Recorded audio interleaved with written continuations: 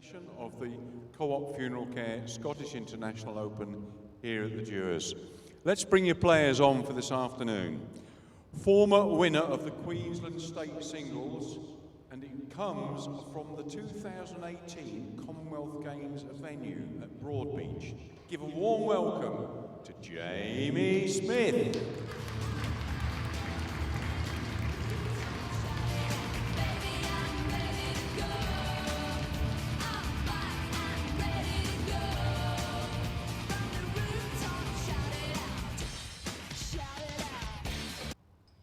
And up against Jamie, ladies and gentlemen, he's a former World Indoor Singles Champion, former Scottish International Open Champion, world ranked number 8.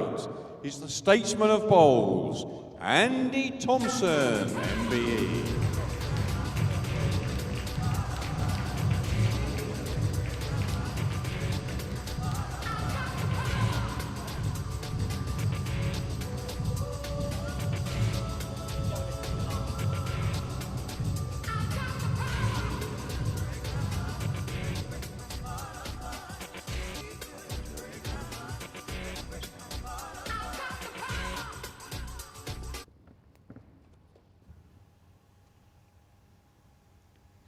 Thanks very much, Richard.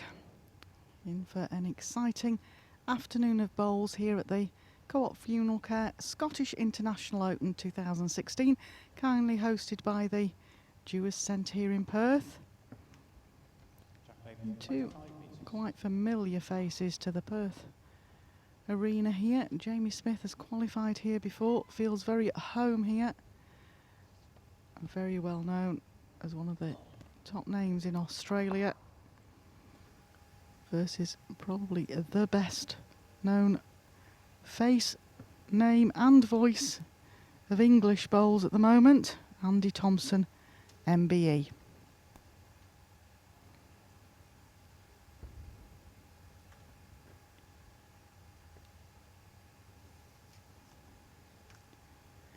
Got an action-packed afternoon of bowls for you here.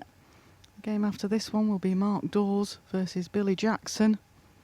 Then we have Les Gillett versus Anthony Yip.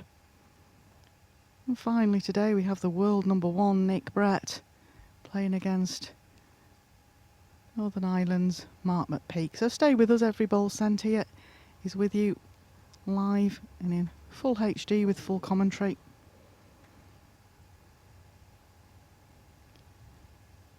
Just a bit of a loose opener from both players here. But you tend to find that in these games, the early opening bout, so to speak.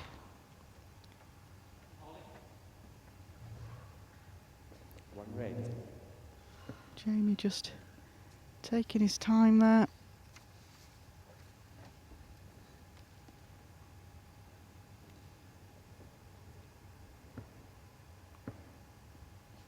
Looks on a very good track here. Yeah, better bowl from Jamie.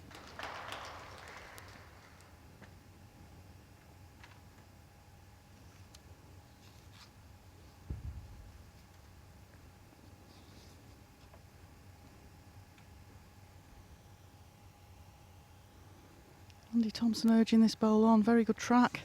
Needs to run. Close here for shot. Well bowled, Andy.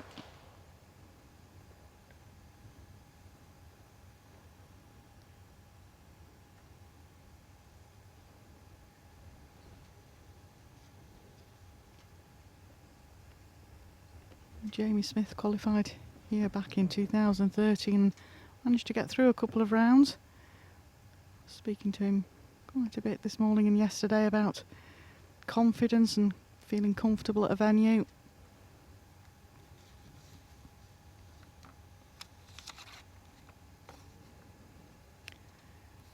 Andy Thompson, meanwhile, twice world singles champion.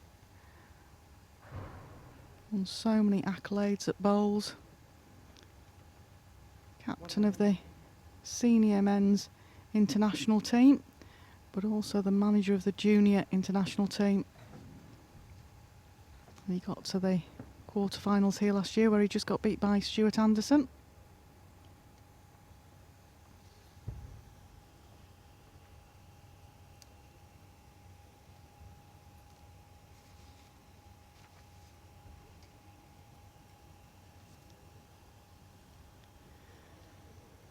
Close again, just pulling up short.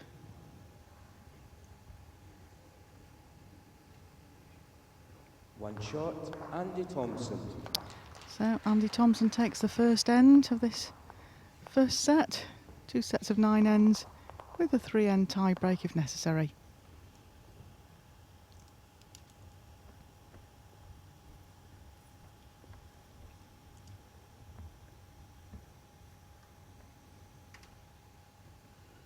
A lot of support for Andy at the venue. Born in Scotland. Has lived down in England for many years now. Back length 28.5 metres.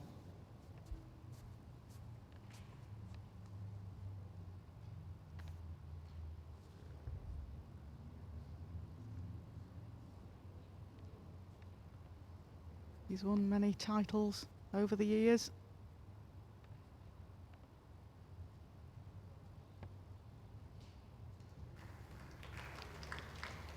Including the World Singles twice back in 1995 and then again in 2012.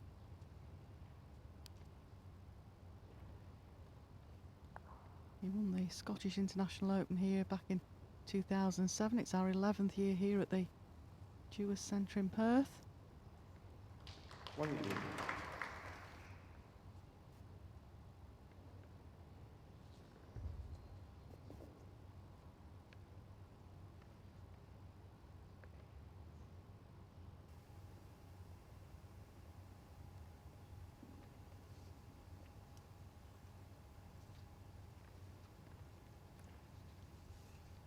As Richard mentioned in his opening account of both players, Jamie Smith plays out of the Broadbeach Club, outdoors, Tweed Heads indoors, and the Broadbeach Club is the 2018 Commonwealth Games venue. He's very, very proud of that. Plays with Aero Bowls.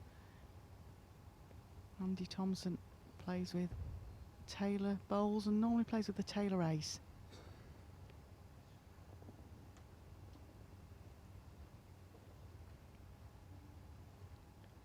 I would imagine there's a few people out in Australia that might have stayed up to watch Jamie. If they haven't, they'll be watching this on the replay as it's available on the World Bowls Tour YouTube.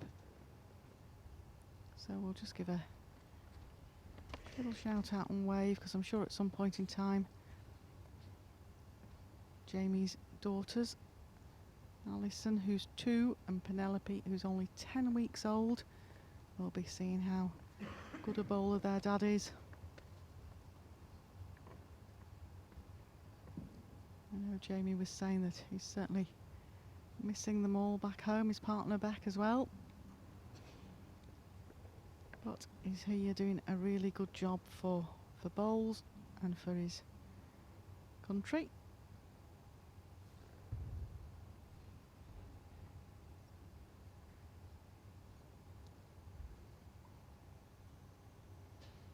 Andy urging this bowl on, looks down a great track here, just needs to reach to the green bowl.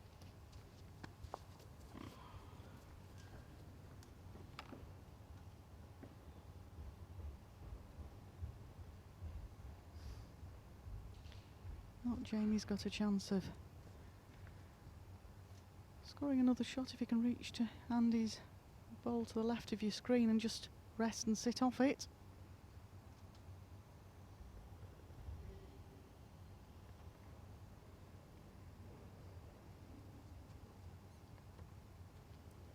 Very high, wide line here.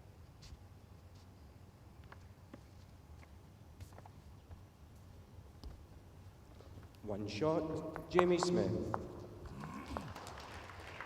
So at the second end, Jamie gets on the board as well. 1-1 for 2 ends.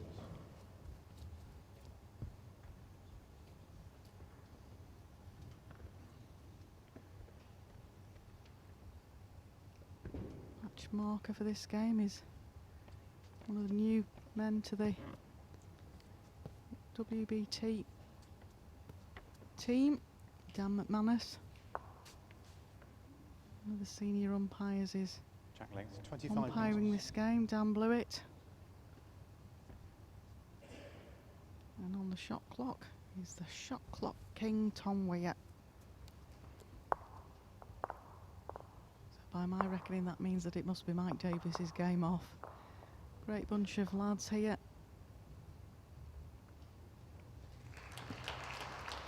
There's 4 match officials at each of the venues we go to. There's 7 as work as part of the team. Sandra McLeish retired last year. I know she's coming up to the venue at some point in time to catch up with everybody. Certainly a loss to the smiles round the venue. I always remember Sandra's always 1 green. smiling.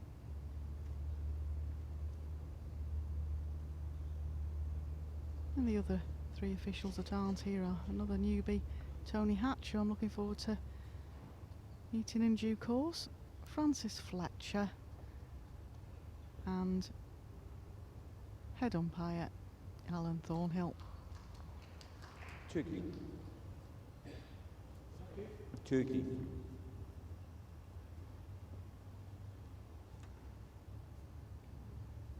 Andy in a little bit of trouble here. Jamie's holding 2. Going to play a runner. He looks very, very close to this. Great result. He's unlucky not to get the other one away as well, to be honest, but it has given him a bit more room.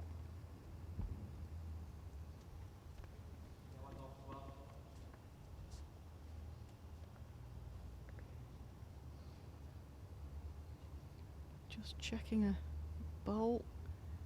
It's right on the line. Yeah, it's been 1 removed. green. Just checking whether it was stayed within the confines of the rink or had it just gone out.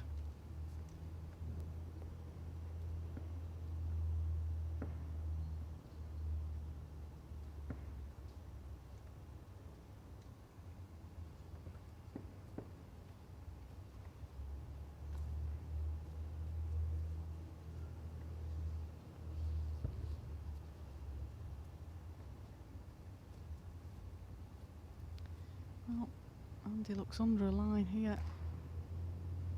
It's unusually 2 green. loose ball from Andy Thompson.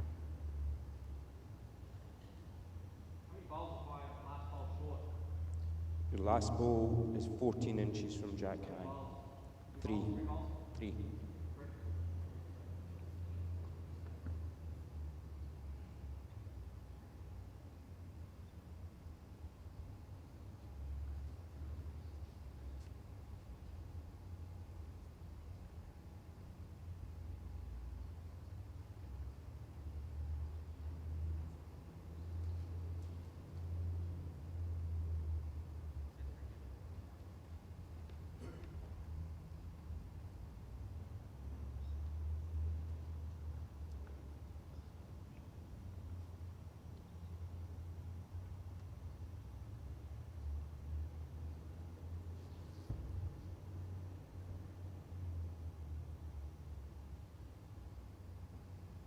Well, Andy, this looks on a very good line. I don't know whether it's going to have the pace to get back. Could drop a 3 here, could Andy Thompson? 3 shots. Jamie Smith. Well, Andy won't be happy with that. Very Set score loose end. 4 to 3 ends.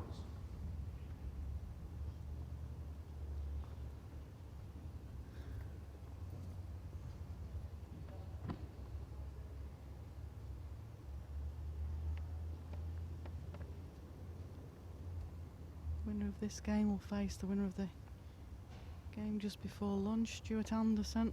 Jack length 25 meters. We've had 2 seeds disappear from the scene already. We've seen Wayne Wilgress see off Jonathan Ross's chances, and then Connor Sinato stopped any trace of Jason Greenslade in this tournament this year. Jason was runner-up here last year.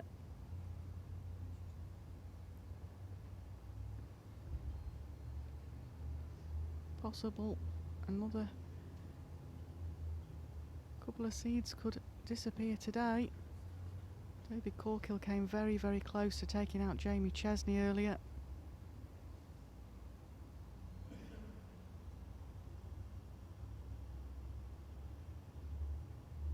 Stuart Anderson certainly had his work cut out with Sheldon Bagri Howley from New Zealand. No easy games out there. Everybody's got to try their absolute best. 1 green. Your last ball's 23 inches short. 23.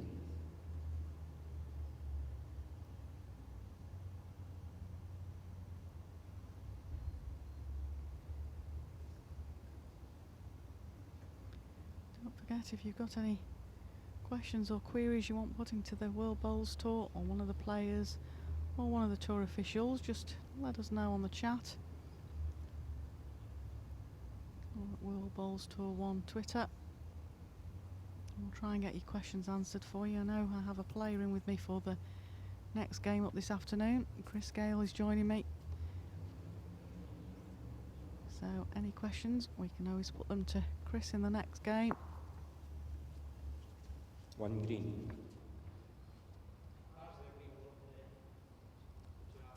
Gaps 4.5 inches.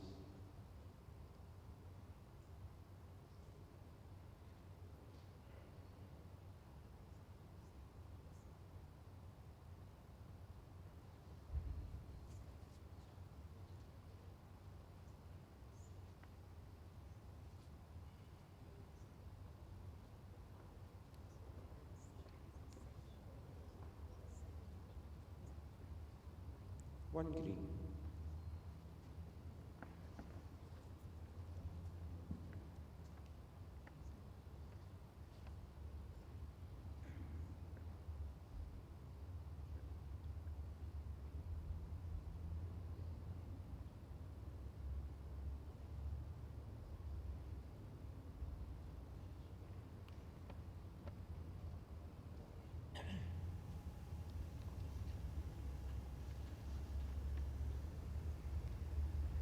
Well, again, Jamie just looking to pass the red bowls of Andy Thompson's there, just pulled up short. Now, Andy.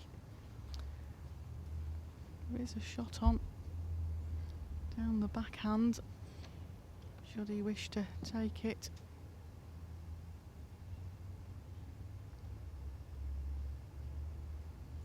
Yeah, he's certainly looking at that shot down the backhand. To the right of your screen, as you see it, a runner gets the green bowl. He looks very, very close to it. Ball on the result now. Oh, great ball, Andy Thompson.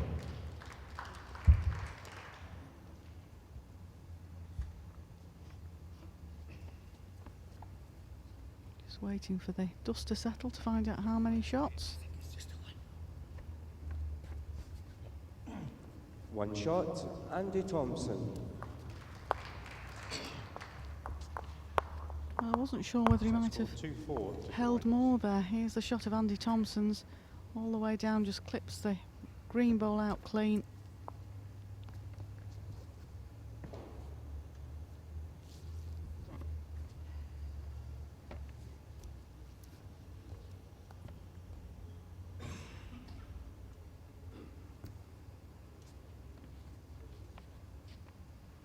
Jack length 28.5 metres.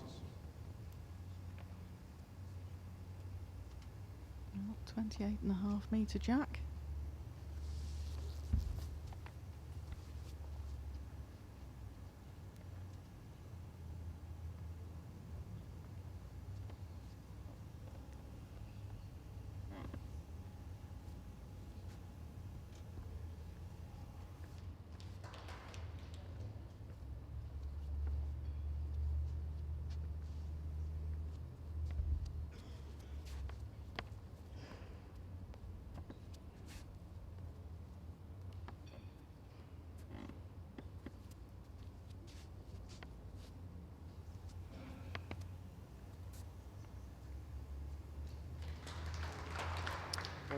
Great ball from Jamie The there. gap is 4 inches.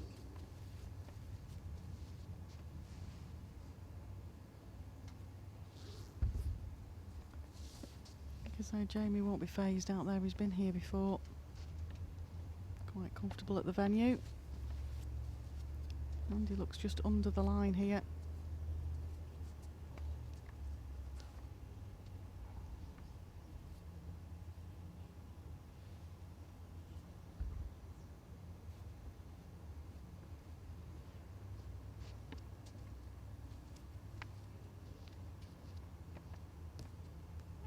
Oh, Jamie, just going to pull up short.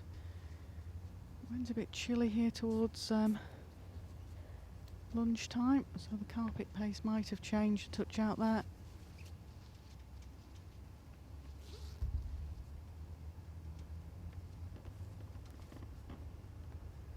Well, Andy looks on a better track here, all on his pace.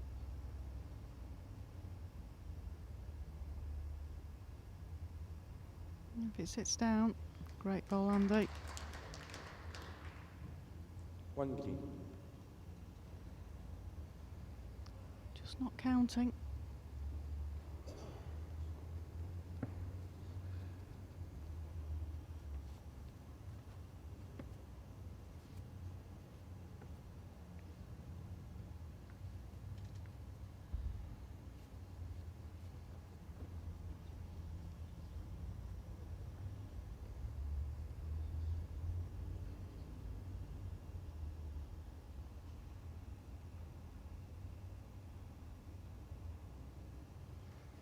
Great ball, Jamie Smith.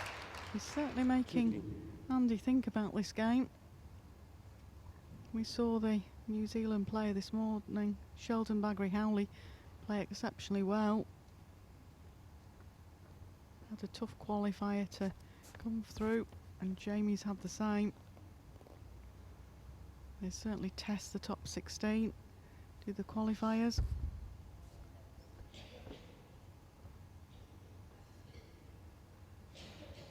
Again, great track from Andy here. He's urging it on. I think he thinks he might be short. And great head of bowls. 2 green.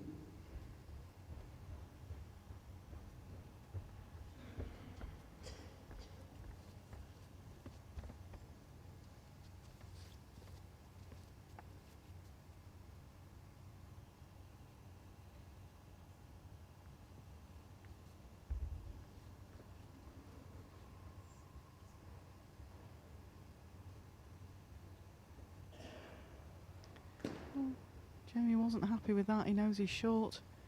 I'm sure he'll be happy to see that he's holding 2 shots. 2 shots, Jamie Smith.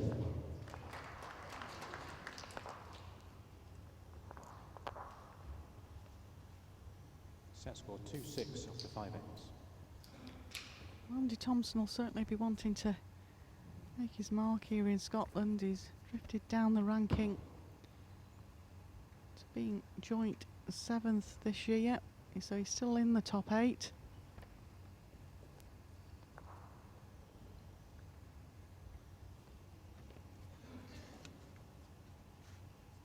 Jack length 25 metres.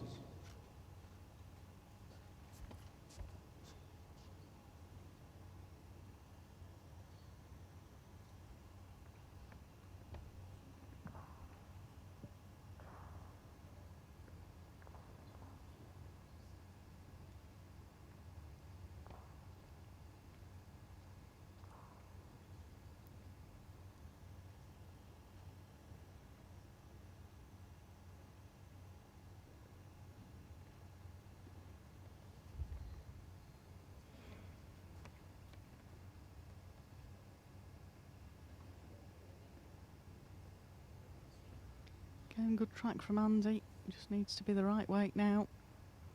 This is better. Need to tie a couple of ends together.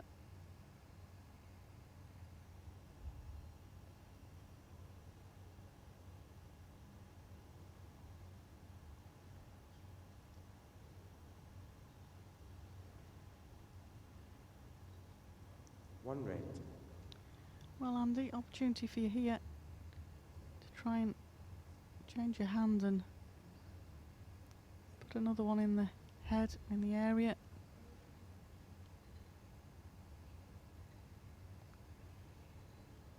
top 16 are so experienced. You know that your opponent just has a loose end or two, they can still get back in these games.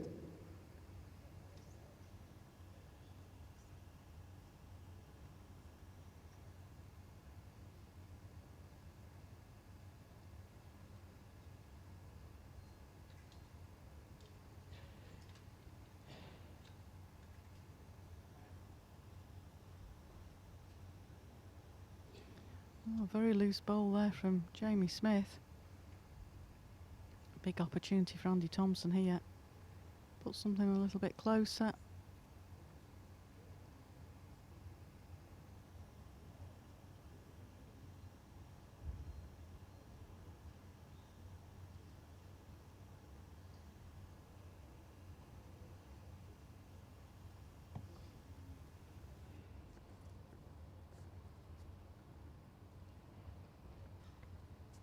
Three red.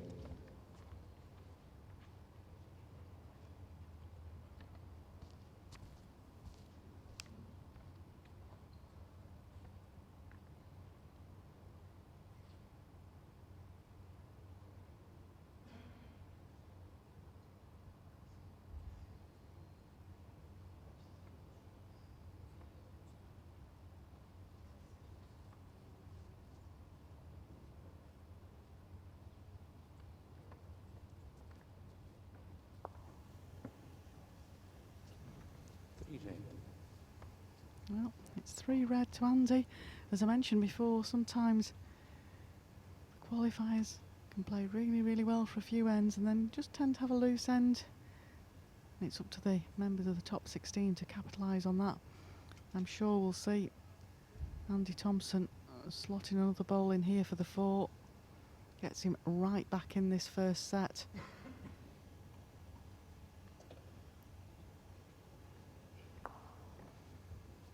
I think even with that bit of a wiggle, it'll have made it.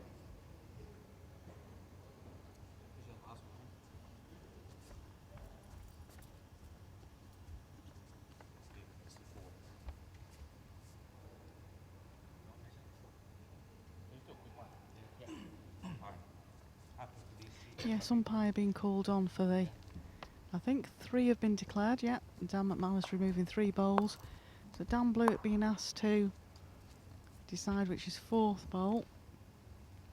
3 red, measure for 4. Andy Thompson notoriously is known for not being a particularly good judge. So he's happy to let the match officials here at the WBT decide.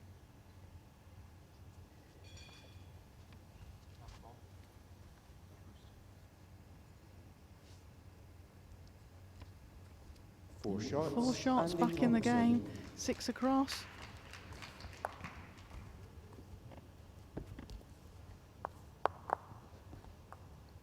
Set score 6-6 after 6 ends.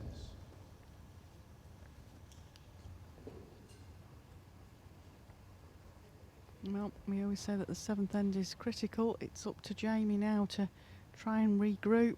Just drop to 4. Andy That makes Thompson will 26 metres. be looking to pile on the pressure here now.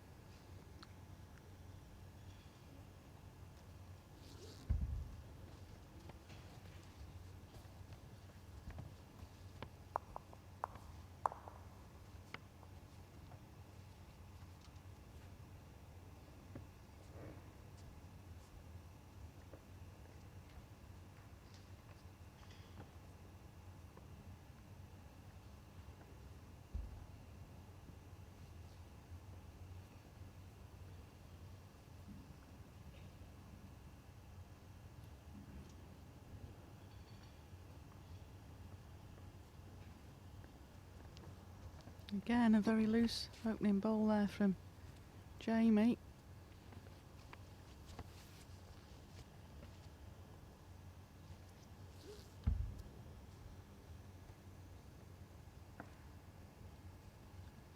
Quite interesting. He's obviously put a bit of pressure on himself here, and he'll just look to capitalise on that.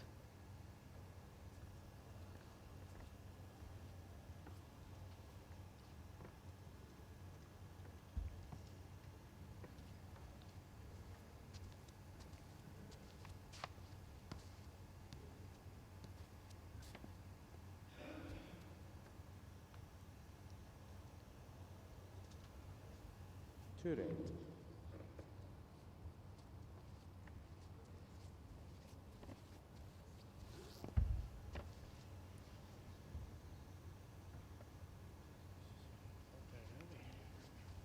Well, Andy, just get past that short bowl, needs to run.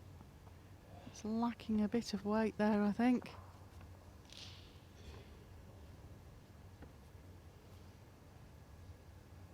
He wasn't happy with that. He knows that there's still a bit of room there for Jamie.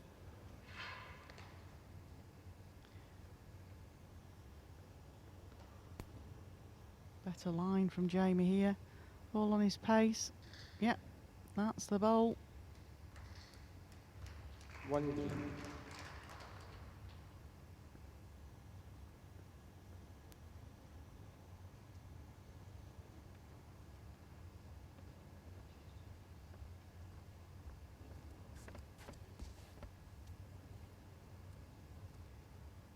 Still the draw on for Andy. Needs to adjust on his last bowl. He was great for line.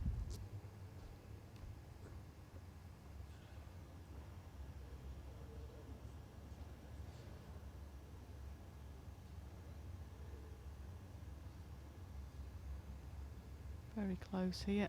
If it sits down, it's got a very good chance, yeah. Dan McMahon's just grabbing a quick look at that. Measure for shot. Measure for shot. Dan's a very confident marker on judging distances. If he thinks that's a measure, it must be close.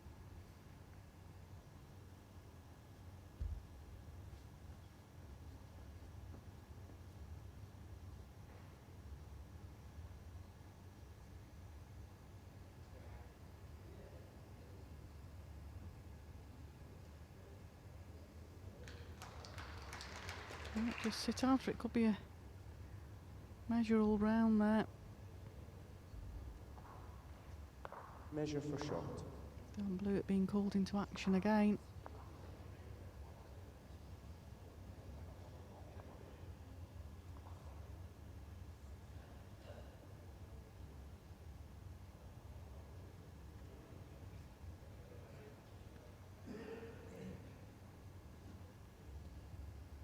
Dick Chicam there, giving a great shot of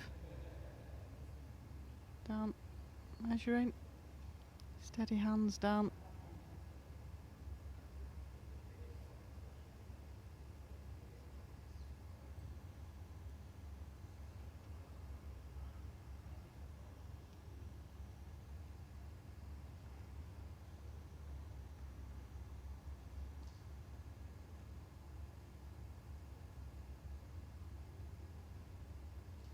One shot, Andy Thompson. Yeah, one shot to Andy Thompson there. Seventh end, he takes a one-shot lead.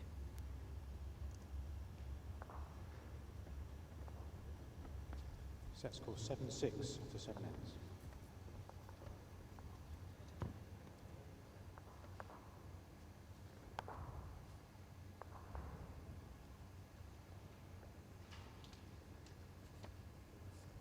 Interesting game to watch this for various reasons. Jamie Smith was in commentary yesterday and quite kindly Shot length mentioned that 27 metres. I'd managed to qualify myself for the World Singles Championship in January.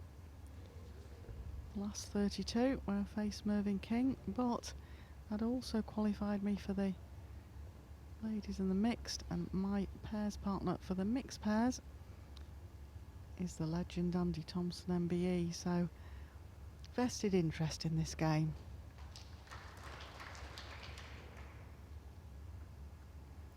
And that was a great start from Andy.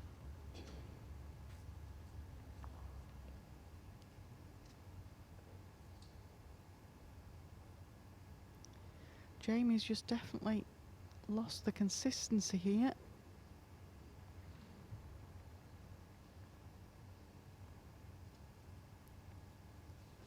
Doesn't want to lose the set on playing a couple of loose ends. We'll want really to test Andy Thompson. The top 16 row is vulnerable in the first game up of a event until they've actually got the feel of the rink and Only decided what bowls they're going to play with. I think I noticed there that Andy's actually playing with Taylor International, which is the choice of David Gourlay at the moment. He likes the big swing of the Taylor International. Looks like Andy's chosen the same bowls. 1 green.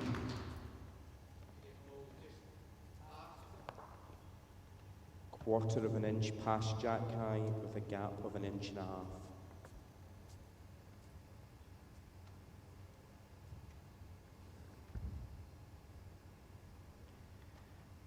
That's told Andy that the bowl is just behind the jack, so it is still possible to draw that away. I think he needs to be reaching with this to do that.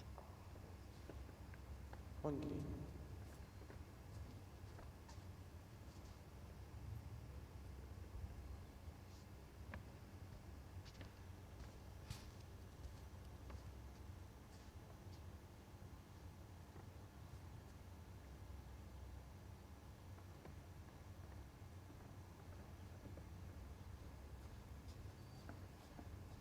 Well, Andy just needs to adjust on his last really big opportunity here. If he can just draw the jack away, he'd be holding 2.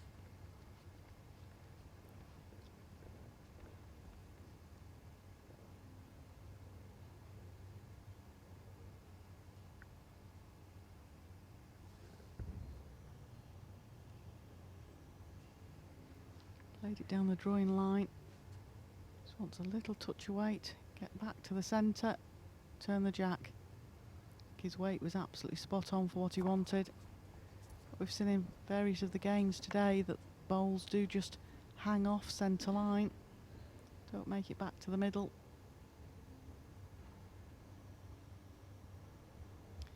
Jamie just trotting back to the mat there. The players have 30 seconds to send their bowl from the last bowl coming to rest. They do have 5 timeouts within the 2 sets of the game that they can take whenever they want, but they try and save them up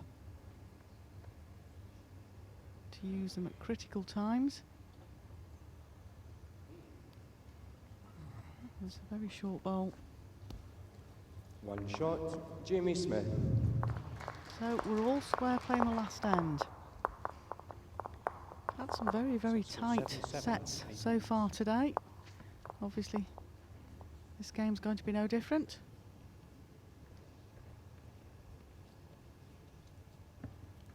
Jamie having a good think there as to what length of jack he was going to set.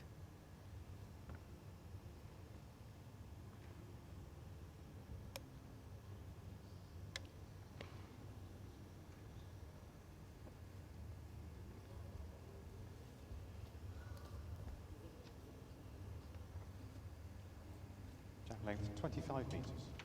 25 metres. Gone shorter. Right, needs to get a really good bowling with this first bowl.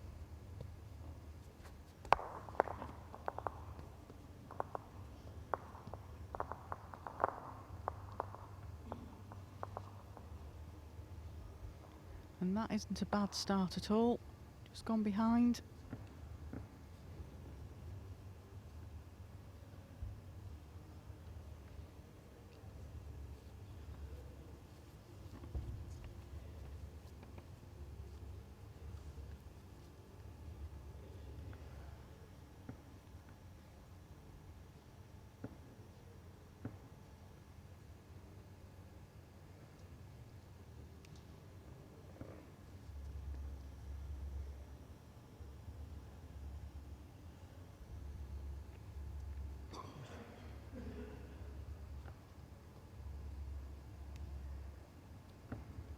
Well, good track again from Jamie Smith here. Better bowl.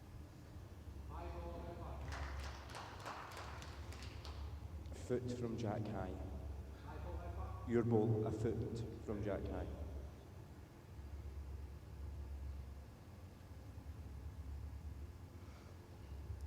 Very precise instructions there. Andy just confirmed with the mark how far his bowl was from the jack. He looks a very good line here. Just don't know whether he's reaching again. 1 key.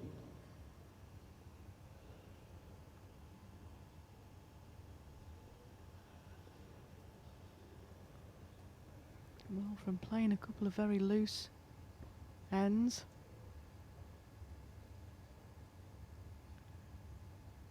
Jamie's really looking in control at this end.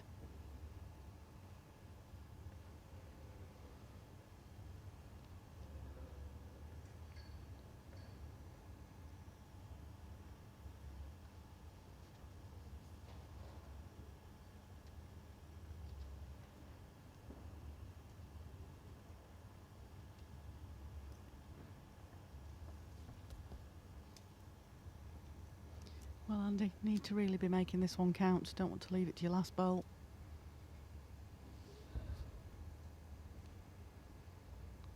But it's very easy to say sitting here. He's a very good track, all on pace. Watching it closely, very close here. Great ball, Andy Thompson. 1 red. It's a bit of a struggle, found it with his third.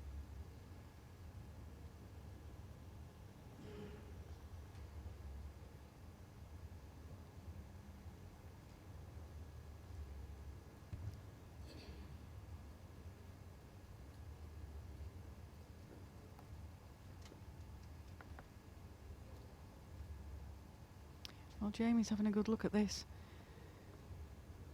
Decision on shot. Timeout called. Jamie has 4 timeouts remaining. Taking a time out, quite rightly too. Last bowl at this end, if he doesn't make contact with either the bowl and jack, or bowl or jack, Andy Thompson wins the first set without having to play his last bowl. Jamie really wants to be in the area here. He looks a good line. He looks a very good line. Jack to his own bowl in the area. Just didn't play it with enough weight. 1 shot in the first set to Andy Thompson.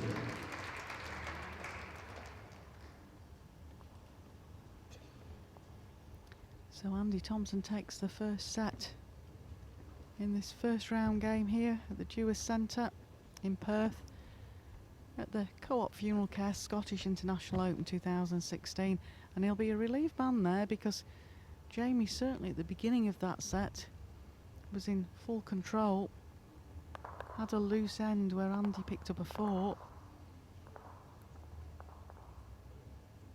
It was one of those sets that Andy will probably say scrambled through, but he won it, and that's the key thing.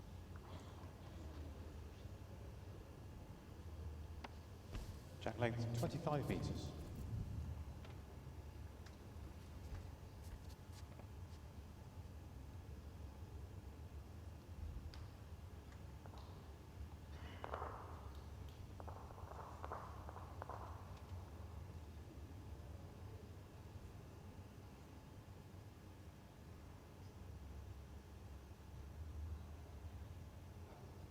Inches.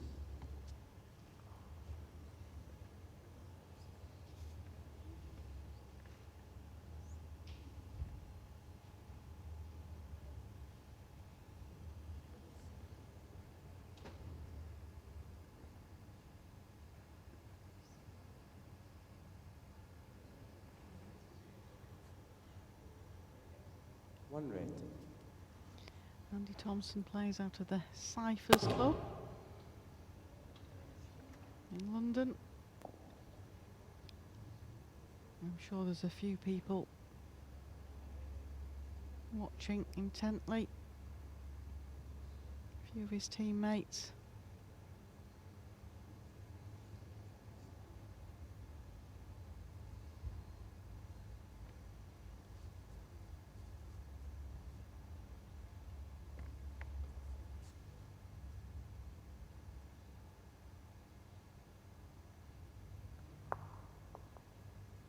One red.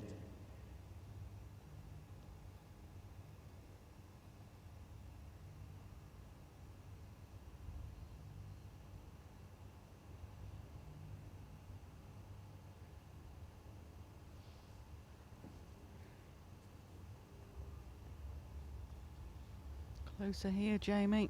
Very good. 1 green. And he will change hand to the forehand here, just try and reach to Jamie's bowl. Touch on the jack and his own bowl's just behind.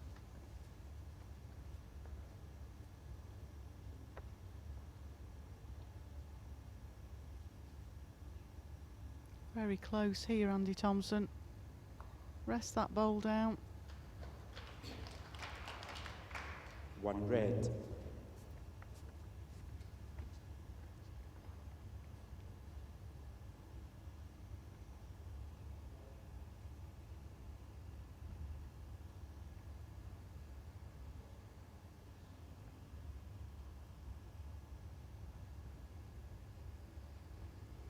Well, Jamie looks on a good line as well here. Just going to pull up short.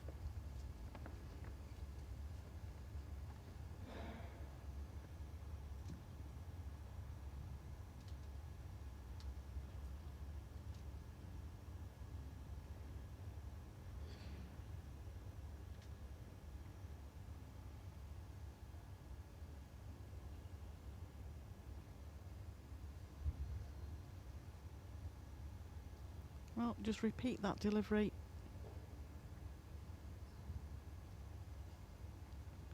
Andy, and you've got a chance. I think it's just going to pull up short. But he'll be happy to get the one on the board at the first end of the second set.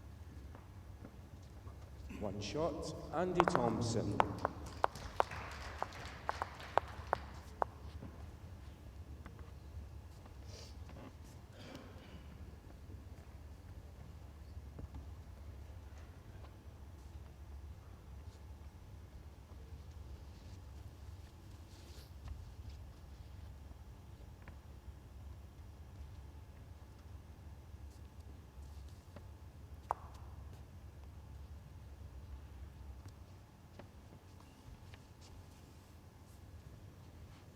Length 26.5 metres.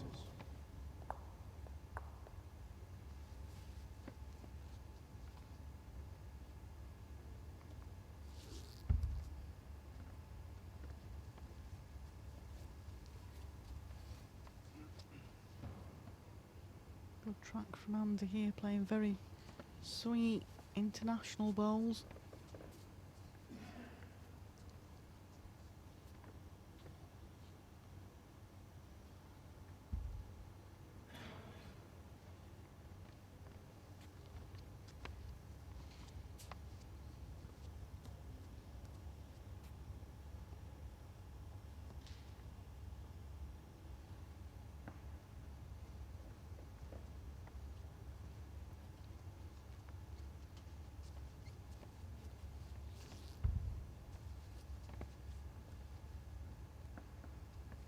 Now Andy takes a lot of ribbon for being the elder statesman of the top 16. But he's one of the most prolific winners. Very consistent. Still has a great competitive edge to him. At the end of the day, the sport can be played throughout any ages.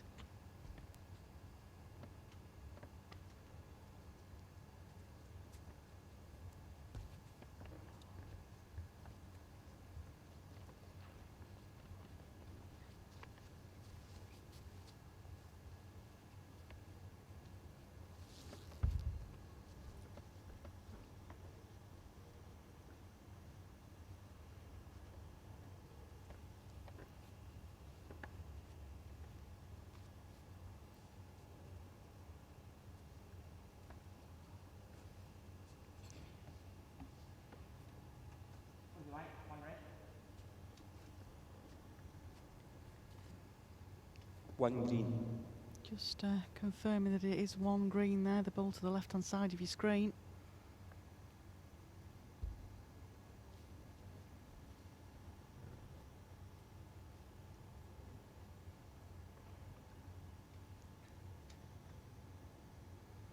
This looks in the area again, might just run through the gap.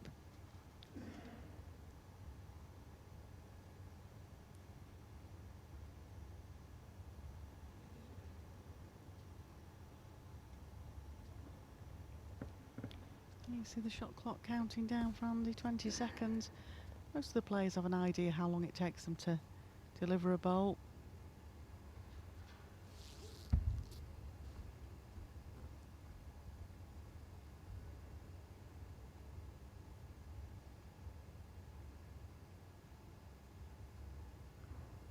Not sure. Well, that did better than I actually thought it was going to do. 1 red.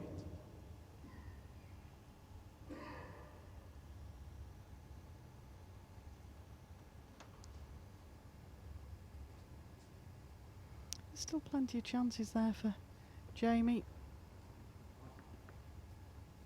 Timeout called. Rest either of Andy's Jamie bowls. has 3 timeouts It's only remaining. confirmed at the moment that it's 1 to Andy Thompson. Possibly 2. Jamie's chosen to play a timer. This could go very wrong if he gets the wrong connection.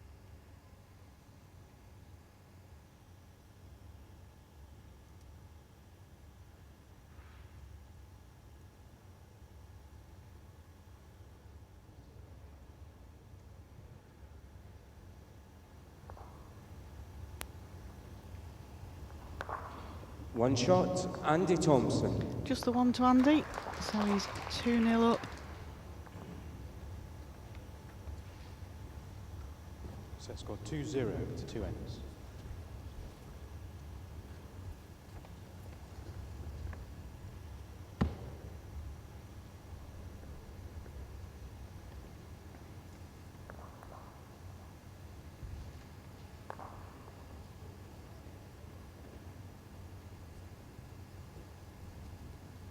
Jack length 28 metres. Still sticking to that longer length of Jack. We've seen various different things over the last 2 days. Different lengths being played.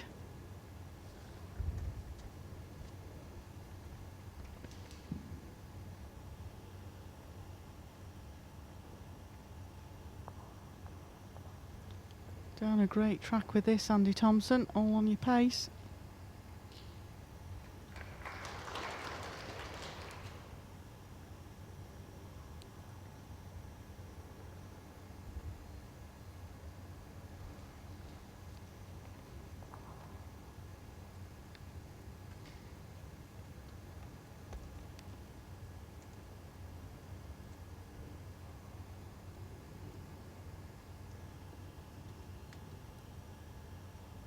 Stop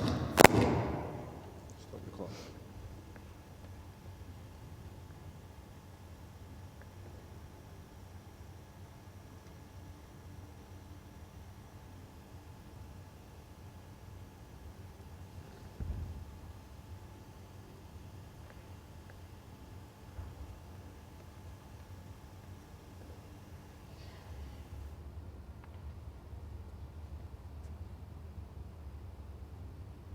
Two red.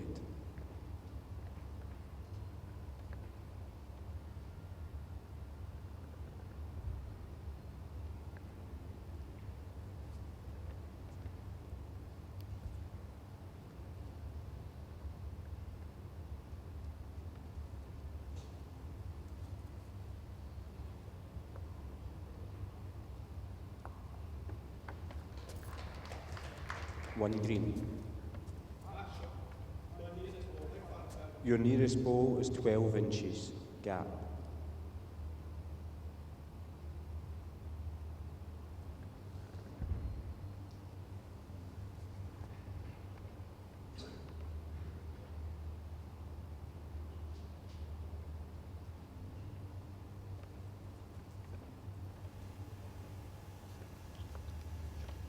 One green.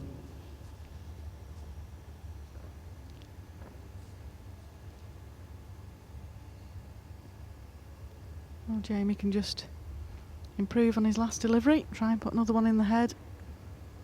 Doesn't want Andy Thompson to really run away from him in this set, wants to hang on to his coattails.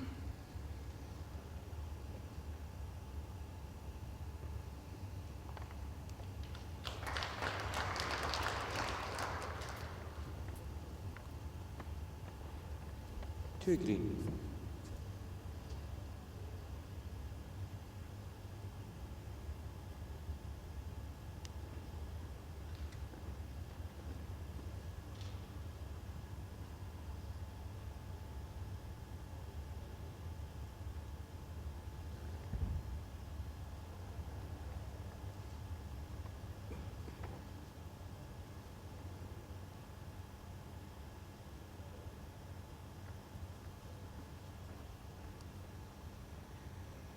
Well, again, Andy just tried to adjust his pace there. Didn't want to be short, but it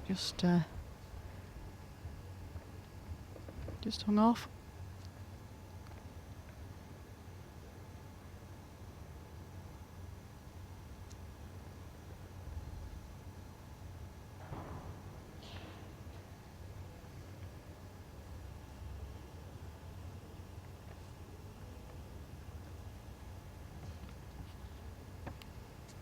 Well, he's managed to just get the 2 shots. two Jamie shots Smith. there. But it does draw him level with Andy now again. 2-all. Set score 2-2 after 3 ends.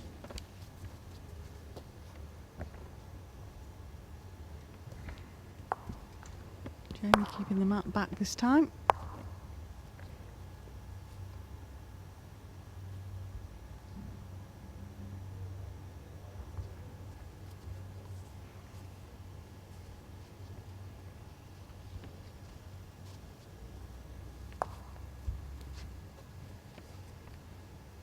Close to sending this off, yeah. We've seen that so many times over the last couple of days. I know I asked Darren Burnett when he was in commentary this morning about the jack. Seems to scoot across the surface, he says.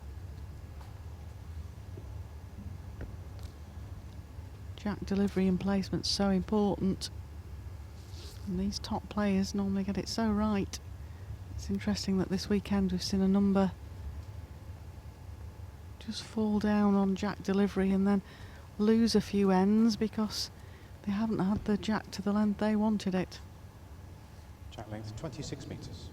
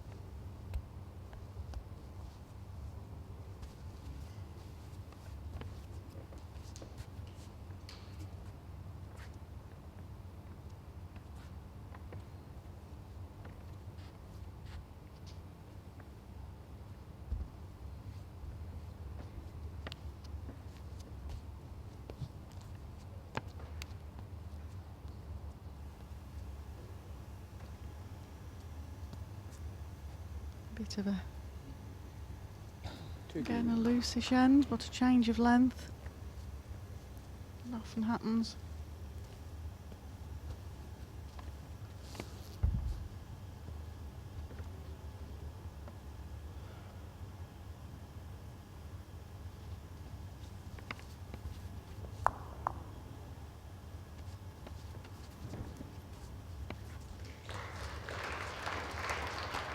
One red.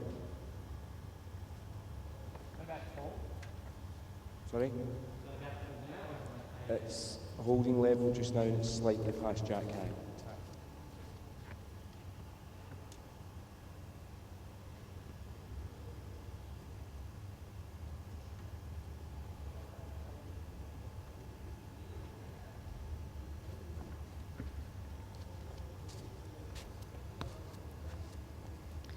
Ball's just sat down as well, which makes it even harder now. Centre ball, how far is that one But down? again, Jamie's centre bow is a gap of 20 inches. Jamie tried to play that little bit of a timer and was well under the line, and it certainly makes you think about it.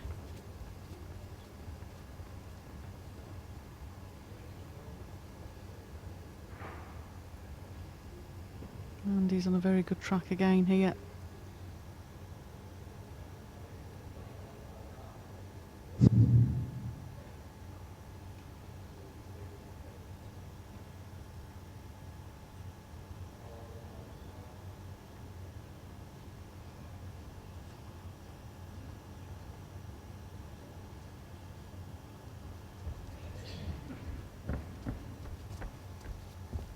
Trotting back to the mat again quickly there. Keeping an eye on the shot clock, doesn't want to use another timeout just yet. We had 2 players lose bowls yesterday to the shot clock.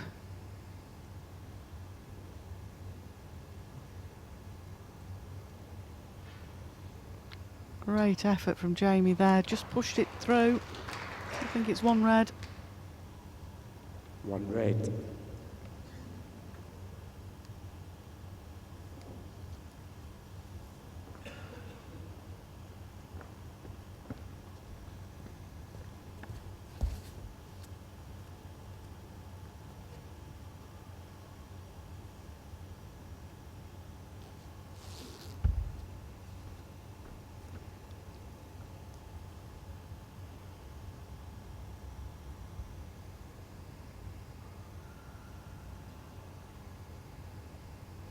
Close again, Andy here. Just sat it down, I think it's just 1 red still. 1 shot, Andy Thompson. Set score 3-2 after 4 ends.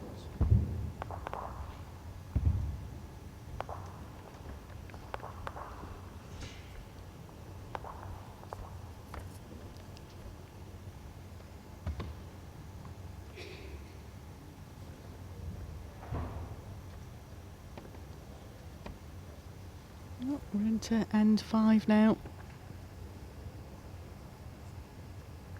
of the second set, 9-end set. Andy Thompson just Playing narrowly with won the 26.5 first set meters. 8-7. So it's all pretty tight out there at the moment.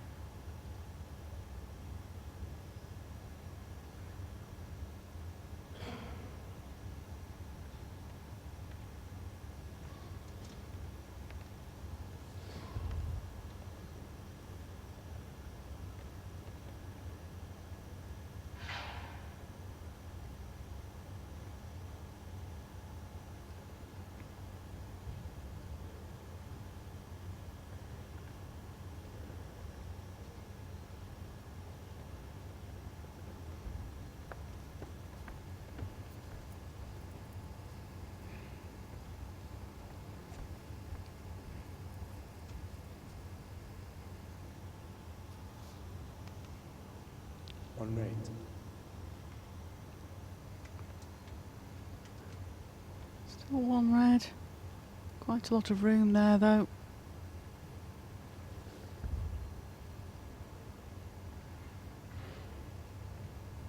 We saw the game before lunch was a very tight game. Some tight heads.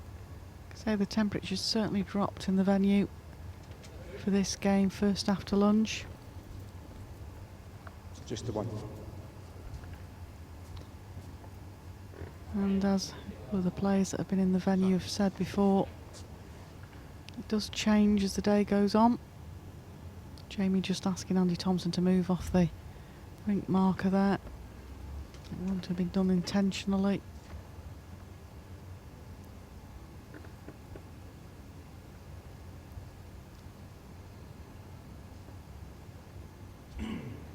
But it obviously worked. Looks like that might have got shot.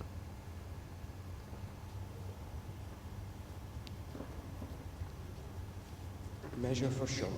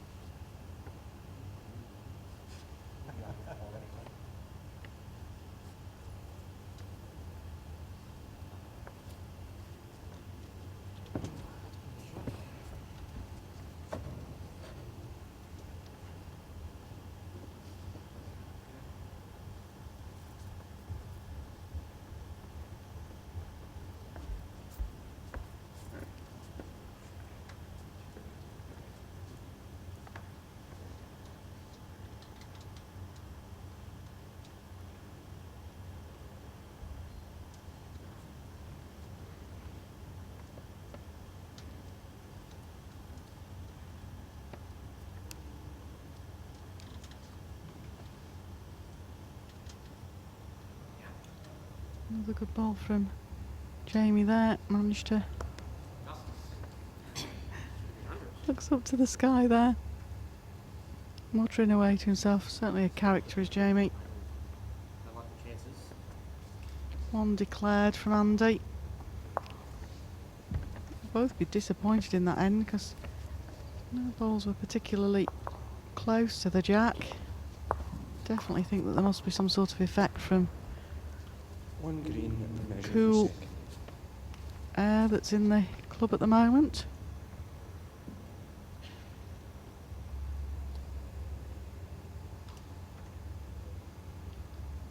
The atmospherics.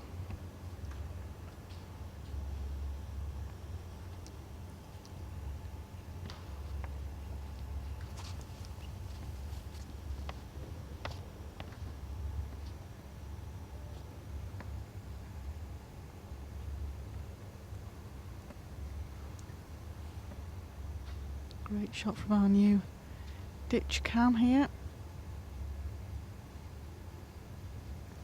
One shot, Jamie Smith. That was just one shot to Jamie Smith. Ties it all up again at 3-all. After 5 ends, second set. Set score 3-3 after 5 ends.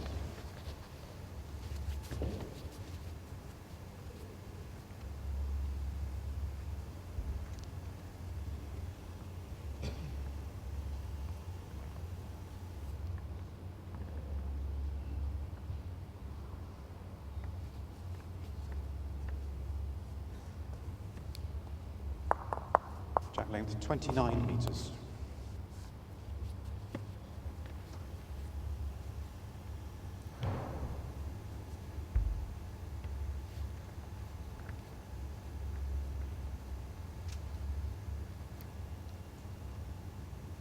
Be interesting to see how the players cope playing in this direction now. This is the direction that's towards the ice rink here at the Dors Centre.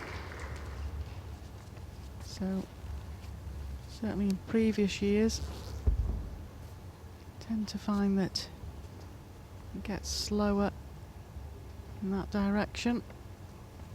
Of course this portable rink is different to a lot of rinks.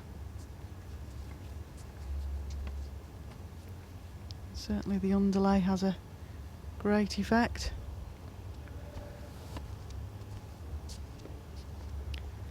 It's the underlay that tends to affect the speed of the carpet. So as it's gone cooler in here, certainly slow the carpet down. Jamie was very unlucky there. One red. Took the jack, but took it to the red bowl. Your ball sitting jack high, the ball, Jamie's last ball sitting a ball in front of jack high.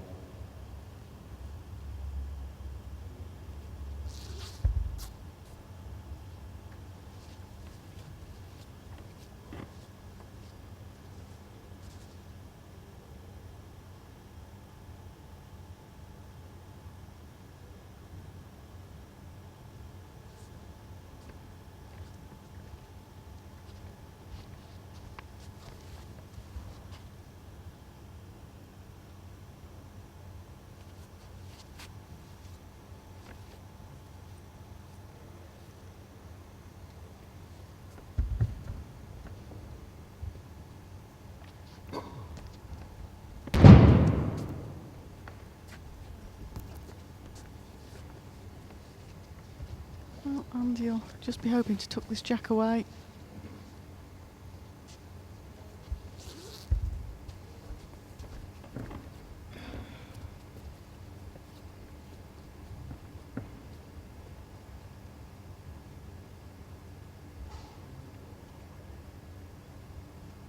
Close here. Well, even if that's turned his own ball out, One red. it's put his bowl to a good position behind the jack. Jamie's thinking of having a chase at this again.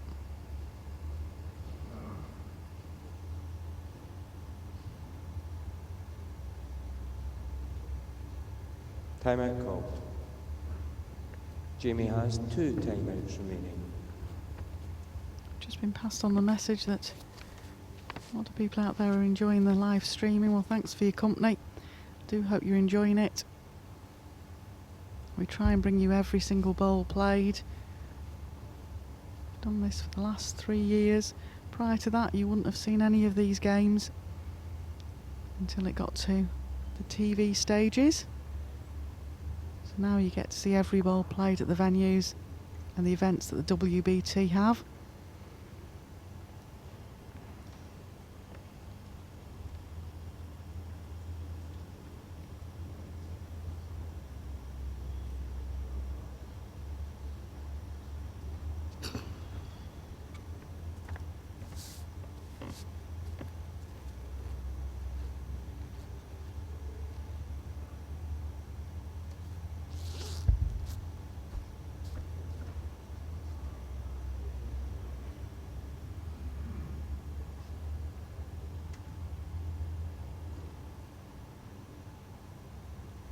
Close here, Andy. Touch on that jack. What a great bowl. I do hope he saves some of those for January. 3 shots, Andy Thompson. Well, that makes a major difference at this stage of the game. 6-3 after 6 ends. 6 ends. Picking up a 3. It was interesting because in the first set it was the 6th end where Jamie dropped the 4. He's now just dropped to 3. He went on to lose the set after that, so now we're going to have a bit of deja vu from that first set again for Jamie Jack Smith. length, 24.5 metres.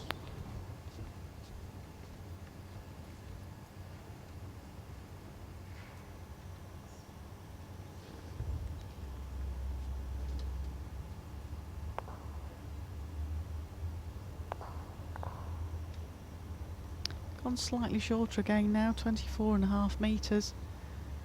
Bowl's pulled up. It is, like I say, because it's warmer at this end of the stadium, it does tend to run that bit quicker, but there's been a few doors open today. The BBC has arrived.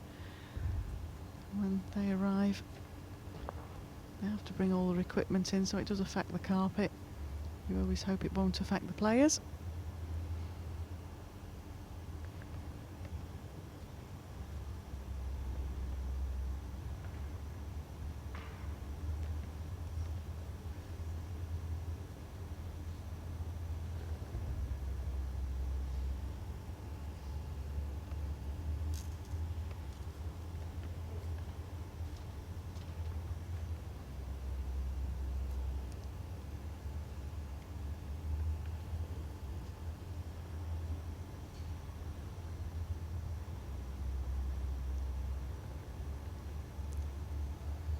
It's very similar to the first set for Andy Thompson, just hanging in there, keeping putting bowls in the area. Experience tells him that Jamie will have to try and start chasing shots now. 1 green.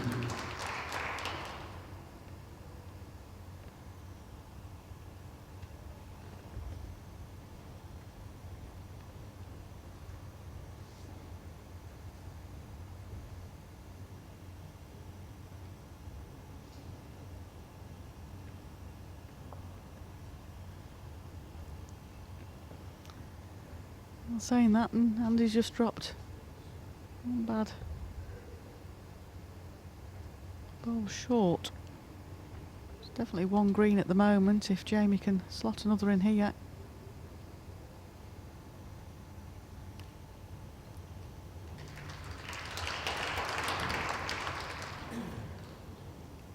Two green.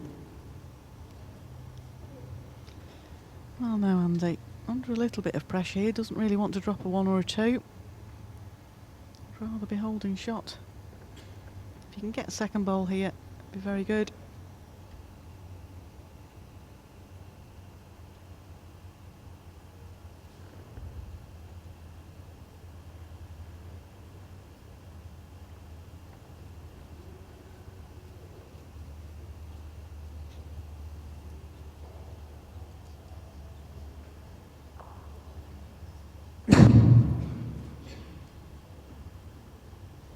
Two green.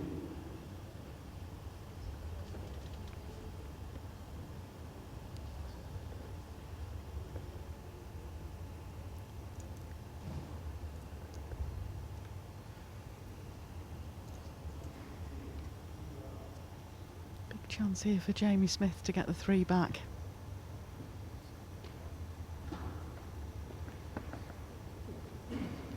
Two shots. Jamie Disappointed Smith. with that, but he's got the 2, which gets him back into this set. 6-5 after 7 ends. Two Set score important 6-5 ones after to 7 come. ends.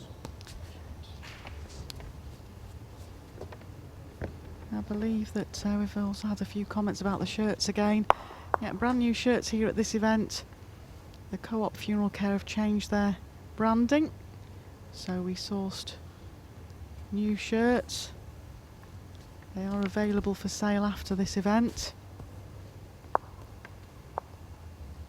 We now have a collaboration with a company called Bowls Trader. Tap length 28.5 metres. They have the shirts manufactured, and we have been having a lot of good comments about them, which is good to hear. Glad you like them. We have got new ones at the World Championships as well, because again, Just Retirement, the sponsor there, they've rebranded as well. So it's new shirts all round.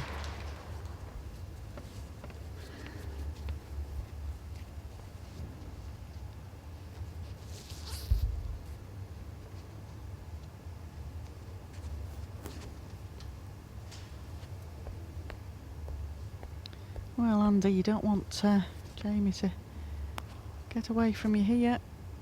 Said in the previous game we were looking like a tie break. This has just started to veer in that direction.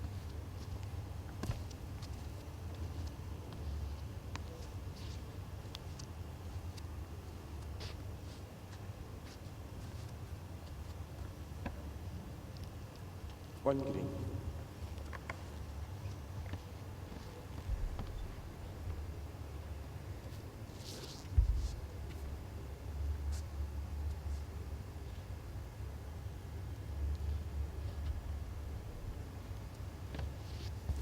Great line here from Andy. It's just whether he's got the pace to get to the green bowl.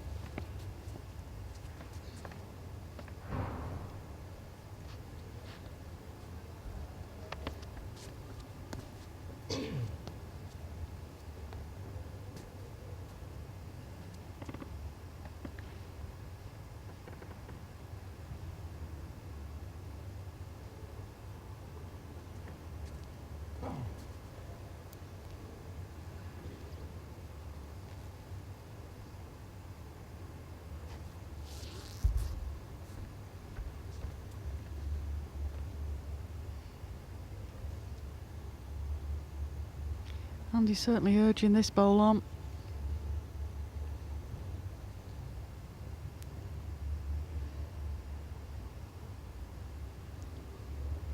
The questioning, I believe, about shirts. Colours. Yes, the player who is the top of the draw The third shot. plays with a Green. red shirt on and with red bowls. Any manufacturer, whatever they want to play with, they have to be red bowls.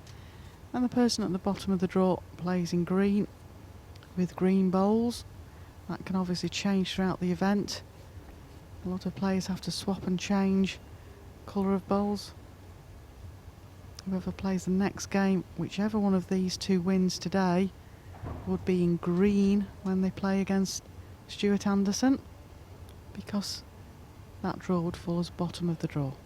The only player that would stay the same colour throughout the event would be the number 1 ranked player at this event, which is the defending champion Greg Harlow, who, as he's top of the draw, he would remain red throughout.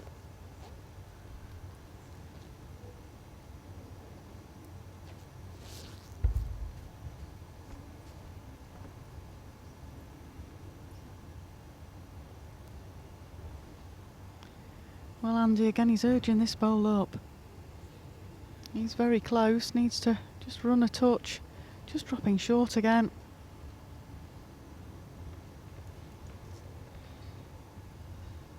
One shot. Jamie Smith. All square, playing the last end. I think I heard the deja vu of that in the first set. 6-6 after 8 ends. 7-all playing the last end of the first set. Almost becomes like a tie-break end, this. If Andy Thompson wins this end, he wins the match. If Jamie Smith wins this end, we go into a 3-end tie break.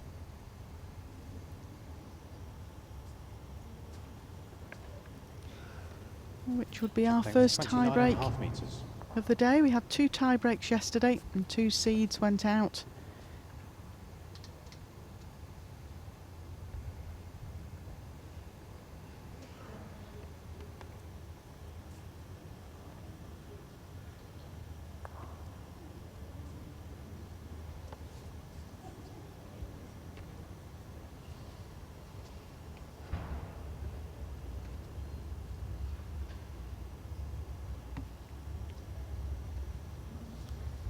Stick with us for the next game up as well. It'll be an intriguing game as well. Mark Dors versus Billy Jackson. Ex-world champion dropped out of the top 16. Billy Jackson plays new into the top 16, Mark Dors. And we have Les Gillett versus Anthony Yip. And final game on today is Nick Brett versus Mark McPeak. If you can't stay with us, pick up all the results and news off worldbowlstour.tv. But we're with you for the entirety of the day, every bowl sent.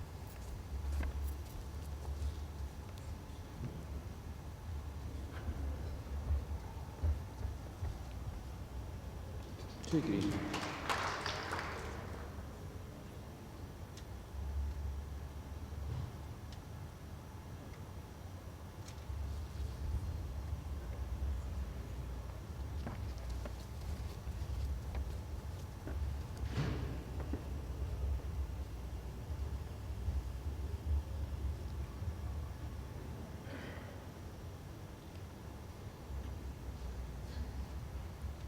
Again, a couple of loose bowls there from Andy Thompson, leaving it to his third bowl again.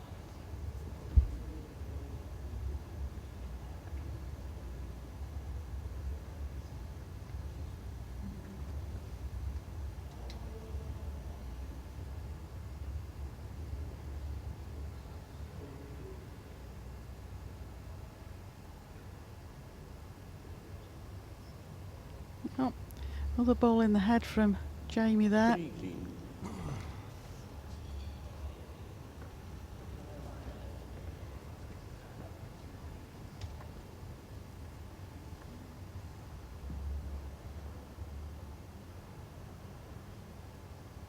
Timeout called.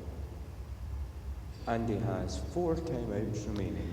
Big ball this for Andy Thompson, needs to just take his time, quite rightly so, he's taken a time out. Something in the area.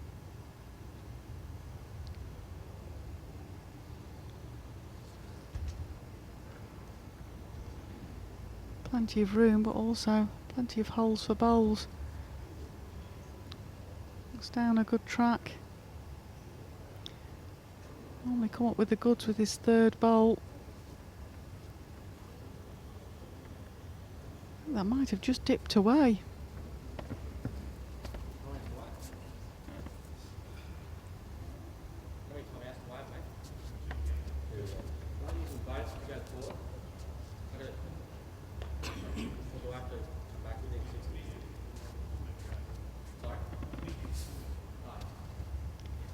Jamie just getting confirmation on how many timeouts he has. 1 green.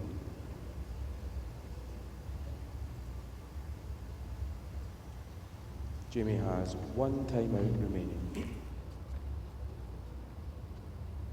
Timeout called. Jamie has no timeouts remaining.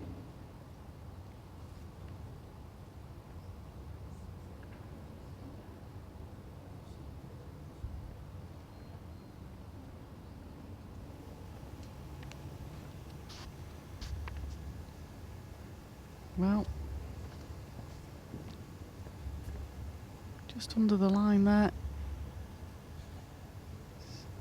A bit unfortunate here. It sounds like Jamie Smith's nipped off to the toilet, so he's not going to see Andy Thompson's last bowl, which could actually win the game. Don't know whether he's read his rule sheets or not, but he does get so long that he's allowed to go off to a toilet break for. That is part of the rules of the WBT. So he didn't actually have to use a timeout to do so. Looks like Andy's put this well wide.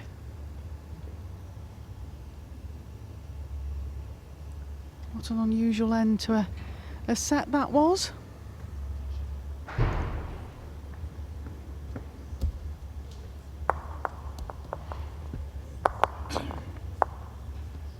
One shot, Jamie Smith, match tiebreak. So we're going to a match tie-break. I'm not really sure what happened towards the end of that set. There was plenty of room there for Andy Thompson to draw. I don't know what was said down on the rink. We don't get the feedback up here. Andy won the toss and is elected to give the jack to Jamie.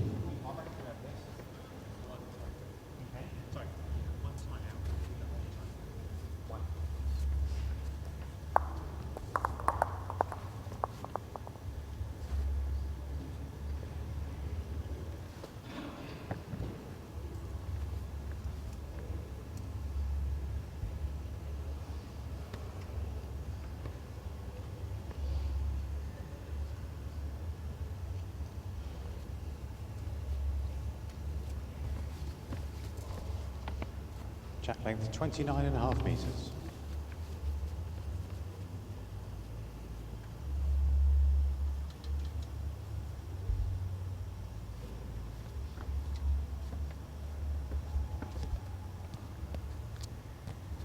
Well, we're into a tie-break.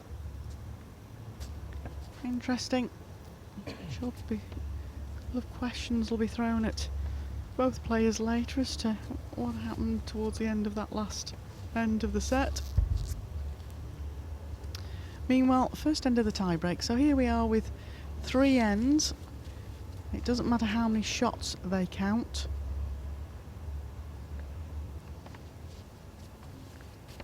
It's just winning the end. So the first player out there to win 2 ends Just short of 3 feet short. wins the game.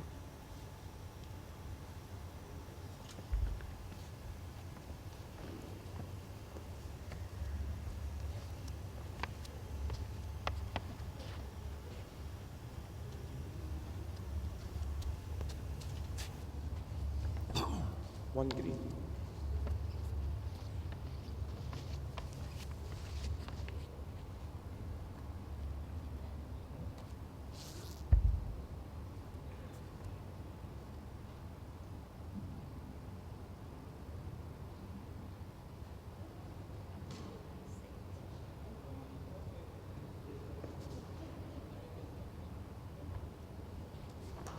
One red.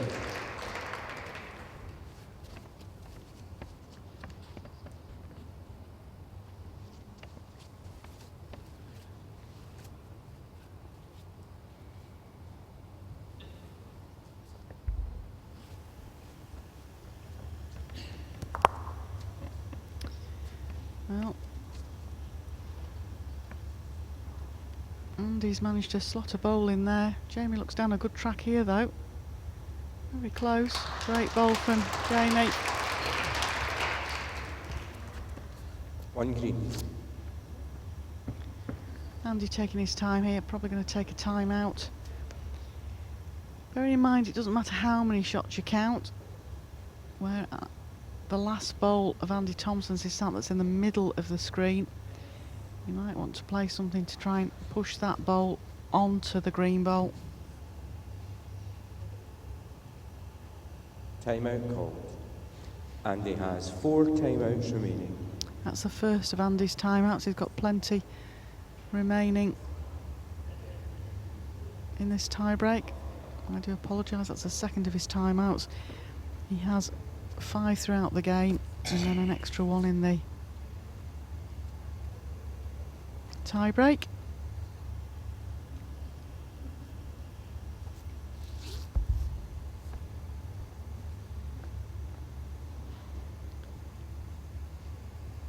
Interesting. Chosen to try and draw this off. It's a very good line. Very close here, Andy Thompson. Well, what a bowl. Isn't it funny, this One game of red. bowls? The end before he had 2.5 feet to draw to finish the game off and shake hands, and couldn't do it. He's just had an inch to draw and done it.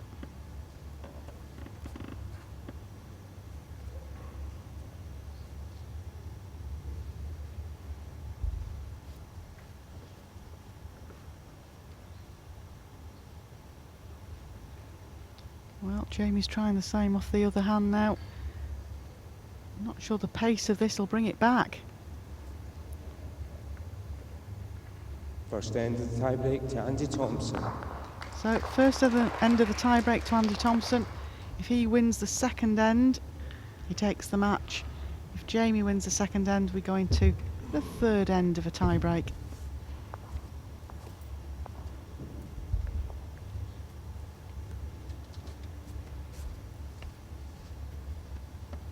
Certainly been a game with some interest, this one. Jamie's played very well in patches, as has Andy. It's the experience of Andy Thompson that will really come to the fore now in this end.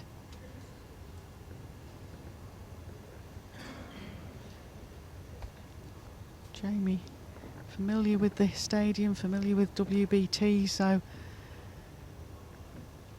Jack he length won't feel 27.5 phased, and he metres. has got the big drive.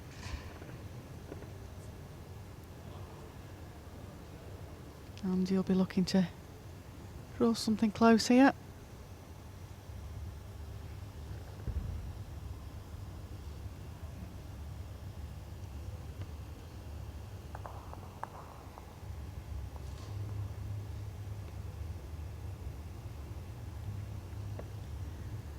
It's looking very good.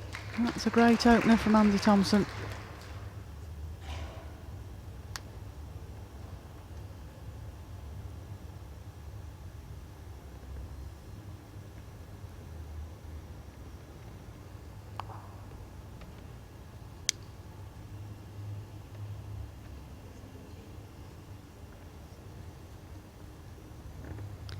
But very good reply from Jamie Smith.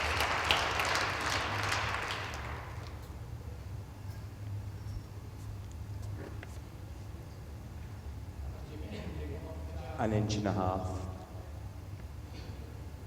Just asking how far off the Jack Jamie's bowl is. Try and picture the angles in your head. Create a picture by asking questions. He's got plenty of timeouts as Andy Thompson. Yeah, it's looking like he's going to take one here. Timeout called. Andy has 3 timeouts remaining.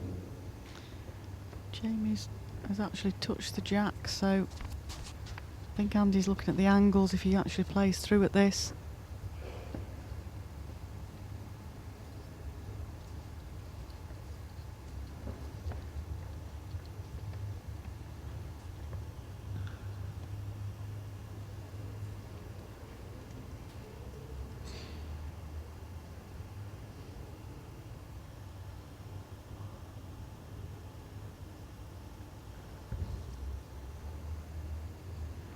He's just choosing to draw. He'll want to position something behind the head now, behind where the jack is, to give himself a shot with the next bowl.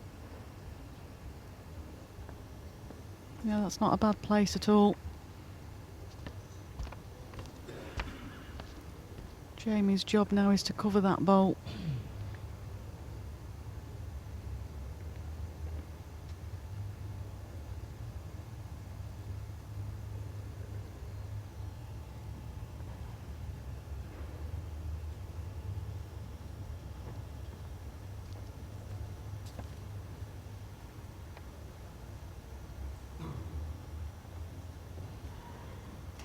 Yeah, good position there.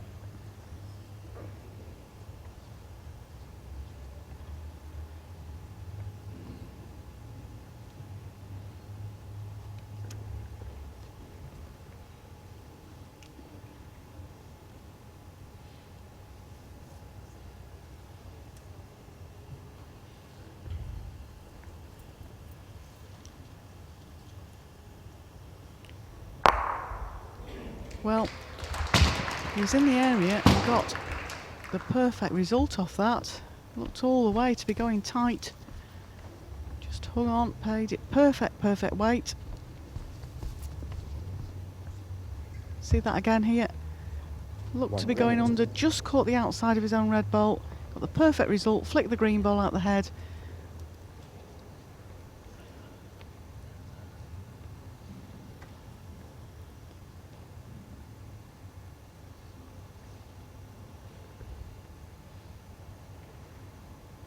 Jamie's just got to try and put it back.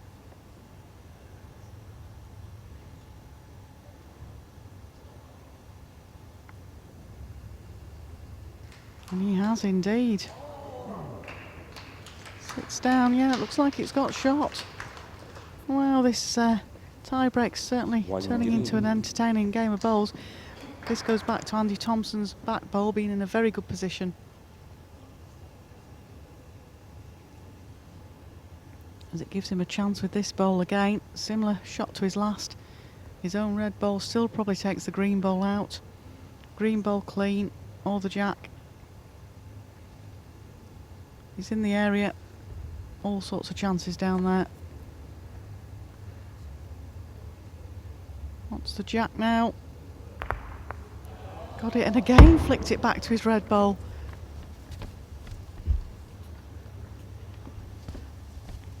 Again, just didn't quite get it exactly how he wanted it, but he was in the area. Luck be a lady tonight for Andy Thompson. 1 red. So this bowl from Jamie Smith to stay in the Scottish International Open 2016, sponsored by the Co-op Funeral Care. If not, it's Andy Thompson, world number 7, who takes his place in round 2. Join us after the break for Mark Dors versus Billy Jackson. Thanks for your company. Join us again shortly.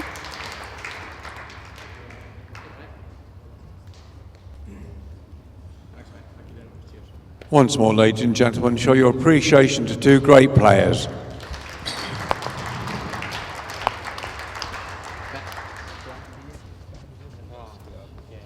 And your next match will follow on in a couple of minutes after the players have had their trial ends.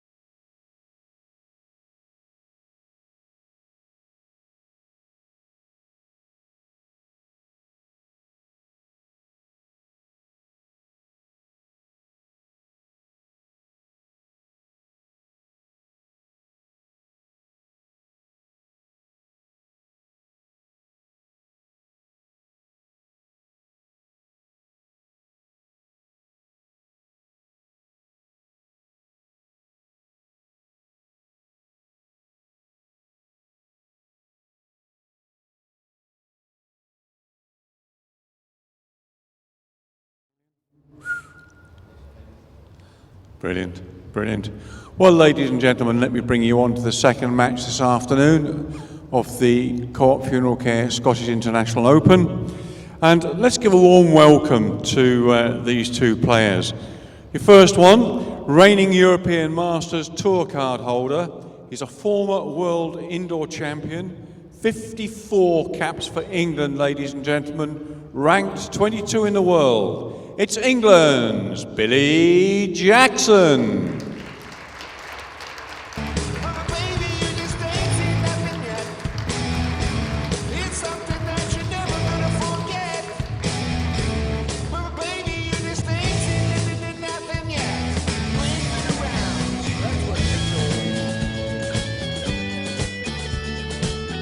Well, and up against him, ladies and gentlemen, this player has only just broken into the top 16. He's a former British Isles singles champion. He's an England international since 2006, world ranked at number 16. Let's welcome Mark Dors.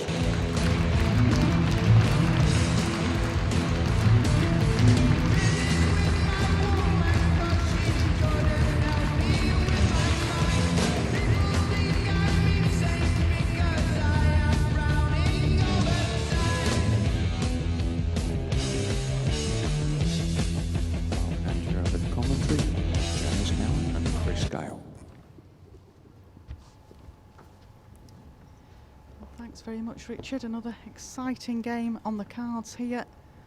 It was billed as one of the top games when the draw came out here for the Cooperative Funeral Care Scottish International Open 2016, kindly hosted by the Dors Centre here in Perth. And I'm delighted, as Richard mentioned, to be joined in the commentary box by a former semi-finalist here back in 2004. Chris Gale, welcome to commentary, Chris. Thank you very much, Janice.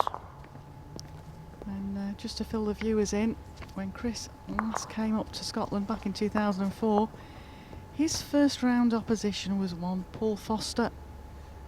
He wasn't MBE at that time, but he's now Paul Foster MBE. And just tell the viewers who you play first round again this year, Chris. Lucky for me, it's Paul Foster again. Looking forward to the game tomorrow. Another practice session this afternoon, but this game we have here is going to be very good. I think it's going to be very close. Going to tip it already, Janice, going to a tie-break. Oh yeah. Well, people keep saying about me being on the fence with certain games. I called one yesterday for one of the non-seeds to win. I have a feeling this is another one that could go the way of the non-seed. It's probably going to be a bit controversial because Mark Dors is my team and club mate at Blackpool Newton Hall, as is your club and teammate, Chris. That's correct, yeah. But having watched Billy just recently, he's certainly got the fire back. Ex-world champion. He was double world pairs champion with David Gawley back in 2006 and 2007. Won the World Indoor Singles in 2009. Dropped out of the top 16 and lost, even he would say himself, a little bit of his fire for the game. But came back in a magnificent form, won the Super Bowl tournament, which then seemed to ignite his passion again for the game and the TV game. And here he is, tour card winner, Co-op Funeral Care tour card winner, facing Mark Dors, just fresh into the top 16. So all round an enticing game of bowls I think we have in store, Chris. Yeah, they both draw very well. Obviously this end is a bit loose for Mark so far, but if they are in trouble, they both have that ability to get themselves out of trouble with the running shots. All round very good players, both of them, so very much looking forward to this. Yeah, Billy will be wanting to slot another bowl in here. Puts pressure on Mark Dors straight away. Yeah, it's looking good. Yeah, great bowl. Might have just tipped it enough to make 3 now as well. Dan Blewett, our marker, just having a look. 4 green. Just turned it enough to make the 4 shots. Well, this would be an amazing first end. Always bank on Mark Dors to put something close.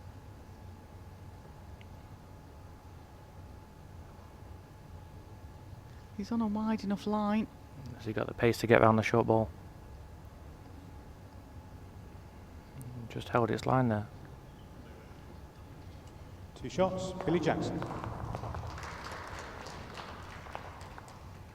I think both of the players out there are playing with Henselite Tiger bowls. They're both from the Henselite camp. And one of the questions we frequently get asked to ask players, Chris, is players seem to be predominantly wanting to play with swinging bowls out there on the portable rink. Trying to explain to people that it's different from playing on an ordinary rink. Yeah, I've always found the stronger ball, the swingy ball, is easier to play on a portable. There are a few little tracks that you can get on certain lengths, so it just gives you that ability to get outside the line and guarantee that finish to come back towards the jack. Yeah, this is a very wide line here, but viewers at home, if you watch, it'll make it all the way back to the middle. It'll all depend on his pace. Yeah, that hand there, that forehand in this direction has a big finish at the end. As long as you're good pace, it'll come back to the centre.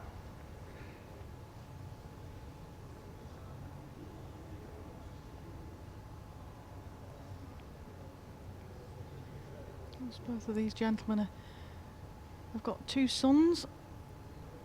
Mark Dors, Thomas and Freddie. I'm sure they'll be watching the dad. If they don't watch it live, they'll be watching the replay of the dad. And Billy Jackson, Ryan and Ben. And I'm pretty sure I saw earlier that Ryan's with him. Tends to follow his dad, support him. Quite a good player himself, I believe.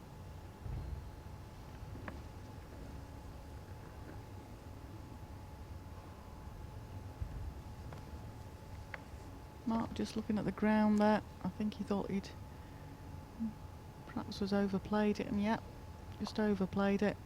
2 green. Normally we say, Chris, it's quite tough for qualifiers coming to events, but it must be that bit easier when you've had that experience yourself. Billy, you've both had the experience of being here. That must help, surely. Yeah, it does. It's a different environment to come and play in. You're on a portable rink for a start. You've got to settle into the game straight away. But having that experience that Billy has, you could almost class Billy as a top 16 player anyway. He's a solid performer. Foot short of And obviously ex-world champion as well. He's got that experience on this portable rink.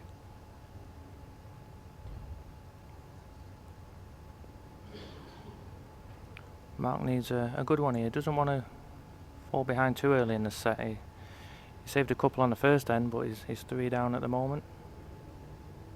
Doesn't look to be getting back to centre. I just held off again for him. I think it's probably got a third bowl. Oh no, it's just the one. That's the joy of the markers here. They're very, very quick with the replies. Try not to take too much of the player's shot clock time up. Yeah, that's a big help as a player. You've got the 30 seconds, but you've got these experienced markers. They very rarely get anything wrong, and it gives you that confidence as a player to play the shots. Close here again. Yeah, well played, Billy. Might see a bit of a runner here off Mark.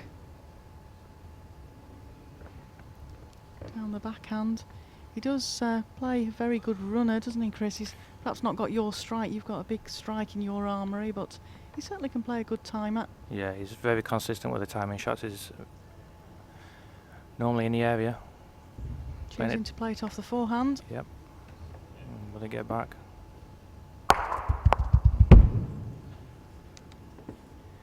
Oh dear. 4 shots, Billy Jackson. I was quite surprised he played that off the forehand, Chris. I thought there was perhaps less chance of all his balls going out off the backhand. Yeah, I think at this time you've got to be confident in what hand you want to play. It was quite a big target there, so I'm quite surprised Mark missed, to be honest. Early on in the set, plenty of time to recover. If you're going to drop a 4, you want to drop it at the beginning of the set. Jack length 27.5 metres. But just shows the experience of Billy. Straight away he's settled into this game. And like we said at the beginning, Janice, on paper it's always going to be a difficult game, this, and so far it's showing that way. Yeah, it was always going to be a tough game. I was saying earlier, I've known Billy Jackson for many, many years. I don't want to go into how many years I've known Billy. I know I've been part of the World Bowls Tour in one way or another for about 20 years now. So, and of course, Billy and I are only 21. So, but Mark, teammate of both the Chris and mine from Blackpool Newton Hall.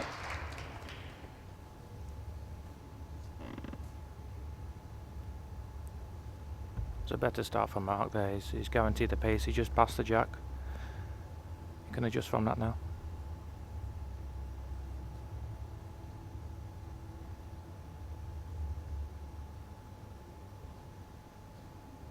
Now's the time to put the pressure on.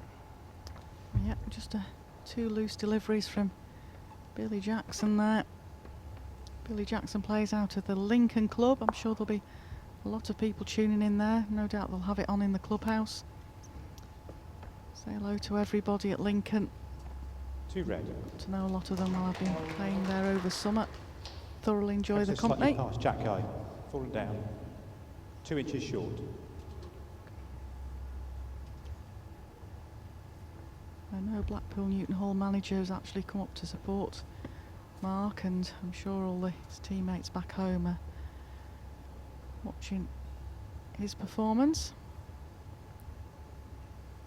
Big effort here, Billy. Just got the gap. Just gone through the gap, but great effort. 2 red. 9 inches past Jack High.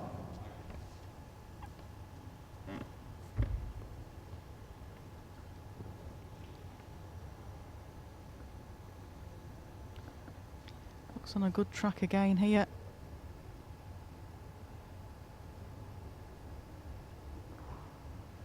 Just a bit unlucky there, really. Yeah, that was an unfortunate connection, just catching the outside.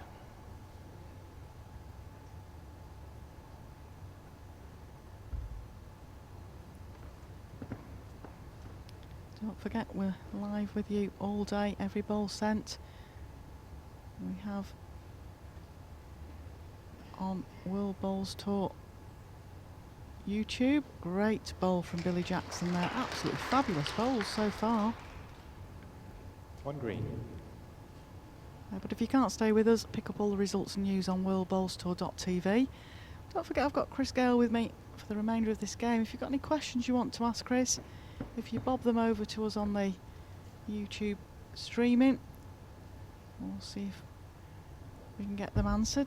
Nothing too complicated. We are on a Sunday afternoon here, nice and leisurely for Chris, please. But yeah, if you've got any questions on the players or how the rink plays, and Chris is here, I'm sure he'll try and take on some answers for you. 1 shot, Billy Jackson.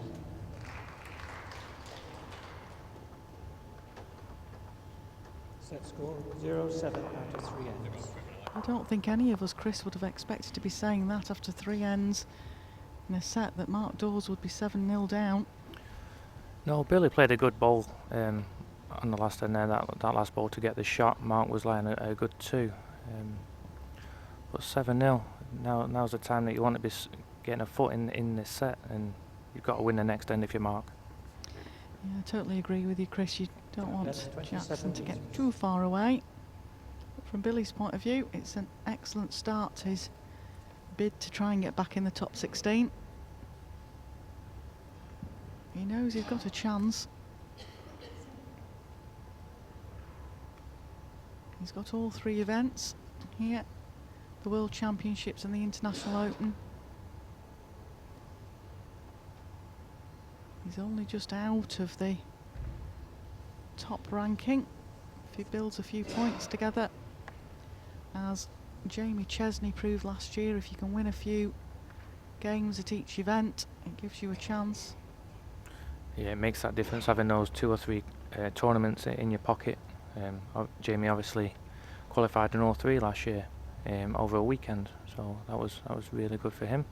And Billy's got the same opportunity this year in the tournaments to have a little run in one or two of them and get those points that he needs.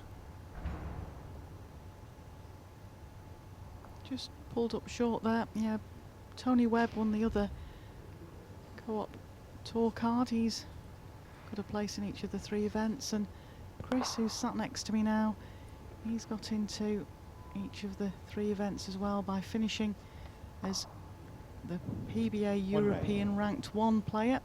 Some achievement, Chris. The man out on the rink's been PBA ranked 1, Billy Jackson, for a number of years, and you just managed to pip him at the post. Yeah, it was a strange situation. Getting beat in the semi-final of the World Qualifier at Carlisle a few weeks ago on a tie-break. Came off the rink, gutted to be honest that I'd lost the game, and then got given the good news that I got enough points over the weekend to put me up to number 1. So it was one of them feelings from a low to a high, and get the practice in over the following couple of weeks, prepare for this tournament, and get myself up here and prepare while I'm here, and looking forward to tomorrow, like I said. It's one of the things that with the PBA ranking, it's good to see it's been used Just under 2 feet. now, Chris. Definitely. I mean, from the ladies' point of view as well, the top 3 ranked in the rankings that are ladies get into the ladies' world match play, and the overall European number 1, that could be a lady or a man, gets into all 3 of the events, and I think it's good to have something to aim for when you're playing in these. Yeah, and the points are counted over the 3 years, so if you're consistent over a period of time, you get your rewards at the end of the day. Yeah, I quite agree with you, Chris, and it does help when, like you say, disappointment at Carlisle. I was there to watch that game, and then I think it was about half an hour or so later, the smile appeared on the face, and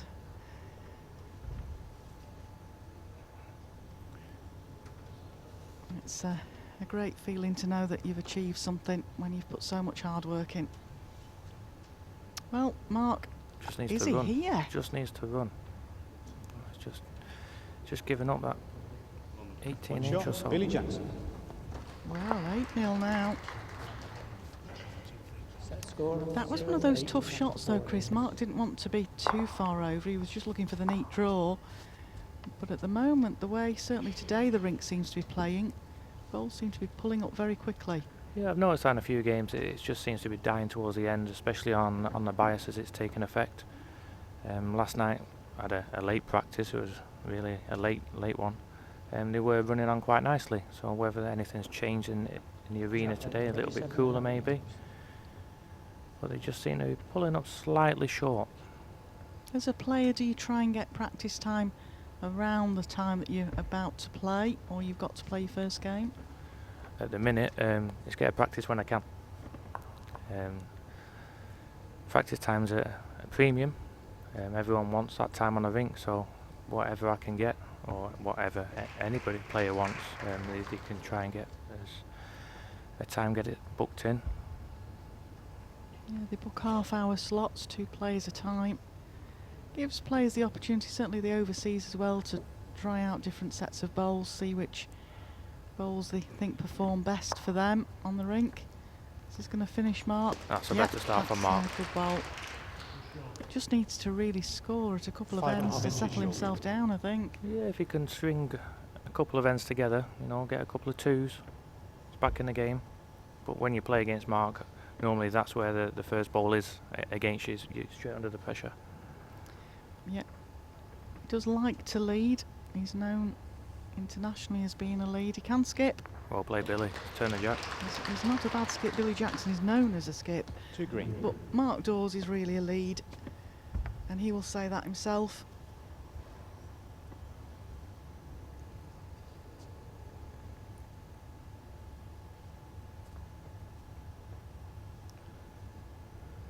Bit of bend here from Mark. Yeah, There we still go. He's not finding his finished range there. now. Yeah, he's 1 red. getting his length a lot better.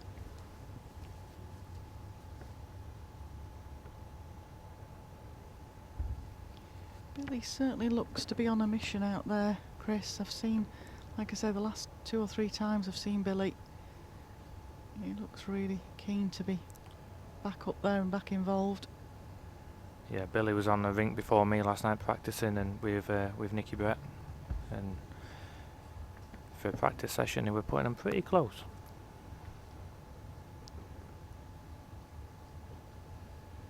He actually plays with pool bowls, does Billy, at the events, certainly when he has to play in green. He does have his own red and green bowls, but there's a particular set of bowls that a lot of the top players like to play with.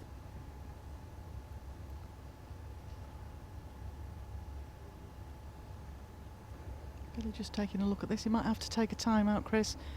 It's counting down there. Yeah, it's one of those ends. What are we on now? Billy's N5, are we? We're 8-0. Just does he have a look for the 2 balls? But I think the draw's still there for Billy. He's good enough. We've seen it already in this game. He can draw the shot.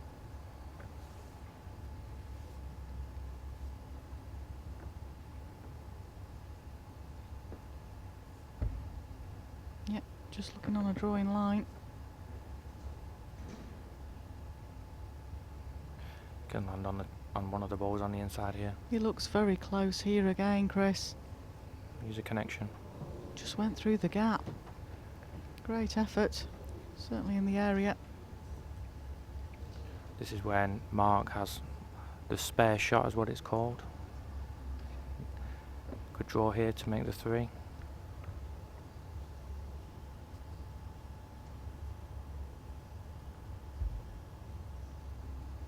Yeah, really needs to be making the 3 here.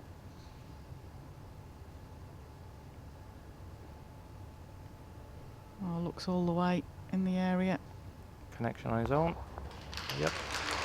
Well, that's a settler for Mark Dors. That'll give him the confidence now to crack on for the rest of this set. Well, 3-8 now. He's only 5 behind with 4 ends to play. Set score 8-0 was 3-8 looking after 5 ends. a little bit sad for the Mark Dors fans out there.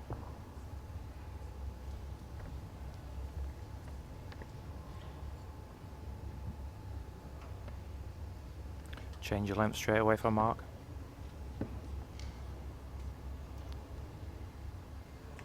Oh, it's just made it by the looks of it, as long as his mat's Net behind the length tee. 23 metres.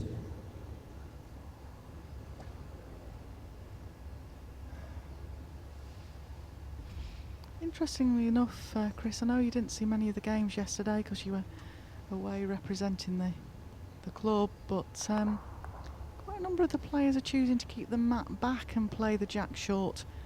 You normally see it the other way around. A lot of players will bring a mat up and play jack to the tee. Certainly out there this weekend, there's been a lot of players that have played the short jack in this way. Is it the way that the carpet's running? I think it's what people are happy to play at the moment. You see Billy just pulling up short here. Towards the end of the day, that I did notice a few were bringing the mat up, playing towards the tee, but again, that shorter length, it does give you the different lines into the jack. Good again, just overplayed.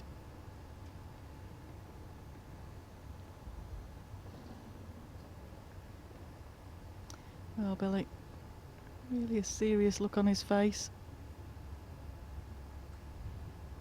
Just needs to finish.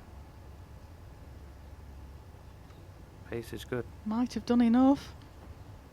1 green. Yeah, Dan Blewett just confirming.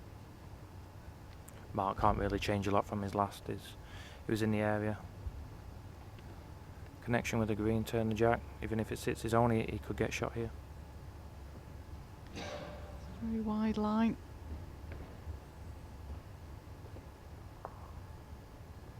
Well, this is interesting because normally you would have probably put your mortgage on Mark Dors drawing shot there.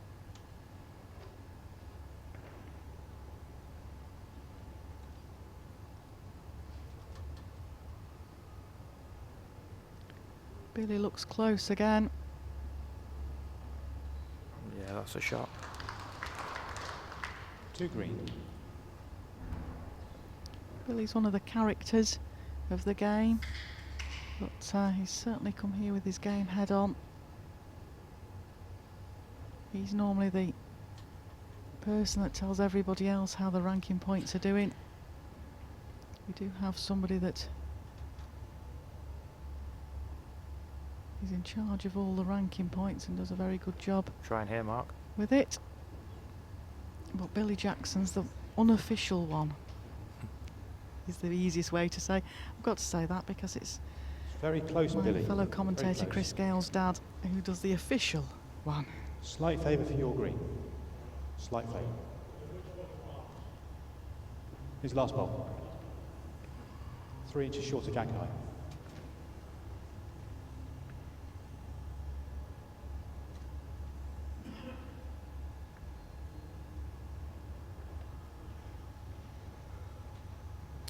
Well, it's a tough shot this for Billy because he doesn't want to tuck the jack to Mark's bowl. He's played it on the safe side. He's on the high side. Good pace. Just held the line there. Doesn't seem to get back as much on this shorter length. Yes, umpire Mike Davies being called on to decide shot here. Take that one away.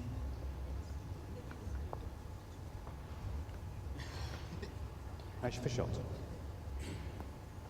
A bit of banter between the two players here. All know each other very well. Mark used to play a lot of his qualifiers at Lincoln and he was trying to break through, so no doubt he'll have come across Billy quite a number of times there. One shot, Billy Jackson. That was quite an important shot there, Chris. It's taken a 9-3 lead now for Billy. Yeah, I would imagine Billy will go back to his longer length that he's been playing well so far in the game as well. Had a couple of the players, well, quite a number of the players Set have score 4-8 after 6 ends. sent the Sorry. 3-9 after 6 ends. I think he put the one on the wrong side there, Janice. I think he did. He did correct himself very, very quickly. But, going back to what I was actually saying about jack casting, I've had a number send the jack off. Chris, Darren Burnett was in commentary with me first thing this morning, and he was saying he seems to think that the jack skims across the surface. Have you had a chance to throw a jack out there yet? Yeah, noticed that yesterday there was a number of people that were sending the jack off. So during practice last night, just spent a couple of ends just sending a few jacks up and down. Apart from when I play singles, I don't normally send a jack. Normally I play back end for the team, but this year in national pairs, I've changed partner this year. Actually going to be leading, so I'll get a bit more jack practice this year, hopefully. Yes, I think it's something that you highlighted on a little bit earlier as well about that. A lot of players that play at this sort of level tend to be put in at 3 or skip in at domestic level. We don't play that many singles games, so jack delivery, which can be crucial, is not often practiced. Yeah, going back to your point, it does seem to just skim across the surface a little bit more here than normal. So jack control, obviously in 9 end sets, is very important. You don't want to lose the advantage of winning the end and then sending the jack off and not being able to play your own length. Well, Mark doesn't look happy with his first delivery. We'll see if this is any better. Is this going to reach, Chris? It's just going to pull up. One green. The line was good, just lacking that pace. But all balls so far this end have just been short of the jack. Whether it is cooler out there, like we said before. Temperature's changed since they had a little practice earlier on. And the plane now towards the end of the rink, which has the wall that divides the ice rink from us. Maybe they've been watching a bit of the curling. Shot ball. Putting the guards is in 6 here inches just to short play of the jack draw round high, at the end. Gap is 6 inches. Could be. I was watching the little kiddies out there earlier on the penguins. I rather fancied one of those penguins, Chris, just to take up and down the rink with me. No, it was quite nice to see that they're getting encouragement. Got a connection there, but I don't think it's a good one for Mark. No, ditch camel probably shows that the jack's gone into the ditch. That bowl's been removed, so looks like the closest bowl is the red bowl that you can see to the right of One your green. screen. No, it's one green. There One must green, be yeah. must be a bowl that we can't see in view here. One bowl singles game. Very definitely.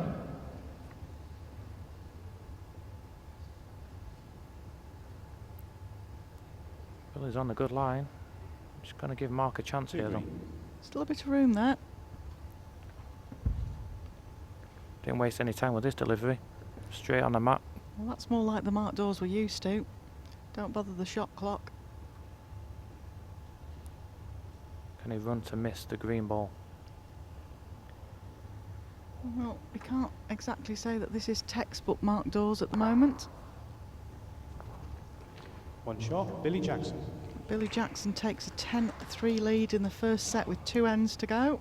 Set score 3-10 after 7 ends.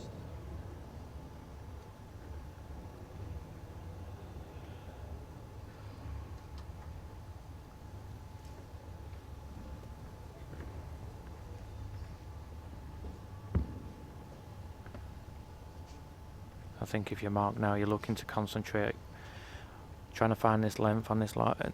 Was he sent the jack off here? Or just stayed on? Just Just as we were talking about it as well. It was interesting that, like you say, just as we were talking about it. I think Mark just needs to concentrate on finding his length now in these last couple of ends of this set. See what he can pick up. If he can give himself a chance on it in this set, it's going to be very difficult. And then obviously we start again, 0-0.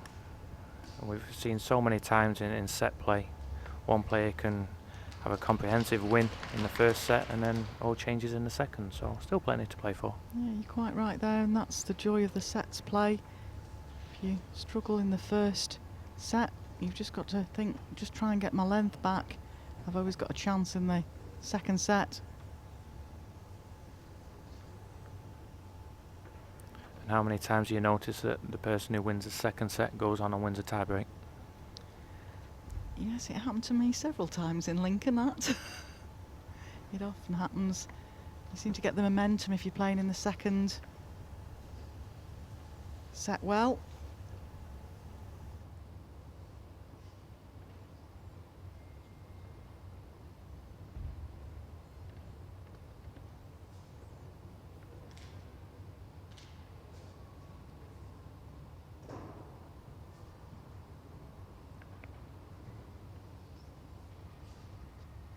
One green.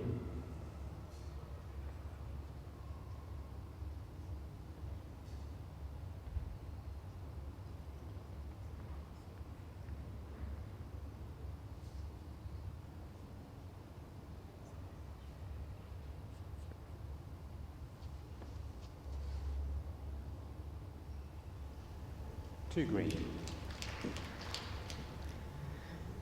Well, again, as we were saying, it's supposed to be a question of just settling down now for Mark.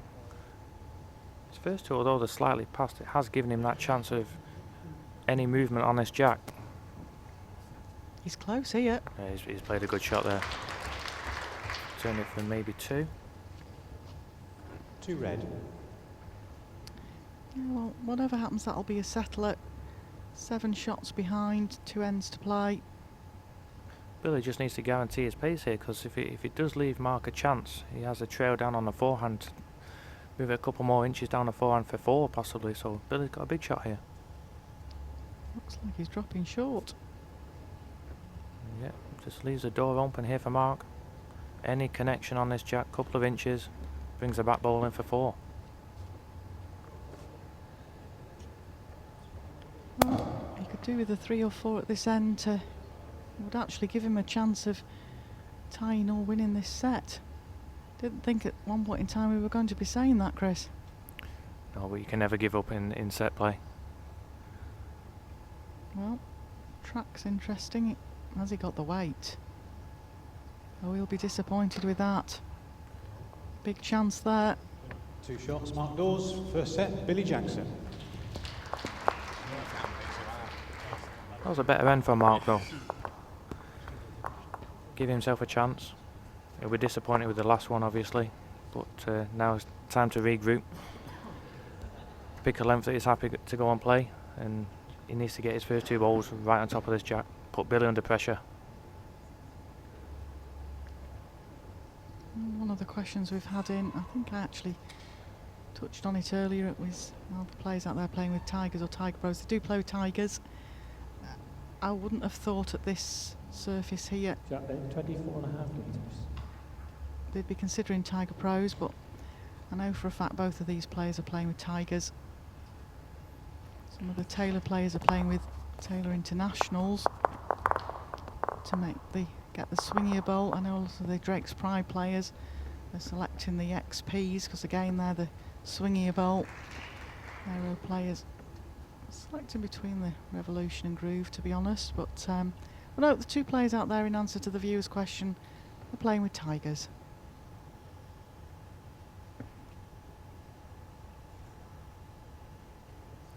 There's that many makes and models now. I was going to say I should have said that other manufacturers are available too. I think as a player you can chop and change many times, but you've got to go out there, have confidence in what you're playing with.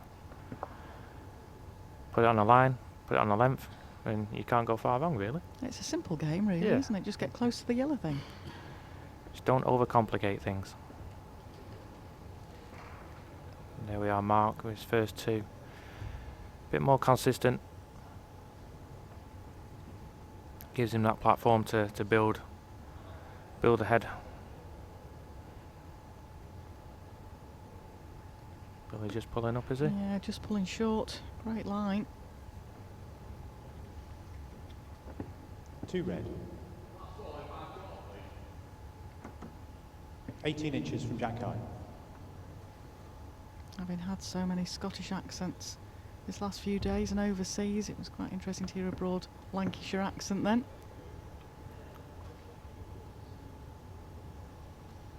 Yeah, there's a few of us knocking around today. There is, isn't there?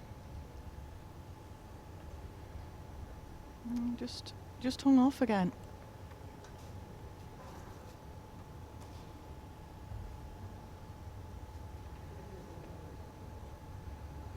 And going back to playing with Mark in club games for a club, the only club in the county that's affiliated to the EIBA, we don't do too bad, to be honest. We've won a number of national titles, individual titles and team titles over the years, so. Yeah, first club One in green. history to get 3 players into the last 32 of the World Championships in the same year. We don't do too badly between us.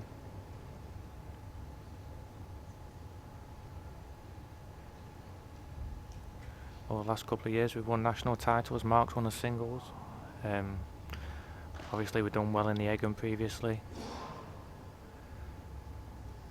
Internationals, junior level, senior level. Not bad for a little club from Blackpool.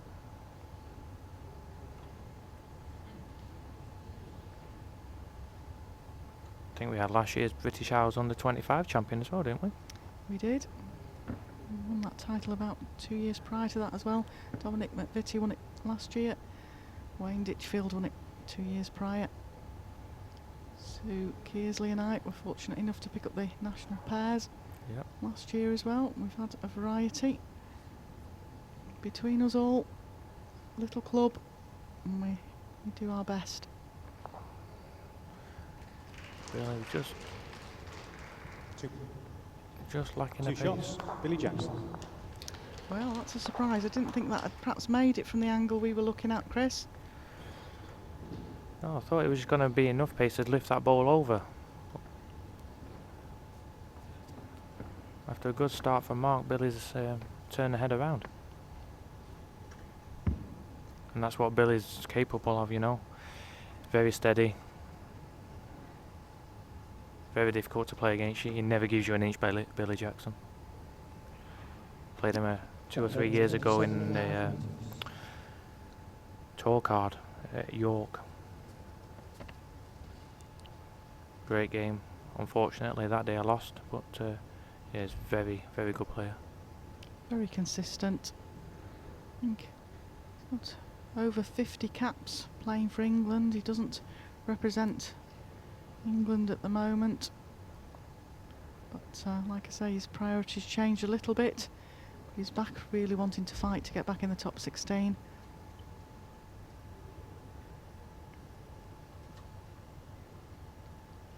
When these draws come out, Chris, we always tend to sit round and have a discussion on which seeds we think, if any, are in jeopardy in the first round.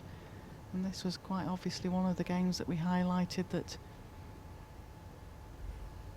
in national singles, I think if these two played each other 20 times, it would probably be 10 each. Yeah, definitely. I spoke to Mark during the week when he was practicing at the club, and obviously he was aware that Billy's a difficult opponent. He could have had a better draw personally. Yeah, just a loose end here from Billy. I wonder if Mark can capitalise on that. When you get to these events, no game's easy. All the top 16 are always vulnerable in the first game in particular until they get settled into the event. And now with the quality of people taking part in the PBAs and qualifying. Yeah, and a lot of the qualifiers have been here before. It's not the first time. Even the overseas ones that are coming over now, they're not turning up just on the first go. Some of them are seasoned qualifiers. Yep, you're very right there. Jamie Smith that just lost to Andy Thompson. He's been here a couple of times. Mark's disappointed with that. Yeah, I don't know whether he's actually Players sat. now in one red. Yeah, I was going to say, I think he's sat Billy Jackson's Your bowl. Sorry. bowl down for second bowl now. Now just under 2 feet from Jack High.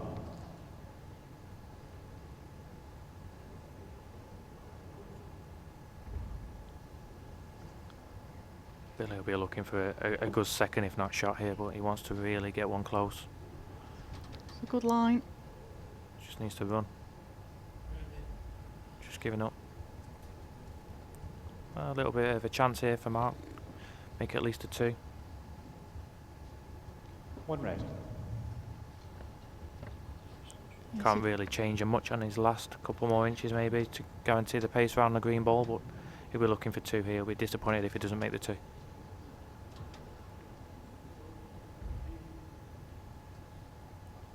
Well, looks on a good line. You say he'll want to make the 2 here, level it all up. Is he here? Oh, drop of his head from Mark. I think that's possibly just the one. One shot. Mark Dors. There's a lot of talk always at TV level bowls Set score. about 1-2 after 2 taking your ends. chances, scoring 2 when you've got space to get a second bowl in. Mark's just not taking those chances at the moment. He's made a better start to the second set than he did the first, Jack though. 29 metres. Yes, very true. At this stage of the first set, he was 6-0 down. He's only 2-1 in this set. And all he has to do is win this set by 1, take it to that tie break, and although we lost the first set by 5. You're saying that because you've predicted a tie break. You're hoping for a tie break. I did, yeah.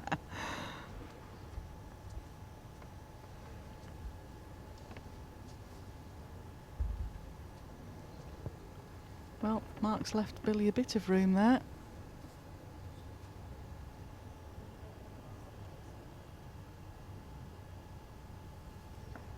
Again, just pulling up short. The winner of this game will face the winner of tomorrow afternoon's game. Paul Foster, MBE versus Chris Gale. So you actually face the winner of this this game, Chris. Yeah, a little bit of a scouting mission. Should I be good enough to beat Paul? Obviously, I've got a tough game tomorrow. Played Paul a couple of times and we're 1-1 at the minute. Billy looks on a good track here. It's all on the pace. It's pulling up again. Yep. Oh, big chance for 2 Mark. red. Just gets his nose in front in this set. He can control the game from then on. on a good line. Yeah, looks good here. Yeah, pace is good as well. Touch on the jack as well.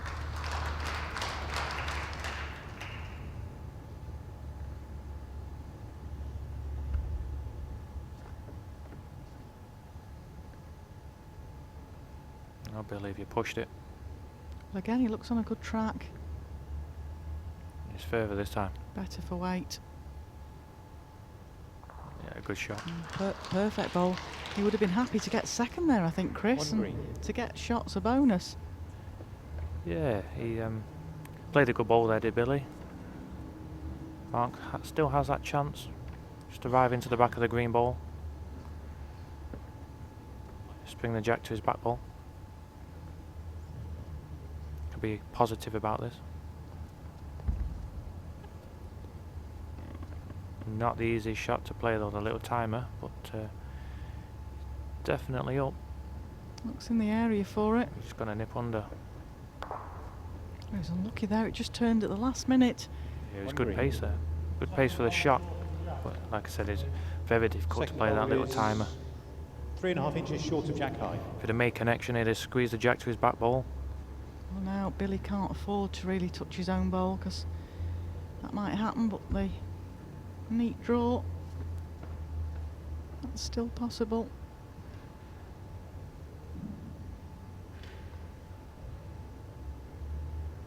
I think he's played a safe draw. That could have been a chicken draw. One shot, Billy Jackson.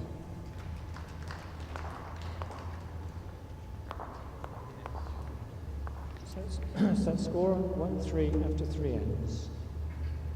Yeah, 1-3. Still fairly tight. This could be another important end here.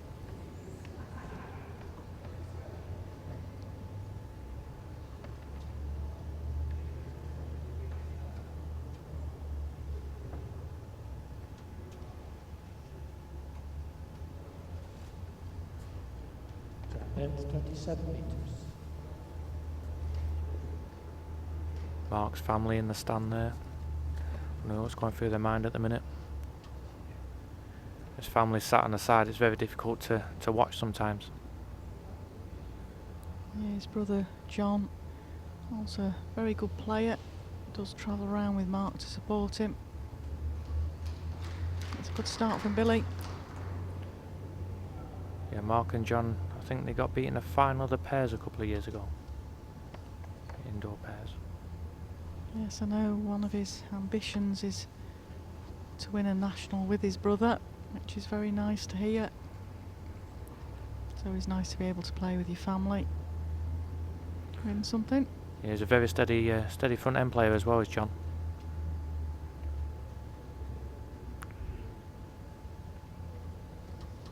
Well, again, Billy has the better of the first two bowls at this end.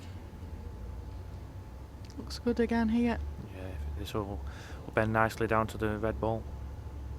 Yeah, good shot.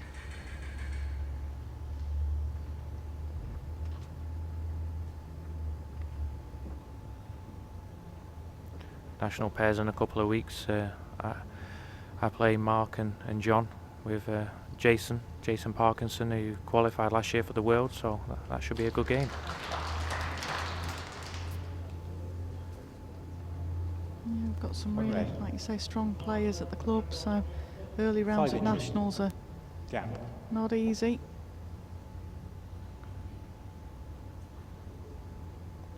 Good shot there by Mark.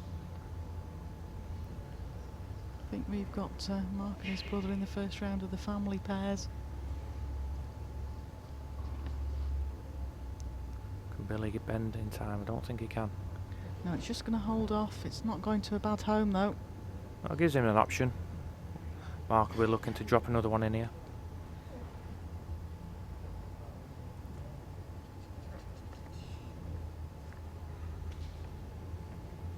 Yeah, a look of emotion there off Billy Jackson. He knew he'd just bowl that wide. It's hard to tell off Mark if he's played a good one or a bad one.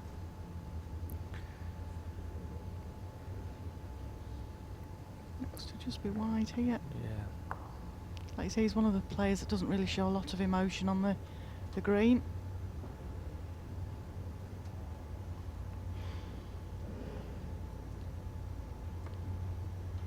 Two more games to come tonight if you are available to stay with us. Got Les Gillett versus Anthony Yip next game up, the Hong Kong qualifier. And then the final game on today is world number 1 Nick Brett playing against Mark McPeak from Ireland. Belfast club there. I'm sure if you'll be tuning in to watch Mark later on. Close here, Billy. Oh, found the gap. Wow, that was close. Toucher as well. Yeah, did get a piece of it. 1 red. Mark's holding the shot. Yes, 2 good games going to be following this one. Just as you mentioned, the Hong Kong player, just a quick shout to David Bolt, won the Hong Kong Classic singles earlier this morning, so well done to David. Yes, he was tuning in and watching some of the coverage yesterday.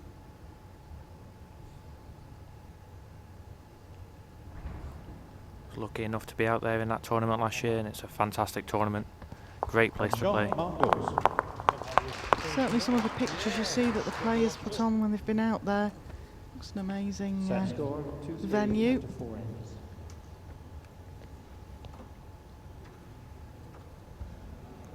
Mark was just looking now to win this end, get at least level, maybe get his nose in front, getting into the closing stages of this second set.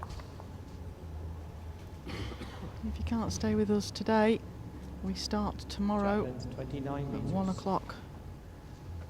Full streaming again, but also live on the BBC Scotland network. And we have the final 3 games in the first 16 round. First game up, defending champion Greg Harlow faces the Welsh qualifier Damien Doubler. Then we have Paul Foster MB versus Chris Gale. And the final game tomorrow is Mark Rawle versus Trevor Taylor. So still got a lot of good games to come. A lot of possible shocks with seeds going out. Stay with us. We're live for every bowl sent at this Scottish International Open, kindly sponsored by Co-op Funeral Care and hosted by the Chewers Centre here in Perth. There's still a few tickets for early doors, first few days here. When we get to the back end of the week, I know we'll sell out for Saturday. But yeah, if you fancy coming down and watching live, tickets are available. If not, stick with us on the YouTube stream.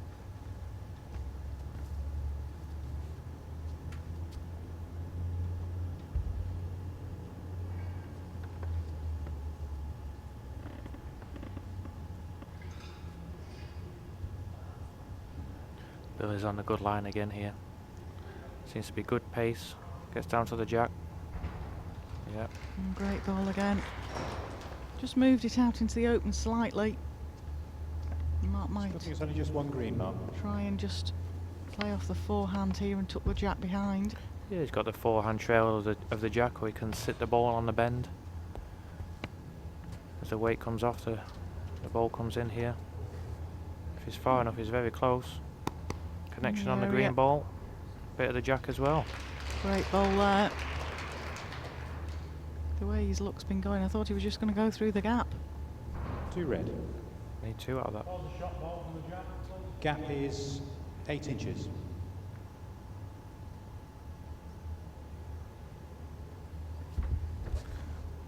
First bit of aggression from Billy here. Yep. Get his own ball into the... That was unfortunate really, but he was actually probably a bowl tight of what his target was.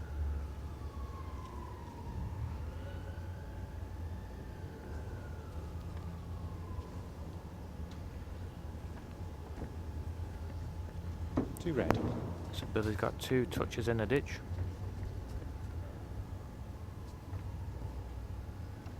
So if Mark puts another ball in here, what he doesn't want to do is create a bigger target for Billy. Because as Chris has been saying, Billy's no scared of playing a runner.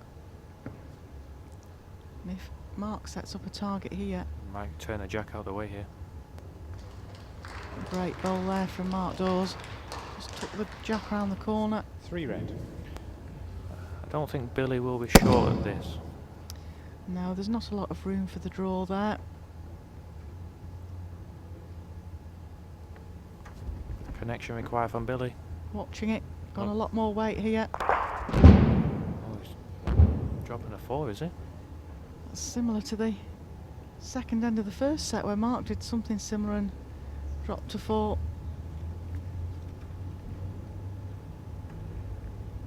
You're always shots, surprised Mark when Dors. players of this quality miss shots like that. I was expecting Billy to make a connection Set with score, at least 6-3 one of the balls after around the 5 head there. ends. Yeah, you're quite correct. Very unusual. Not easy shots to play on the portable rink though. You'd expect Billy to get that 9 times out of 10. Yep. And there's that little window we were talking about for Mark now. 29.5. 6-3 up. Gives him that little bit of a breathing space. Still 4 ends to play. Mark wins this end.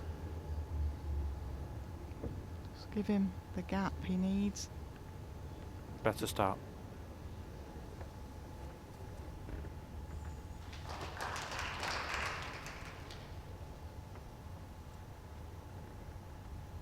Actually bent a long way past the jack there.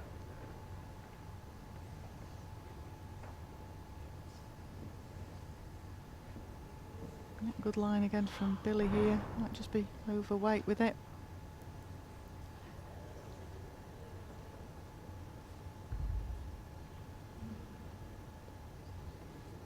Sometimes like to look at these player profiles for what's their favourite food, Chris. It's one of the things that the WBT directors always ask them. And it always makes me smile looking at Mark Dors, because his favourite food is ice cream. The man that plays out of Blackpool. Can't beat it. If you'd have said ice cream and a stick of rock, it would have been even more cliche. Yeah, ice cream and put the flake in it.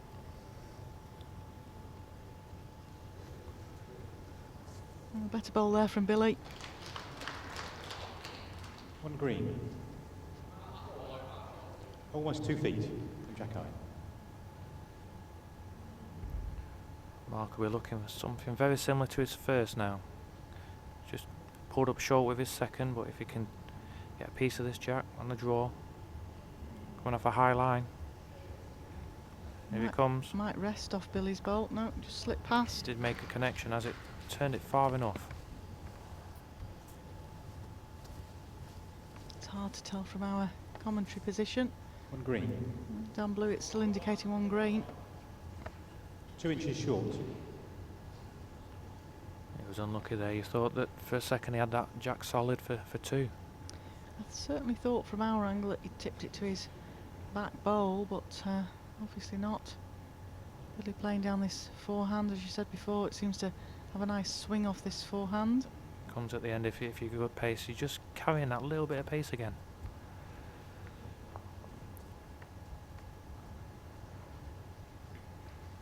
Again, we've had a viewers questioning, Chris. We seem to get this every game, various different people watching at different times of the day. What pace is the portable playing at the moment? I'll ask you your opinion, but I'll first tell you that Darren Burnett did say this morning he thought it was playing somewhere between 15 and 16. Yeah, I've not been on today, so whether it's changed since last night, but it was a good pace. It was, I would say, towards the 16 mark. I know when the company that actually put the surface down left, they said it was running Well at played, Mark. 17. But Yeah, it normally settles a bit after that. yeah. As soon as it's 3 red. stretched, and then it just loses that stretch, loses a little bit of speed. Obviously, the changing in the atmosphere as well. Turn around here for Mark Dors now, holding 3. Yeah, that's what we thought he had with the third shot. He just got a bit more of a connection with the jack on that ball. Billy has 3 timeouts. Made a good 3.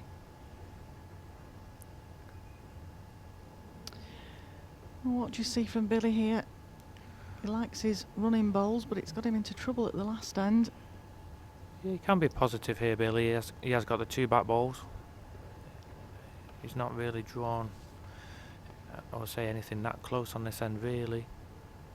To try and find one, you're 3 down on the end. Shouldn't really lose anymore, but you certainly take something out if you just arrive a good pace. Yep.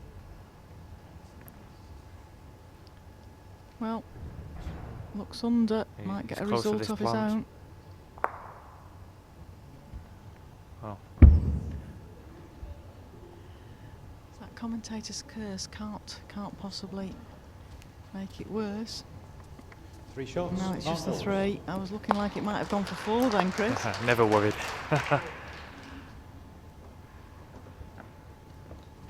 Well, after 6 ends of the first set, Billy Jackson was leading 9-3. After 6 ends. After the 6 ends of the second set, Mark Dors is leading 9-3. Your prediction of a tie-break is looking closer, Chris. Yeah, and like we said earlier, sets is a funny game. You can be struggling in a first set and suddenly something clicks and it all changes round.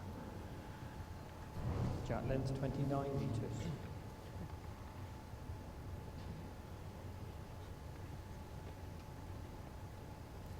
But at the minute you would have to say tie break. I think for Billy to win this set, he really needs to score 1 or 2 at this end. 2 at least to give him a better chance. Good pace from Mark. Opening draw, just slightly high. It's not finishing centre really. Gives Billy a little chance for the catch. Looks a good track here. That's more like how Billy was playing in the first set. Yeah, so a good reply from Billy.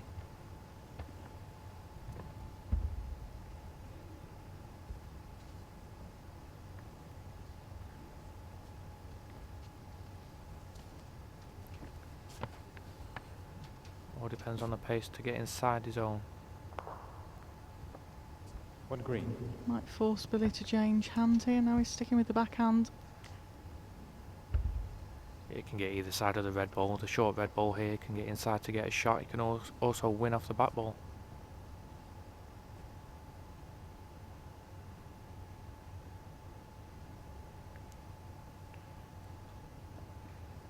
Slightly underplayed. Chance for Mark here. Slight adjustment on his last.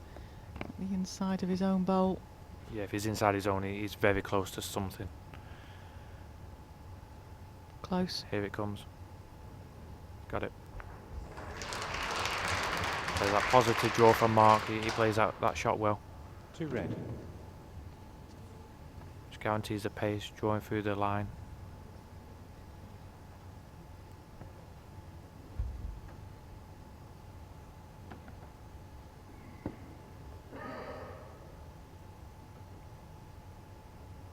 This hand's quite a big hand, this forehand in this direction. It's just dropping short.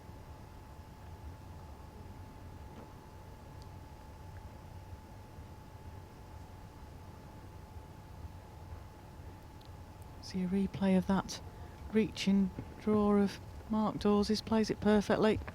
Yeah, he had two chances there. Turn the jack like he did, or if he was slightly underneath the jack, he had the ball away. Both were good results for him.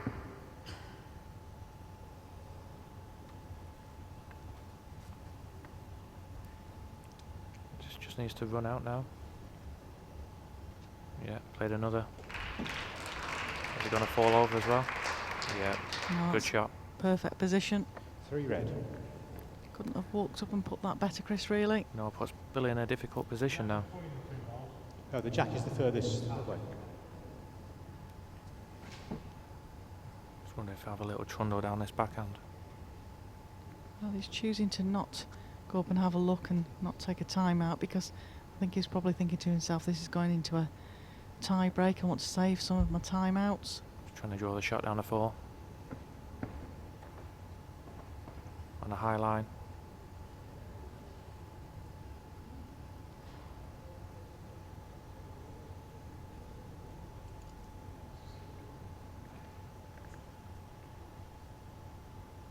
Not sure if it's saved. Having a good look.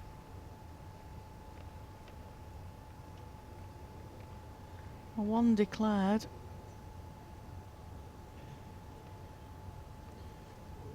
Two shots, Mark Dors.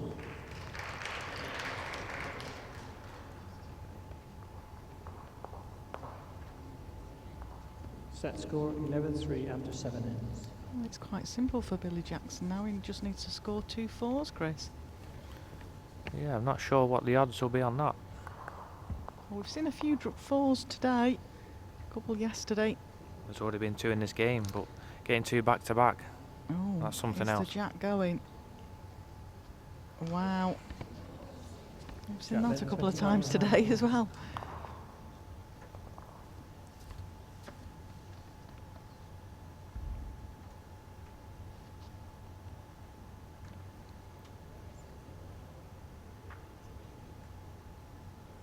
Mark's just looking to close this end down now.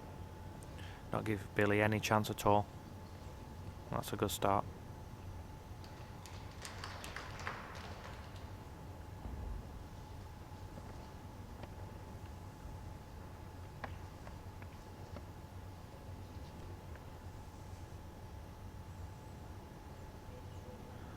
Going to be difficult for Billy now after this opener. Yes, he wouldn't have wanted that ball. He might just be prepared for the tie break, Chris. Not worrying too much about this end. It's very tough. Do you try and play something close, or do you just accept you're going into the tie break? And Well, I think you've still got to be concentrating on your length. You don't want to be going into a potential 2 end of a tie break, struggling for your length. And last couple of ends, Billy's not really nailed anything. yeah, he was outstanding really in the first set. Short again here, Chris, I think. Yeah, just giving up. 2 red.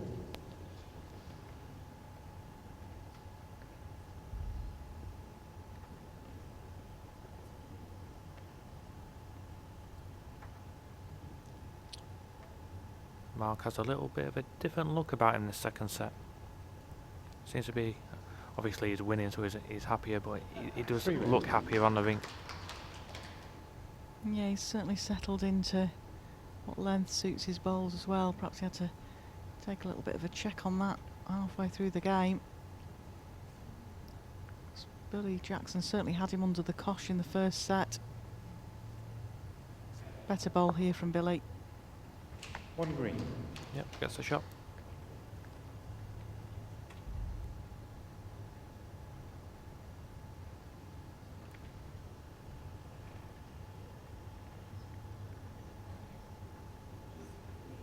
I think Billy needs to be a magician to try and get 4 out of this.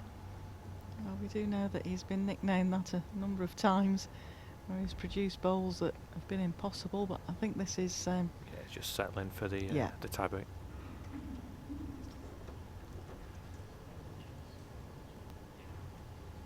My prediction was right. you were correct. 1 shot, Billy Jackson. Second set, Mark Dors. Match tie break.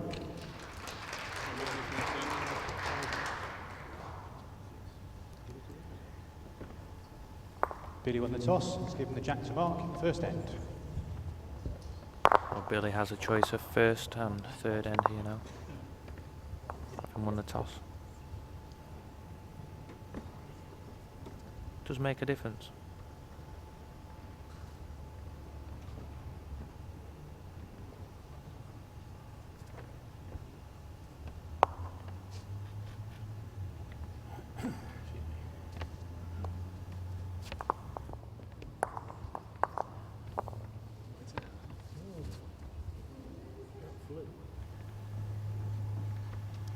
Well, this will be interesting now. This is totally different play. It's not how many shots you score at an end. It's totally down to winning the end. The first of these players to win 2 ends will take their place in the second round here and await their opponent, and their opponent will be the winner of the Paul Foster MB Jack then, Chris 26 Gale game from tomorrow afternoon.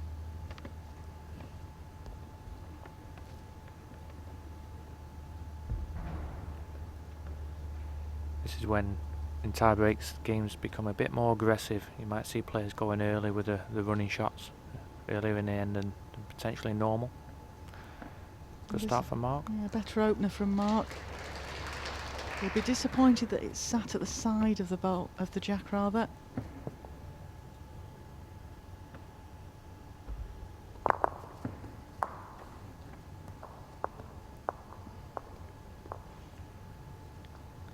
This looks under the line, Chris, unless he's reaching. Bit of both. A little bit short, a little bit tight. Be disappointed with that as an opener, Billy.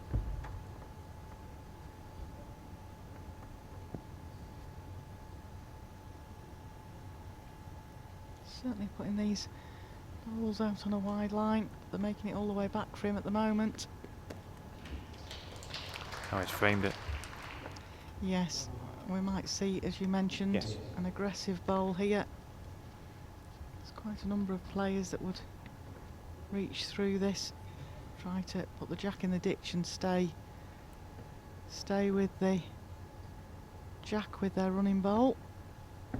Here we go. He's close. Needs to Just gonna hold. go. Needs to hold. Got the ball. He got one away.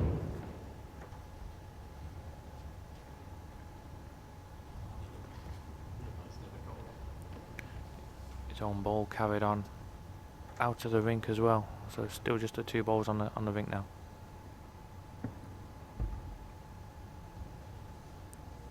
Mark will not be wanting to frame it again. He'll probably just want to be a little bit further behind, I would think, Chris. It's definitely further this time. Yeah, this is better. 2 red. Your first bowl, 15 inches from jack high. Forces Billy really back to the draw. Yeah, slight alteration on his first delivery. Oh, track looks good. Track looks better than his first, Chris. Well, pace decides now. He's clicking his fingers, which normally means a player thinks it's quick. Not making a journey. It's not made the journey, that. 2 red.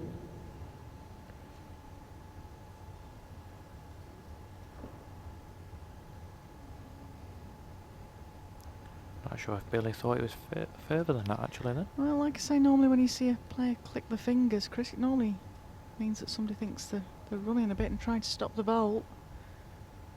Pulling the string out of his pocket. That's the one. Well, Mark just playing down the forehands here now. Trying to get a closer bowl in, I think. Yep. Yeah, good ball there. 3 red. Might force Billy back to another running bowl.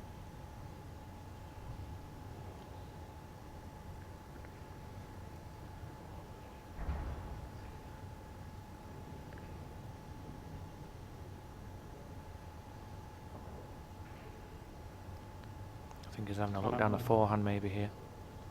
Make connection on the red, possibly stood Billy has onto 3 the other one. times remaining. I think he was asking who had third bowl there. I'm not. I think he's 3 down at the minute. I think the Yeah. back red one is his third shot. So therefore, taking 2 bowls away is no good to him. I think that was what he was trying to work out. He's got himself into a bit of a pickle, having had such a good first set.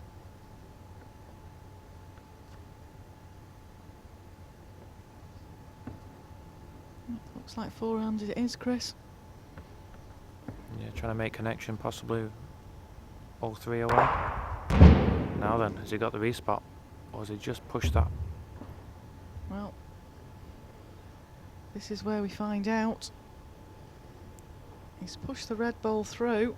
Looks from here like it might be red, but again our angle is... Yeah, that red ball is quite a distance past the jack. A lot of walking around going to happen now, I think. It's a good yard past the jack is the back red ball. Very difficult with the angle here. I think Mark favours his, the way he was just standing at the back there. Billy plays a positive shot, looking for a connection. He nearly got the perfect result, really. It was just the fact that the red bowl at the back stayed in. Yeah, just follow through onto that ball. See what we've got here. Ditch cam might be at the wrong angle for us here. Oh, looks like green. That looked like green.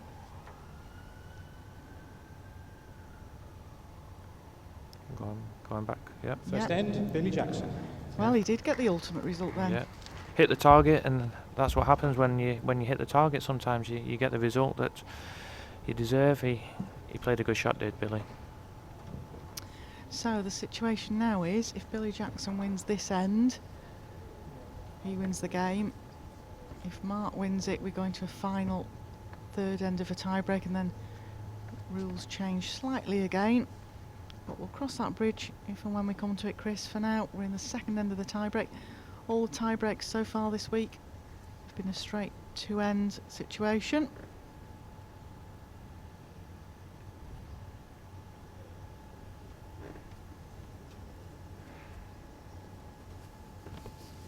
Jack length 26.5 metres.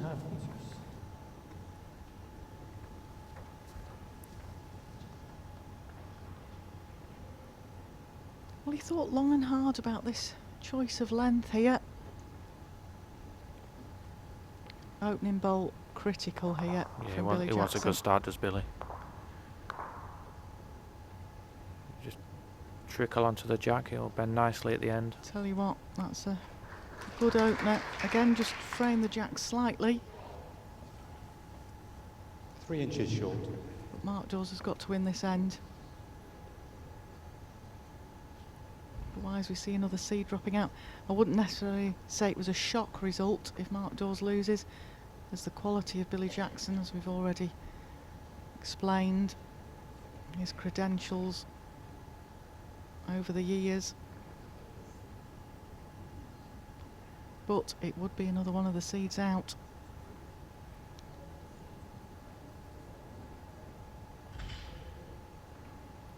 Yeah, we said right at the beginning it was a difficult game for Mark. Still got the chance here though. His first ball past the jack was giving him that option. Billy's played another one here though, turning the jack round the corner. Oh wow, well, he couldn't have probably played two Good better ring. bowls, Chris. No, Mark's on the way up having a look at this. Knows how important this ball is now. 2 good balls by Billy. Surprised Billy hasn't come up to just see what the angles are here. But then again, he'll know that Mark will have to change something, Chris. He's got to be trying to reach into this somehow. Yeah, Time out. he's probably waiting to see where the jack may go to if Mark makes contact. Yeah, the quality of these players. You don't expect an end to stay like that, even though Billy couldn't have played 2 better bowls. Looking down the backhand.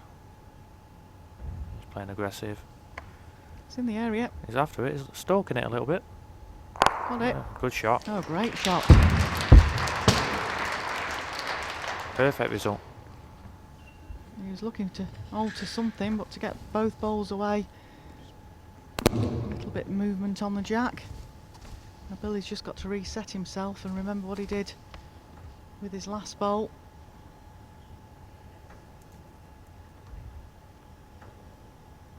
It's a bit like a 2-bowl singles now, really, Chris. There's a lot of room to that jack. It's a higher line than he was before. It'll come right at the end. Yeah, here it comes now. Just lacking the pace with this one. On green. He was on the line. Giving Mark that chance now to get the shot. We'll see that runner of Mark Dors' again. Gets both bowls out the head. Great result. Mark's on a high line again, but these bowls do swing. Good bowl here. And he gets a shot. 1 red.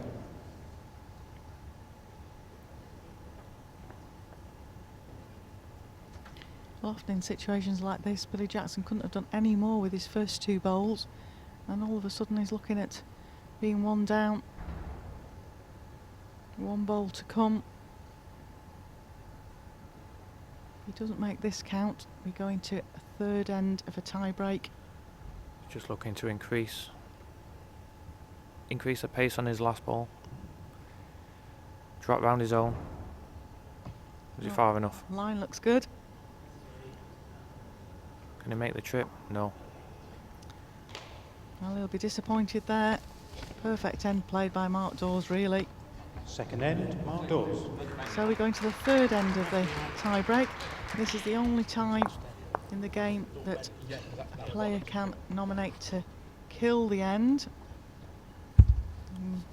Nominate and have a go as many times as he wants with all 4 balls, but once he's killed it once, that's it. And that means if it goes out of the side confines of the rink, whereas in normal play the jack goes back on the respot, he nominates to kill, it's replayed. Both players will be disappointed to have lost both of those ends. Mark, obviously the first, he played a good end. Billy played a good runner to get the shot, but Billy's played 2 great opening balls on that second end and has lost the end, so they'll be disappointed that they've lost after playing such a good end. But into the decider. Yep, it's all on this end now. Winner takes all. This opening ball's crucial.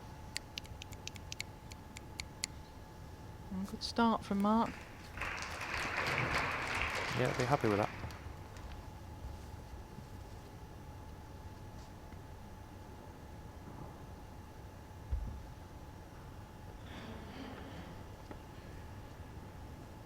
Billy looks down a good track here as well. The last end, he just pulled up short with 2 deliveries. Will he overplay this in compensation? They get down to the ball. Just the wrong side. Very unlucky there, great effort.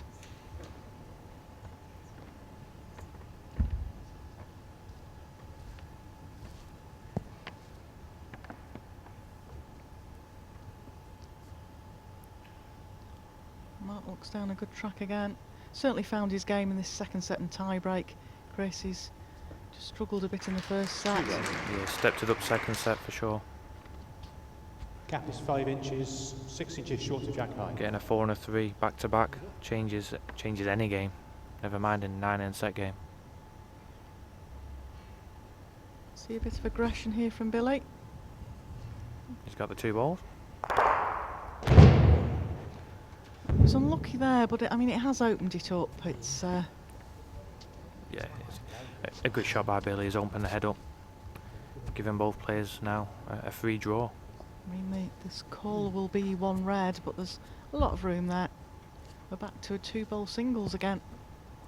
And that's where we said just before the start of the tiebreak, you'll see players being a bit more aggressive early in the end, and that's shown already. Right. Mark's played one here. Is he just going to pull up? We'll be disappointed with that, Mark. A little bit of room Just under there. 2 feet. But Billy's just played a runner, Chris, and we know it's sometimes hard to just readjust it. Whatever we say about the quality of these players and how experienced they both are, there's always that pressure involved now. Yeah, adrenaline running. Yeah, Billy will want to draw a shot with this, and Mark obviously will hope that he doesn't. Very close. Very close. He's clicking his fingers. Trying to stop it. I think he just run too far. 1 red. There we go. We were saying before about normally when a player clicks the fingers, you think it's running. He just really wanted a piece of the jack there, Chris. If he'd have touched the jack, it would have stayed with it. Yeah. Time out call. Mark's giving himself a bit of a breather here. Called a timeout. Knows that he needs a good ball here. A good ball could win the game. Slight increase on his last. His line was pretty good.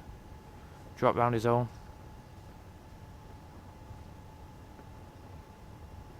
All on the pace now. Bending nicely. Very close here. That's a very good ball. Billy was to play the same shot as his last to be Gap very is close to 9 that ball. inches. That's the line his ball took. Yours has gone past 2.5 feet from jack high.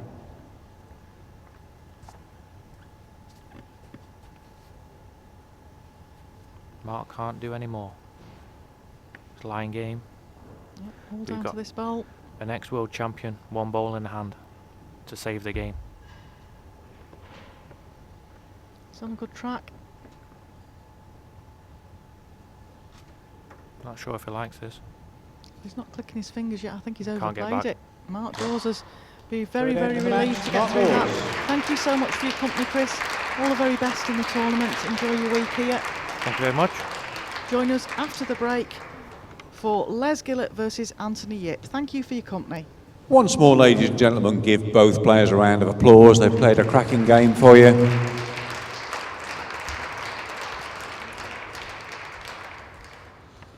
And next two players will be on there to play their trial ends. There'll be about 5 or 6 minutes before your next match starts, ladies and gentlemen.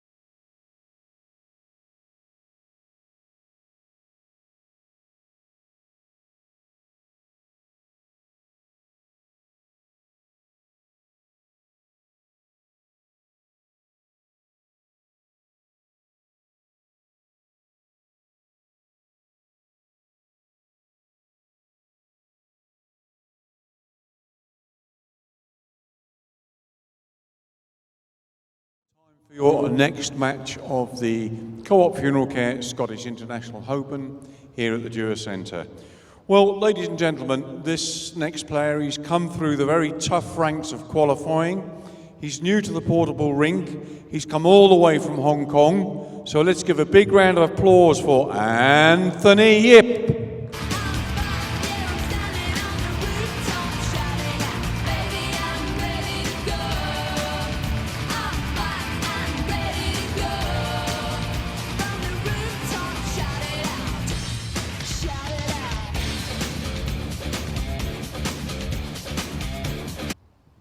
Well, and up against him, ladies and gentlemen, he's an England international with over 20 caps.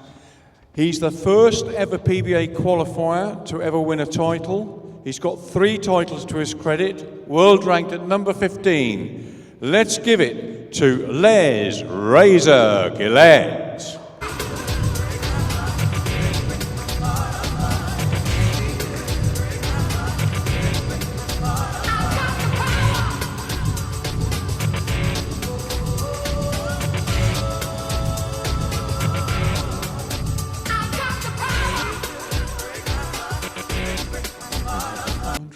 With Janice Gower.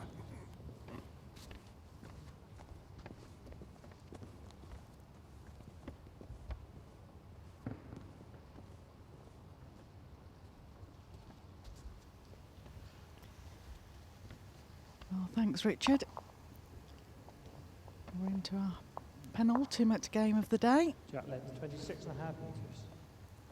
Les Gillett versus Anthony Yip, the Hong Kong qualifier.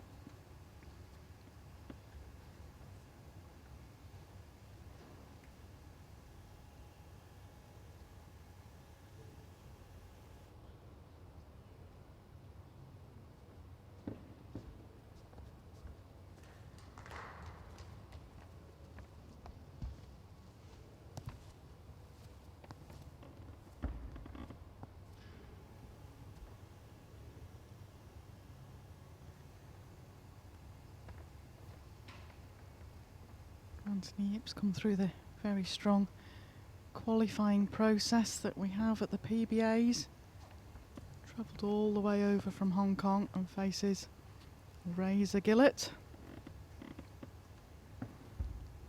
Les dropped out of the top 16. He's been a regular there for many years.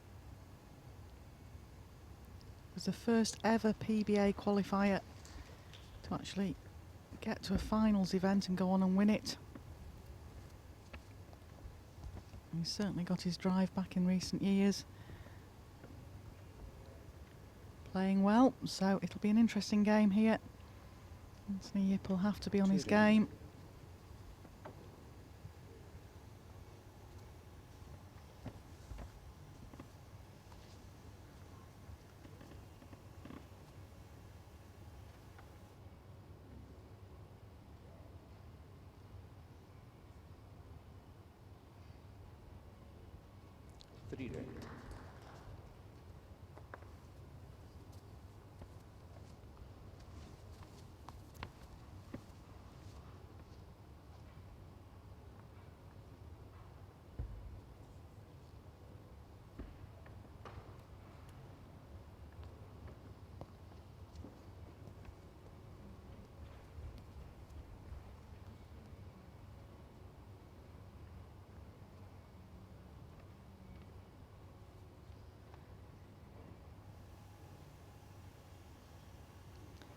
Well, Les currently holding 3 shots here.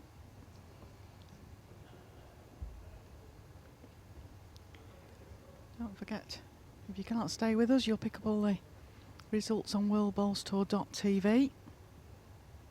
Hopefully you can stay with us. We have another cracking game coming up after this one. We've got the world number 1, Nick Brett,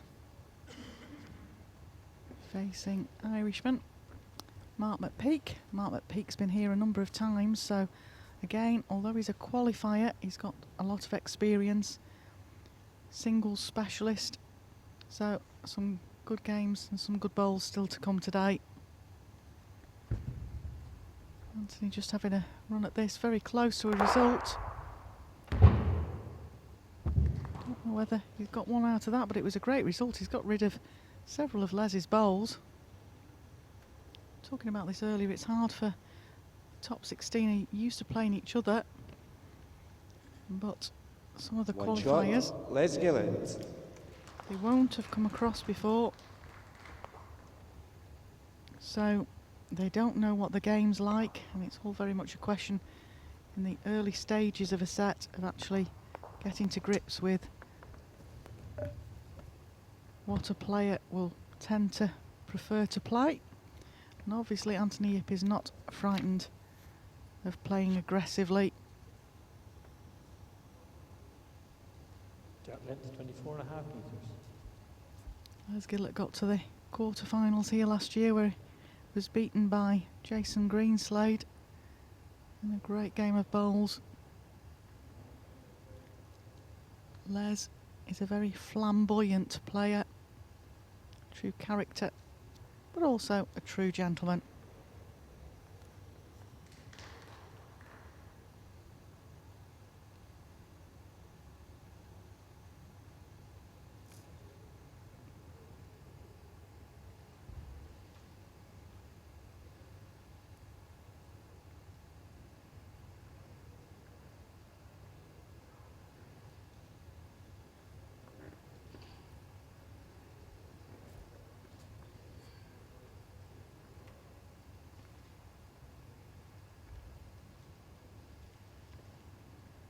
One of the questions that we had asked in the game before that unfortunately we just didn't have time to come to was about whether you would advise somebody to practice under the shot clock rules.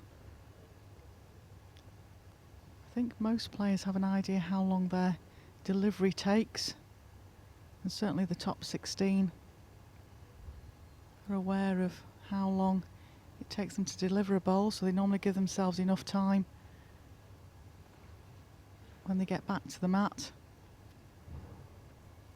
But it is a different thing to play under. It takes a bit of getting used to. Probably just need to watch a few games, either on the YouTube streaming, because they're all there for you to watch. You can go back to every game we've streamed so far and have a look at it.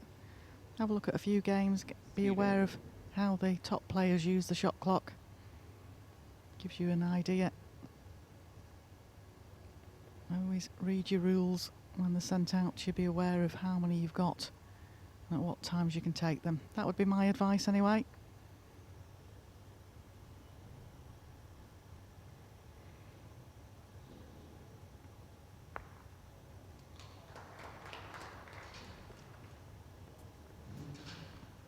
Two red. Two red. Two. What's the gap between the shot and the jack, please? Short ball has an 8-inch gap. No.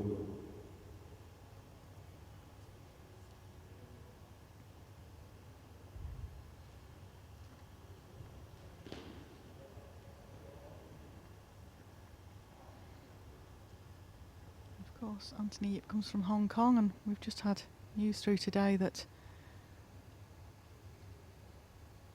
David Bolt won the singles out there. Englishman David Bolt represents England internationally outdoors and plays a lot of indoor bowls as well.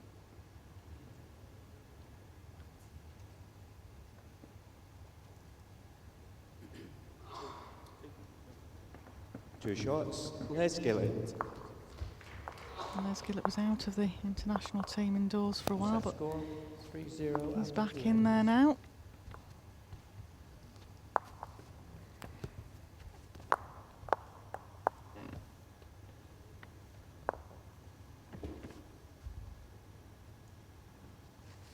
Anthony's had quite a bit of practice out on the rink, but all the qualifiers get the opportunity to book sessions and have a practice, find what sets of bowls suit them.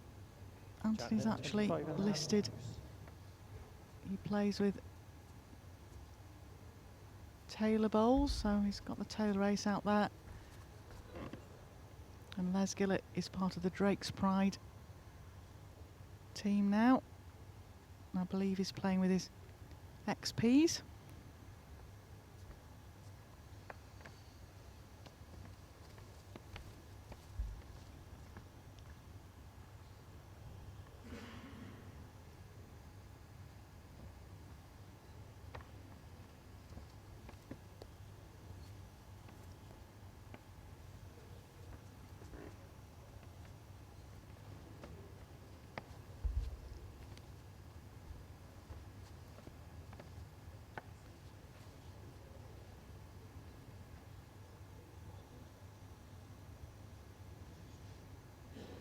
Les is closer here now.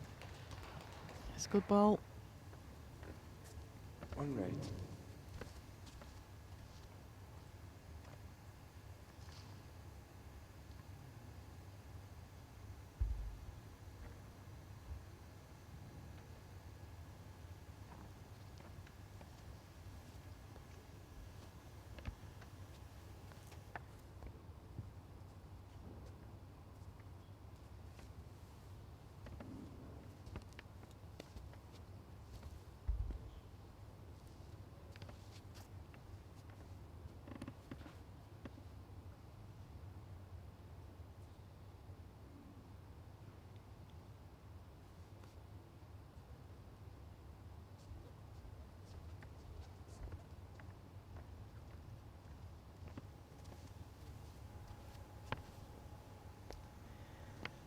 Anthony again just trying to draw around Les's bowl.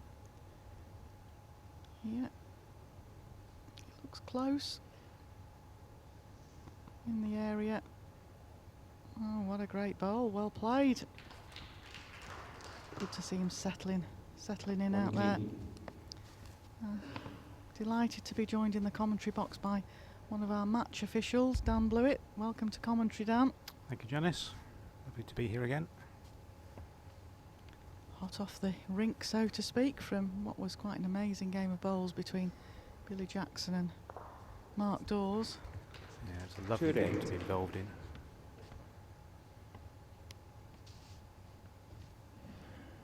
So you know what that means, folks that are listening at home on the streaming. I know we've had a few questions in for Dan, and somebody else came in to gazump his place in commentary yesterday. So if you do have any questions now for the rules of the game, got the main men here. I'm sure they'll attempt to answer any questions for you. Got a couple that we had in yesterday, Dan, that as the game progresses I'll throw at you. We've had quite a lot of people watching that aren't bowlers. 2 shots. Les Gillett. It's nice to have newbies watching. Set score 5-0 after 3 hits. Fill me in, Janice, what's happened so far? See Les is 5-0 up. Yes, Anthony's settling down a little bit now. Les was holding 4 at the first end, and Anthony showed us that he's got a striking shot in his armoury and managed to take 3 of Les's bowls out. I was saying to everybody at home Jack before, it's always tough for the top 16 to play against somebody that they've never played before. And Anthony Yip, this is his first time qualifying, so Les won't have any sort of idea what his game plan is or tactics, and that can sometimes be hard for the top 16, can't it? Indeed, there's a number of players who could slip on a banana skin with these players from the overseas areas. Jamie Smith earlier played, I thought, a very good game, was unlucky to lose. He comes with a very different game to a lot of people. Very quick off the mat, very decisive. He's quite a flamboyant player, just like Les Gillett. Les is known for being fairly flamboyant. You hold 1. We've had a question in, Dan. I do tend to tell everybody in each game who we've got out on the green, and we've got one of our new officials out there, his first full tournament with us. He's gone through several test tournaments and events. And we've got Dan McManus out on the rink at the moment, marking. One of the experienced umpires of the WBT, Mike Davis, is the umpire. And as I'm calling him at the moment, the shot clock king, Tom Weir's on shot clock. And of course there's Dan Blewett that sat next to me, one of the senior umpires. And then for those of you that don't know the other three involved, we have another newbie on the team, Tony Hatch. I've yet to have a natter with Tony. I'm sure I'll meet him at Potter's. We've got the ever delightful Francis 20 Fletcher. inches from Jack He's now High, no big doubt at angle, home 14 listening in. inches. And Alan Thornhill. And that makes up the World Bowls Tour team. Nice to have some newbies about, but also sad that we've lost Sandra McLeish, retired last season. Yeah, it was sad to see Sandra go. She's been doing it a number of years, well before I started. Very respected in the game by all the players, especially the top 16. And a few years ago we also lost Brian Daly, who'd been around for many, many years. One of the best umpires I've ever seen. Oh, without a doubt, very, very big and sad loss to the World Bowls Tour was when Brian decided to take his leave. I think a few of us always hoped that he would change his mind, because quality umpire, quality bloke as well, always supportive of all the new umpires in particular. Gave his time up, his own time, to try and help them progress. Absolutely, I'd like to give my thanks One to red. Brian personally. Without his guidance and knowledge, I wouldn't be doing this right now. Great bloke. On and off the green. Yes, very true. He'll no doubt be listening into the next game as well, Dan, because it's one of his Irish compatriots, Mark McPeak. Indeed, and I should be out there marking it, I think. Against Nick Brett. That should be a cracking game. Well, Anthony's got a little bit of room here. Looks like he's just played under the line.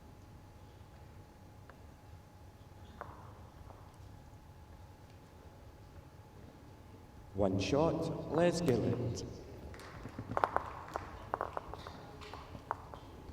Normally we always bring Set score 6-0 after 4 ends. 4 umpires, 4 officials to every event. One on the green marking, one umpire on the side, a shot clock operator, and the fourth one taking a break, and we do that in rotation. So we're all fresh for the games. But yesterday and today are quite busy. 7 games yesterday, 6 games today. Jack length's 24.5 Quite meters. tired after the 2 days. Get a bit of a break tomorrow, I think. Yes, we don't have to, any of us, be officially in until after lunch.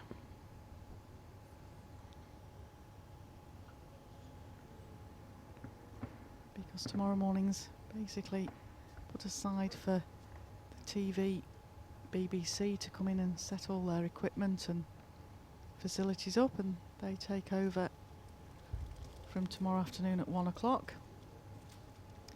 I put my other hat on, which is a press hat.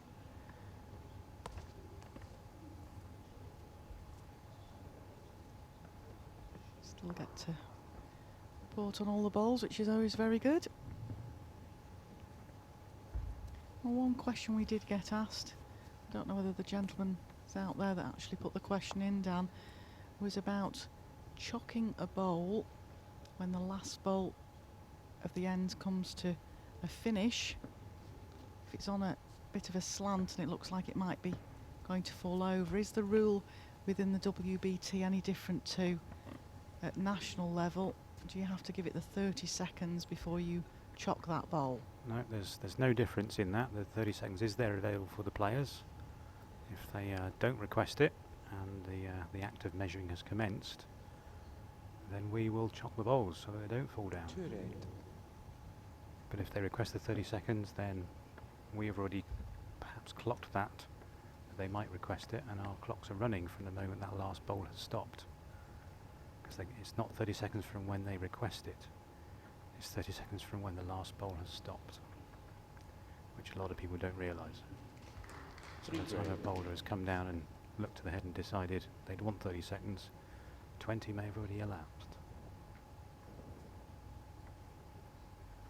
It's obviously one of our more astute viewers that was watching a game the other day when the bowl was chocked.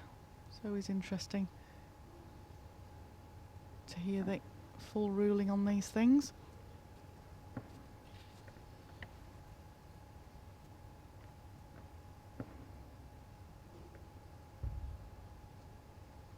Strangely enough, since we've brought up the subject of Brian Daly, we've had a number of comments on the various different feeds we've got coming in, giving shout outs to Brian and everybody misses seeing him about. Sandra, I know, is coming down for a couple of days here to catch up and have a chat. Here we go again with Anthony with his striking goal.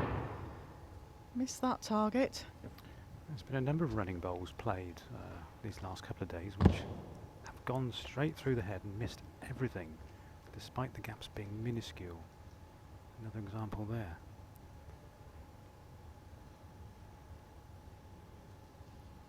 This could actually be 3 shots to red. 3 shots. Les Gillett. Yes, Les Gillett takes a commanding lead in this first set. 9-0 after Set 5 score, ends. 9-0 after 5 ends.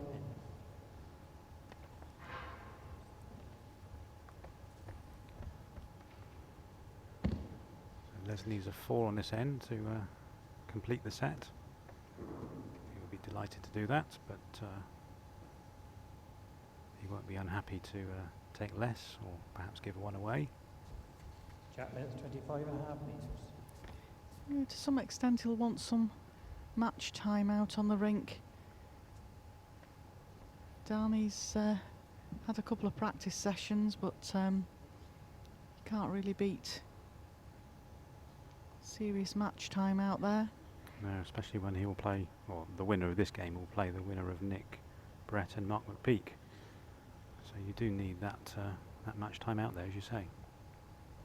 So although he'll be keen to get off the rink and finish a game off, he'll still want to have time out there. And Anthony Yip, we've seen it time and time again with players, might struggle in the first set, but then they settle down and play really well second set, and we see tie breaks. Then it's anybody's game.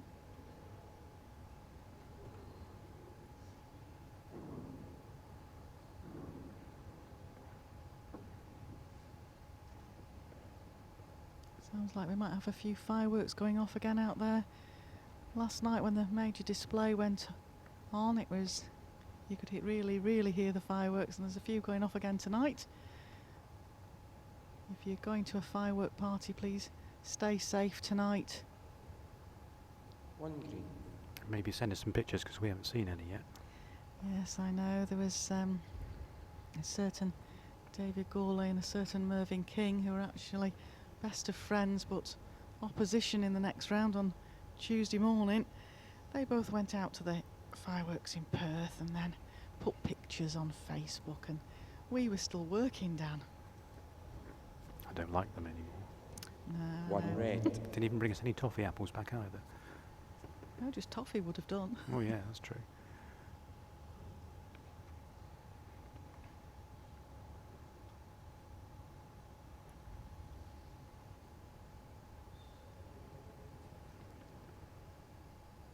This looks under the line.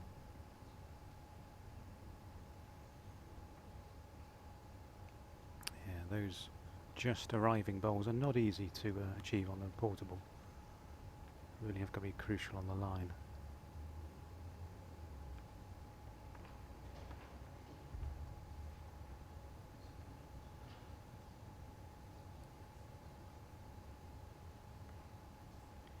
I think Les is just going for cover here.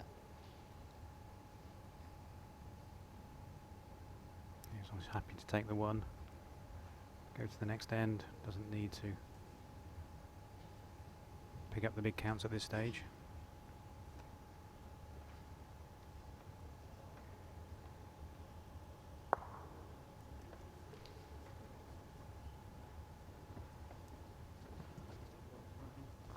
One shot, Les Gillett.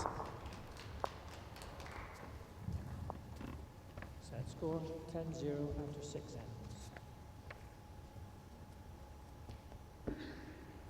Don't forget, if you've got any questions for Dan Blewett while he's here, you can put those to him. Make them easy, please. Yeah, it's Sunday evening. We need a laid-back questions. I haven't had my dinner yet either. Do you get dinner? Well, I don't know. Do we?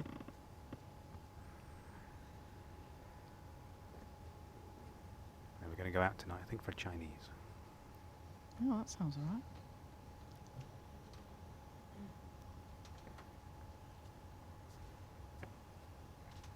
Sounds better than salad to me.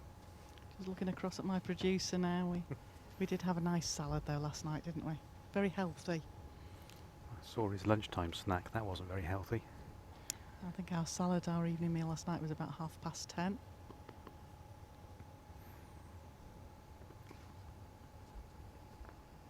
Great ball there from Anthony Yip. That's what he needs to do now, just find a few of those, settle down a bit.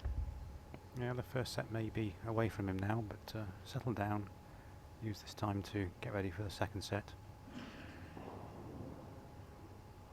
Give Les a good run for his money.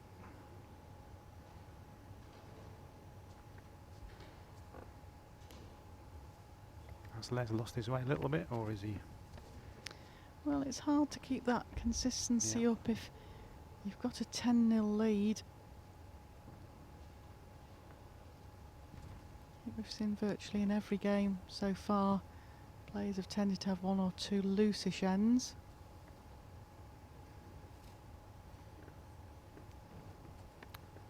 Am I right in saying, Janice, that every game so far has had a score from each player in every set?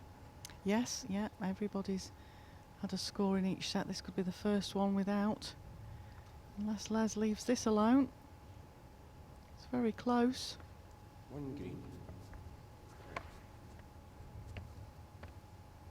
It's very hard. Sometimes people say, why don't they let them score? Well, we've seen it before where somebody's let somebody in and then all of a sudden the set's disappeared away from them. I don't think that's going to happen at 10-0, to be fair. Les Gillett's such a strong player, every shot in his armoury.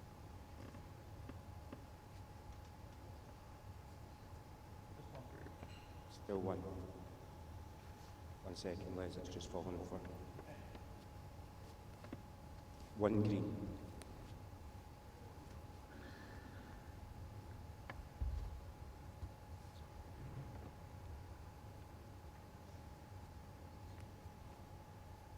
Well, Les is certainly watching this bowl. Not quite making the trip, is he? No, so Anthony Yip is going to be on the card. Could get a 2 after this bowl. He needs a 2, otherwise the set's over anyway.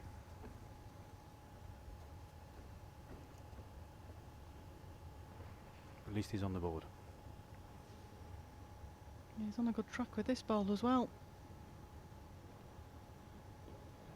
There we go. Well played, Anthony. More of that, and it gives him Two a chance in the shots, second Anthony set. Yip. Like you say, it means that we still go into the 8th end of this set, but just nice to see him settling down a bit. Well, we could yet see a tied set. Set score 10 Very true. after 7 We've had- ends. We've had a tied set today.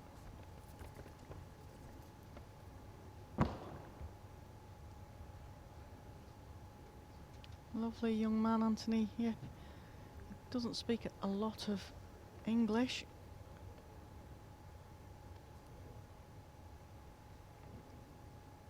Certainly spent a bit of time around the venue. 6.5 metres. And I certainly don't speak any Mandarin or Chinese, Cantonese at all, so there's no way I will correspond in other languages. Now, I had to smile the other day. I was talking to our new official, Dan McManus. He's fluent in, I think, about 5 or 6 languages, but none of them any use to the qualifiers that are at the World Bowls Tour. Oh, why did we bring him in? I know, I wondered that. Well, perhaps because he does speak Spanish, so And David Gawley lives in Spain now, so That's perhaps we true. can say that one. But I said he wants to start learning the languages. It did come in handy last night, though, in the hotel bar, 1 red. where the bar staff were Spanish. Ah, now there you go.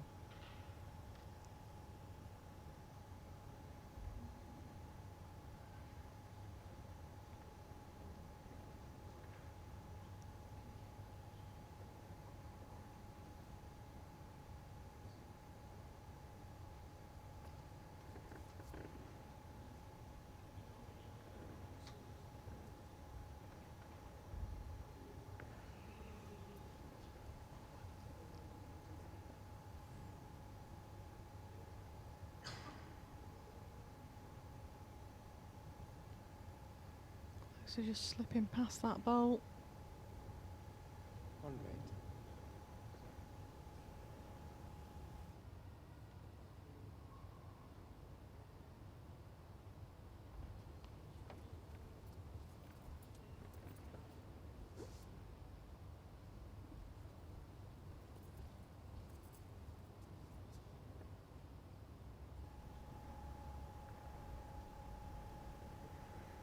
Two red.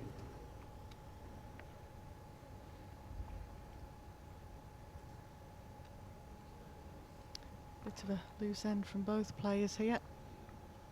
I know we do say it time and time again, but it's always hard for the qualifiers when they come over here 3 red. to adapt to the rink. Les Gillett's very, very experienced. He's very experienced at playing on a TV set. Okay, the cameras for the BBC aren't running yet, but our cameras are out there. Anthony playing a runner again. He was on target again, guys.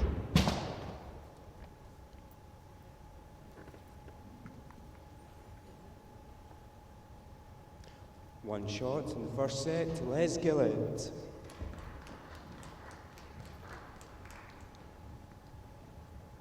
Certainly seems to have that aggressive bowl in his armoury and likes to use it. He was on target. Got the jack on the way through.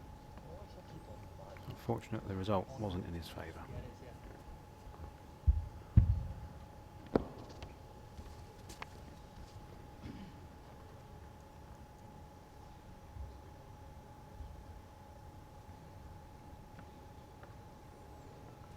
One of the questions we have had in, Dan, was from somebody that was viewing that wasn't a bowler, and they might still be tuned in to us this evening. Jack left You might 28 see and a it half during this game, but it's been noticed about when a bowl runs up the green and touches the jack, the marker out on the green chalks that. Ah, yes. So this bowl just been delivered by Anthony. It's in its original course. That's the term we use. So the bowler has delivered it. It's in its original course. If during that original course it touches the jack, it is deemed to be live. Therefore, it is chalked. And if it ends up in the ditch within the boundaries of the rink, the two vertical lines we can see on the end of the rink at the far end, we have the same at this end. If it lands in the ditch there, just like this one, so bowl in its original course, we mark it with chalk. If it ends up in the ditch within those two vertical lines, it is live and it stays there. Any other bowl that hasn't touched the jack on the way through is dead and will be removed. Perfect timing One from red. Great, Les wasn't it? Gillett there for us for Thank you, Les. explanation.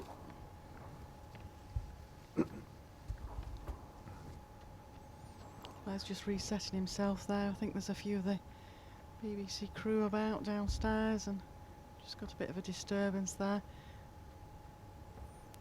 So any other bowl that does come into contact with the jack that's not in its original course and does not get chalked, and if that does end up in the ditch, then that is dead. Two red. So it has to be the one that has just been delivered whilst it is still moving. Yes, because of course the ball could come to a stop and then several minutes later fall over and tip the jack. Yes, that's another actual part of the rule, actually, that a bowl may come down and be very, very close to the jack on an angle in leaning, but hasn't yet touched it. We will still look at that bowl to see if it might fall over and touch the jack if the next bowler has not yet delivered their bowl. As soon as they have delivered their bowl, it can no longer be a toucher if it then falls on. But it's up until the bowl has been released, the next one. Is this another example it's going to show us? No, not this time. He was close. Come on, Les, you can do better than that.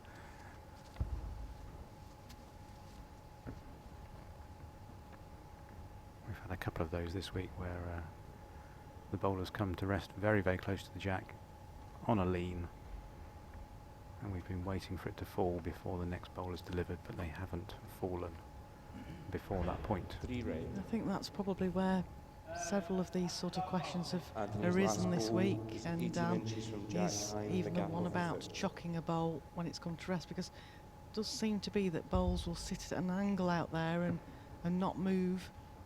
Yeah, they obviously have a centre of gravity and a footprint.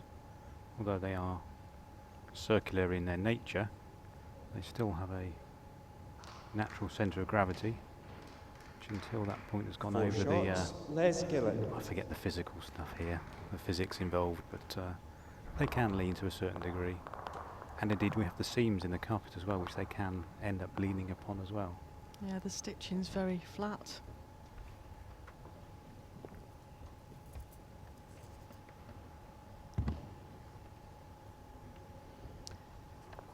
If a bowl is actually just coming to finish on a seam, You can see there, just in front of the Jack length, maximum 25. length T mark, there's a horizontal line on the screen. That is one of the seams. so I was speaking to somebody the other day and they thought that the whole of the blue carpet was put down as one piece. It's actually several pieces that are laid out, then they're stitched and then ironed and pressed. It's the first time at this venue that I've actually seen the portable rink being put down, and it was quite fascinating to watch them making sure they ironed each of the seams.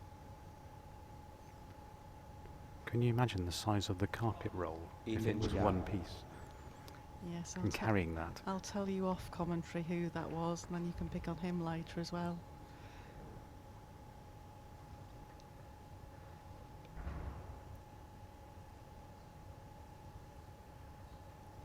By process of elimination, it was the other person that was here for the start of the rig, and I'm not referring to Richard Madison. Oh, so that was possibly... Oh, I couldn't say. Something to do with rivers and damming on them, is that right? That's the one. Well, Anthony Yip's down a decent line with this bowl. He really needs to be stringing a few ends together here now to give himself a chance in this second set. 2 red.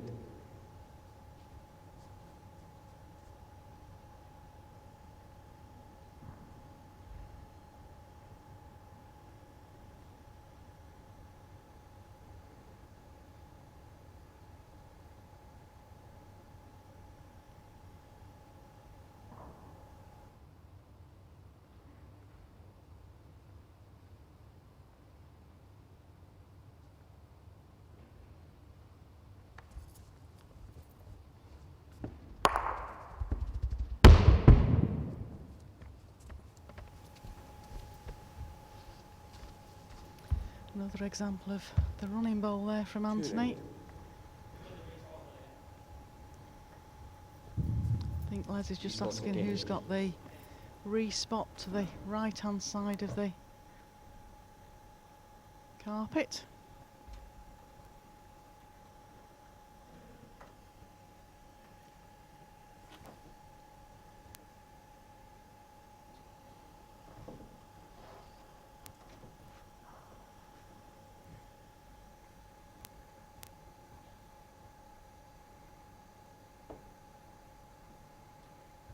A look of concentration there on Anthony's face.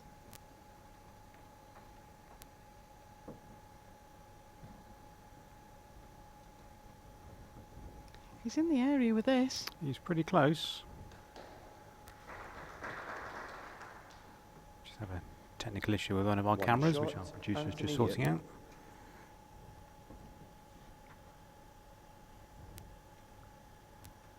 Set score 4-1 after 2 ends.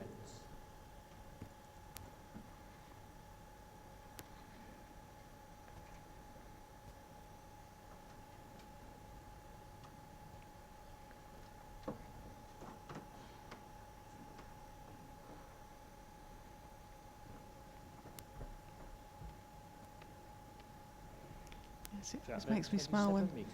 our producer does a bit of running around in circles, looking very stressed. That only seems to happen when a picture goes down for him. Bless him, he's just taking his slippers off too. Now he's got his working boots on, Yeah, he's been sitting all day with his feet up on a box. I don't know. making work for his money. We can only say that because he hasn't got his headphones on listening to us at the moment. He's trusting us. That's bad, isn't it? I wonder if his boss is tuned in. I believe so, yeah. Gap is 8.5 inches. They've been listening in. We've had really decent viewing figures over this YouTube streaming. It's been amazing that you've all stayed with us and enjoyed the bowls. Good to hear. The World Bowls Tour introduced it 2 years ago. You get to see all the bowls played, not just the bowls that go on mainstream TV. You get to see all the qualifiers in action.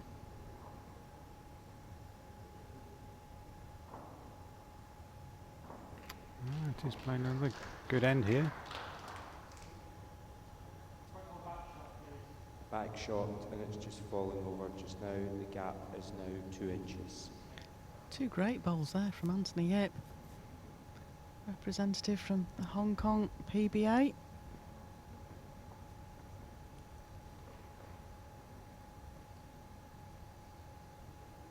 Les Gillett's from the Melton Mowbray Club. He lives in Leicestershire. Make nice pies. Very nice pies. Not Les, I don't think, but somewhere close around by there. I've been fortunate enough to qualify for the finals there on a number of occasions. You can always guarantee a nice pork pie. Dan, we'll have to stop talking about our producer again. He's back. He's a very nice man.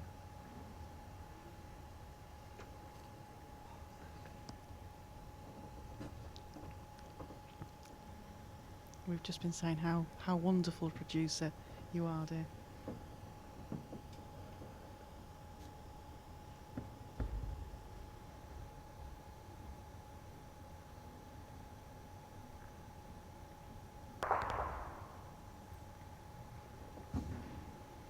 Well, just having a look what the situation is with there. We're ditch cam should just be able to pick up that jack hopefully for us. Two green. Luckily we can see over the balcony here, but the ditch cam will give you viewers a good chance to see it. There we are. Jack in the ditch, marked with a, and now Les has got in the way. How very Yes. handy. Don't think the players realise we have this new super duper camera. Oh, he's moved now, so we can have a look again. Yeah, we'll be able to get a better view from ditch cam now as this bowl comes into view. There we go. Anthony's holding 2 already. There's number 3. 3 green. 3 green. Fair bit of room there for Les Gillett. Yeah, he's got 4.5 feet to draw into there. You can see there on the bank. Oh, well, I can. You can't at the moment, on viewers. Sorry about that. The jack has gone into the ditch. That is always live within the boundaries of the rink and in the ditch, and that is marked with a yellow disc, which I'm sure our ditch cam will show us again in a second. So the players just can making the see where it producer is. work for his living now. There it is. There Look. we go. Jack in the ditch. Here's a yellow disc great above shot, it. that. One shot, Les Gillett.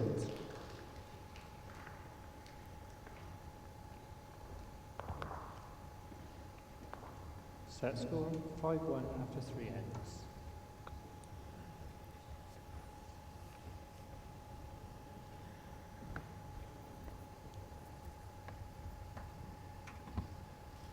Yes, we've had some very good viewing figures, and we've apparently had a question through about highest viewing figures. It varies. Live viewing figures is what we tend to look at, who's watching us right as we speak. But if you go to have a look at various different games, particularly at the World Championships, viewers that have viewed the YouTube footage after the event were really high figures. And I know the World Bowls Tour CEO was amazed at the first year what viewing figures we did get, and that's what we like to keep the YouTube going for you for, so you get to see every bowl sent.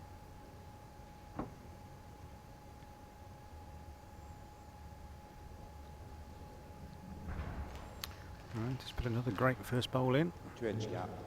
2-inch.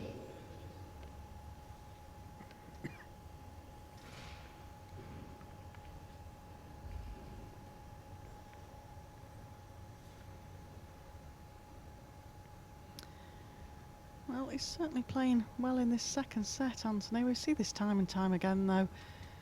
Players struggling in the first set, just settle down. 1 green. Chris Gale was in commentary just before you came in, Dan, and he was saying that he does think it's an advantage when you've been to these sort of venues before, experience the TV sets and the stands. Yeah, it's all new to them, isn't it? Well, I say it's new to them. It's new to them in this environment.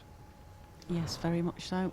And we have other tournaments in their home countries that are equally as big 2 in terms green. of stadium, etc. It's the pressure, it's the world stage. I remember my first time out there on the blue carpet, I was shaking like a good one. Yes, well, again, that was mentioned by Chris Gale about the umpires and Darren Burnett this morning about the job you officials do.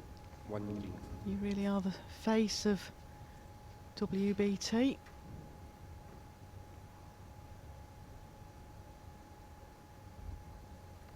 It's really nice to be so closely involved in some great games and some great people. It's certainly not a job I envy you for doing, having to make decisions on the spot that can affect players and working under shot clock rules, trying to get your decisions ready for the player. That's right, during the whole of each end where we're building up a picture as each bowl comes in. Billy, that ball's just fallen now.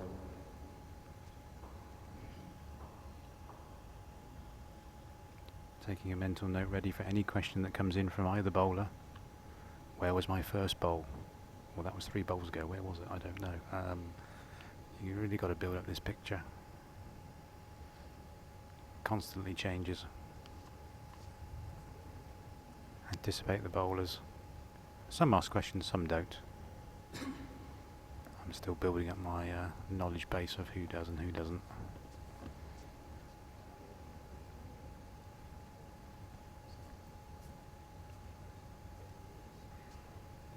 In the last game, Billy's always a very good person who asks lots of questions. He doesn't use his shot clock that often. Well, we're on a countdown here. 3, 2, 1. He might lose this bowl. Yeah, that's the 3rd bowl we've seen lost this week.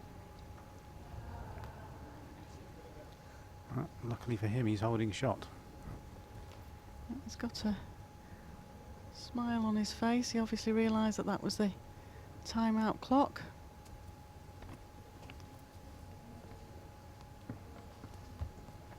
One green conceded by Les.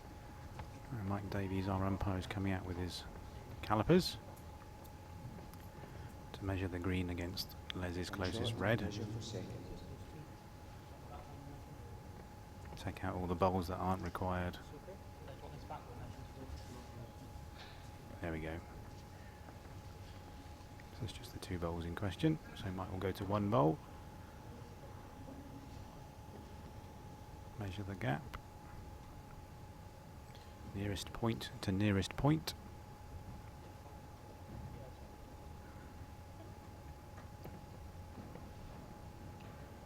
Running down the face of 1 bowl, coming to the other one. About an inch gap there, Les. 2 shots. Anthony Yip.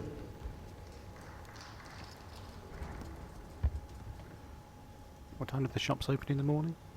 Specsavers? Oh dear. Les has never been one of the best of judges. He'll even say that himself. 5-3 after 4 hours. He plays in the international rink with Andy Thompson as well, so Oh my lord. yes, I thought that myself. Well, could we see another jack disappearing into the ditch here as well? Yep, that went off at a bit of a speed as well. I had to chuckle earlier when Andy was playing, and who was marking that? Was Dan marking that? Dan McManus, our current marker? And there was a very close bowl, well, 2 bowls. Andy came down, had a look. Andy came down again, had another look.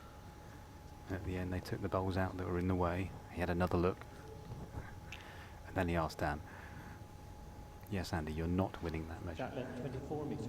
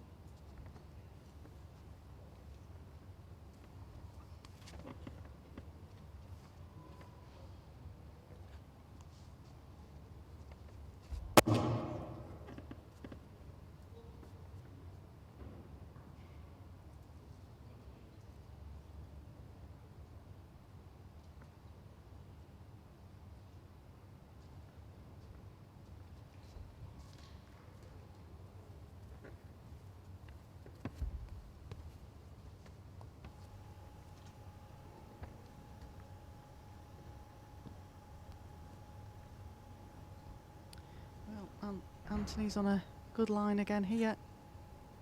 1 green. Ball. Your ball. Your ball. 1.5 to 2 feet. Yeah. Marker Dan McManus there just confirming which bowl it was that Les Gillett actually wanted to know the position of. Again, we were talking about this earlier, Dan, that different players have different mannerisms to know what they're calling for. Are you asking for your bowl position, the last bowl position? They're all things that you're having to really think of on your feet when you're out there. That's right, which is where you build up that picture. Then once you've got it clarified, you can instantly answer. Unless you've been really confused by the question. Sometimes we have confusion over terms used. Live bowl, dead bowl, chalkers, touchers. Yes, there's different terms used in different areas, even of the country, of how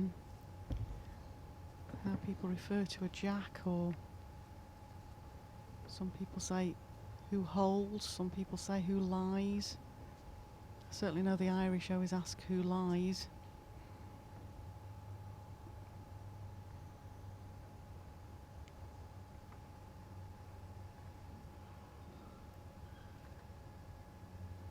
Certainly be interesting now if Tony could pick up another end here. Yeah, currently holding the 2, makes it level.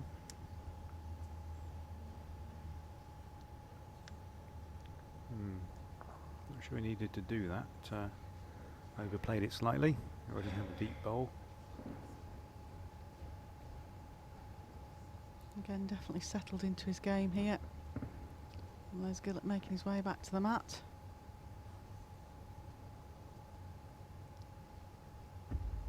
There's a runner this time. Timing it, it's very close to getting a result. Both bowls. Oh, That's what he looked superb. for. Anthony clapping there as well. Realises it's a great shot. One shot, Les Gillett. Well, that makes a huge difference if Anthony Yip had picked up 2 shots there.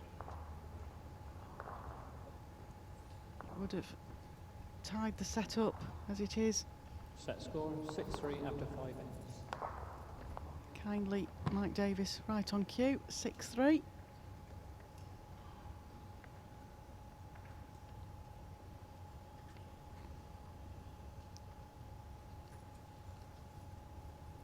Don't forget, stay with us tonight. We've got a really good game coming up. Last game on today, world number 1 Nick Brett playing Mark McPeak. If you can't stay with us, pick up the results and news on worldbowlstour.tv.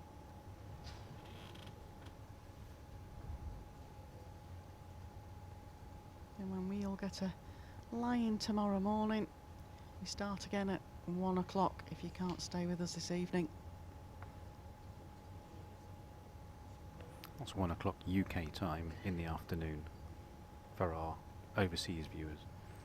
That's a very good point. I was asking Oliver from New Zealand came in to commentate earlier on, and I was asking how many of the New Zealanders would still be up. We got reports of what time it was over there.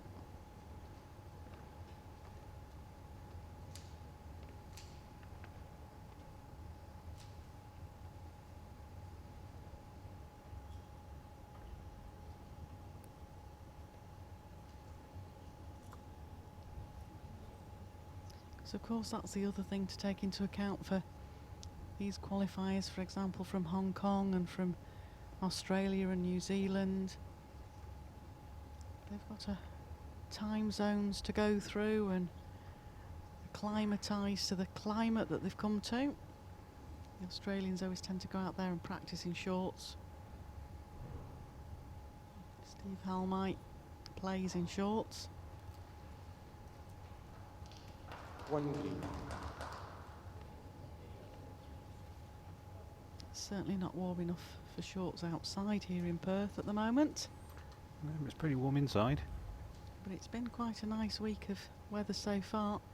We have been known to have snow up here in the past. There was a couple of flakes the other day, but they didn't last. Is that the commentator's curse coming up again? Yes. Thank you, Janice. One green. I did tell you to bring your skis.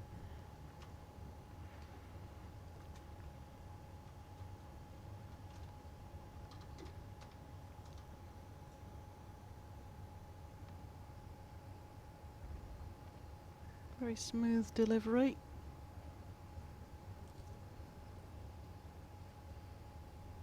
Looks down a good track again here.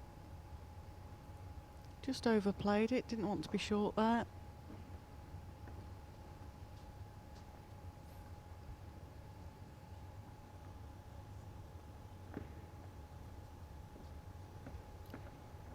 Let's take his time over this. And a good look from all the angles. I think he's having a look to see if his own bowl takes the green bowl past the jack.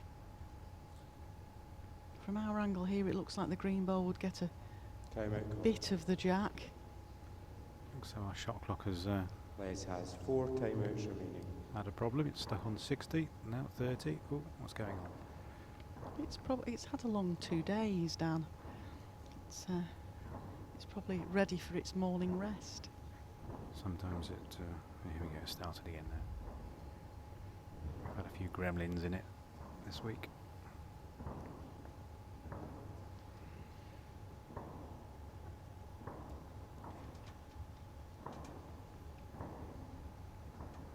First thing this morning when I was in charge of the shot clock, it froze upon me. And with 4 seconds notice I tried to let Mike Davies know that it was right above his head and it would go off. And he didn't spot me waving frantically at him. And it frightened him somewhat. I should imagine so. An early morning wake-up call for him.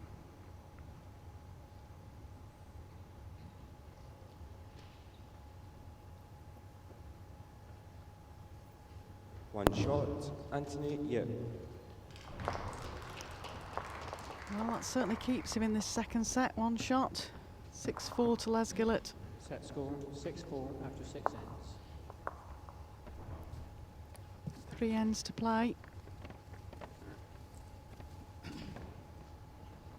3 ones would do him, Dan. Yep.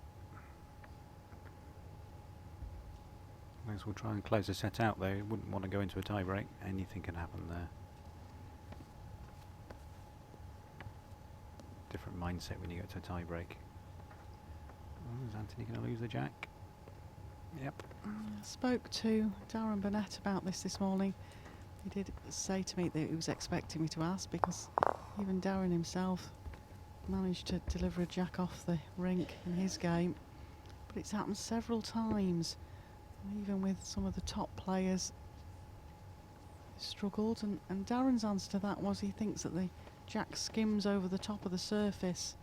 I think we've had that here before, Dan, haven't we, where players have struggled with the jack delivery here? Yeah, I think you're right, Janice. I think last year there Jack was then 24 numerous meters. occasions when that happened. I seem to remember that involved Darren as well. He wasn't well last year, as I remember. No, bless him. No, he wasn't well, and he managed to get to the semi-finals. Yeah.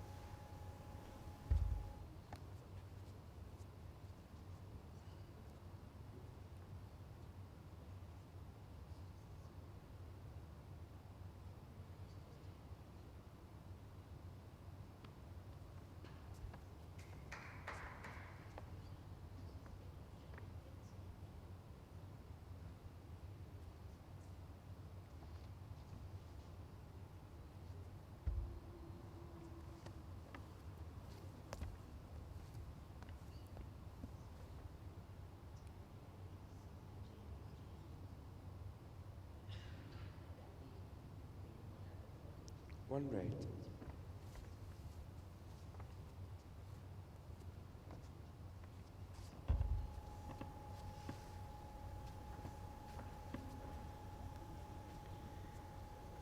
Well, Les gets a couple of shots here.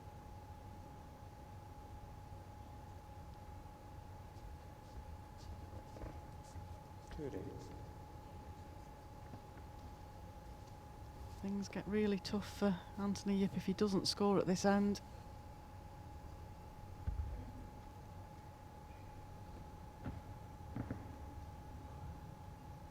The winner of this game faces the winner of the next game up. World number 1 Nick Brett. One of the most One green. successful players at this venue. One green. Your last ball is 18 inches through.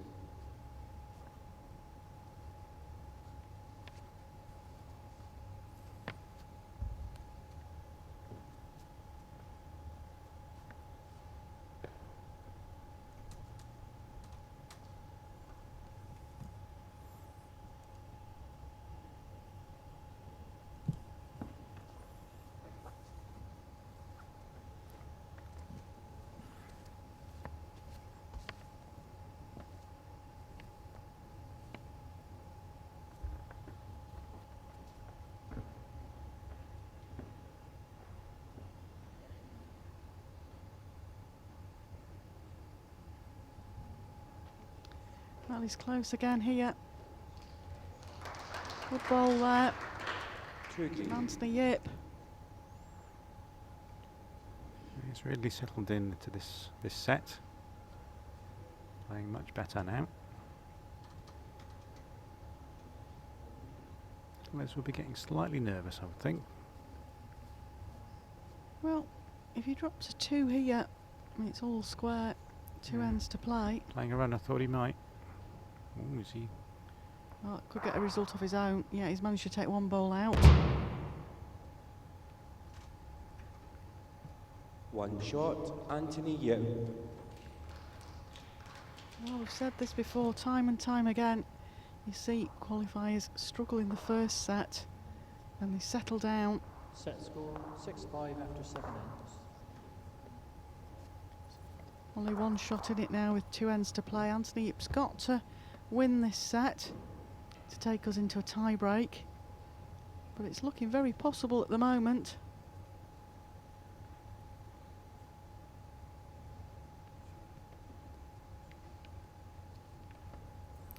Les scores 3 this end, it's all over. That's 27.5 metres. Yes, Les has been certainly made to work this second set. First set 10-2 he won. Made it look easy, but Anthony Yip struggled. He's now come on to a very good game. Yeah, so if this game does come to a conclusion very quickly, I shall skedaddle out of here. Yes, well, thanks for your company and the green. thanks for answering those 2 questions that we did have yesterday. I'm just hoping that people that were involved in that listened to your very eloquent answers for them. If we get any more, I'll be pleased to answer them, or indeed any of our umpires here this week. Yeah, I've said before, if anybody wants to know, now's the time to ask. On when we're on the streaming, we can get questions to our umpires.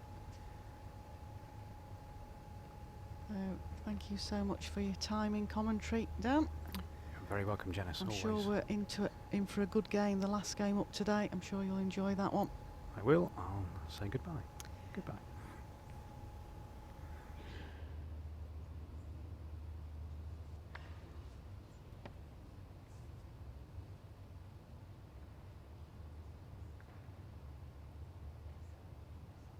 One red. One red. Yeah, one to Les Gillett here. Anthony's ball. It's nice to have Dan Blewett, one of the match officials, join us then. 16 inches. They do a tough job out there. They get a rest game every 4 games, and he's kind enough to offer to come and answer your questions on his rest game. Meanwhile, he's hot-footing it back down to rink side.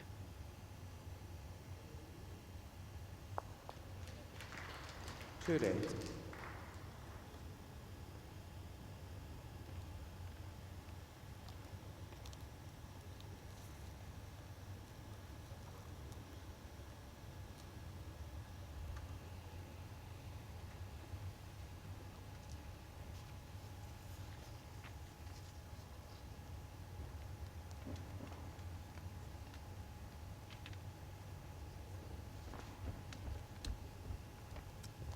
Two red.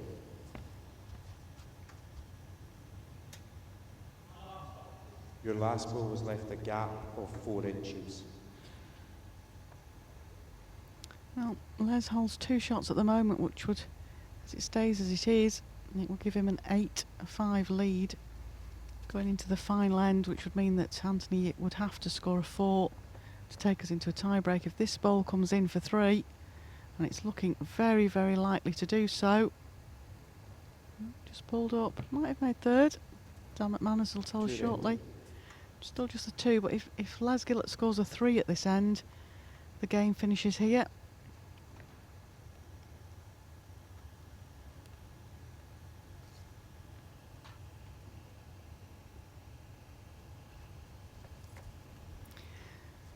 Played a runner again. Managed to get his own ball out the head. Missed the target. Les has got this ball now to win this game. Two red.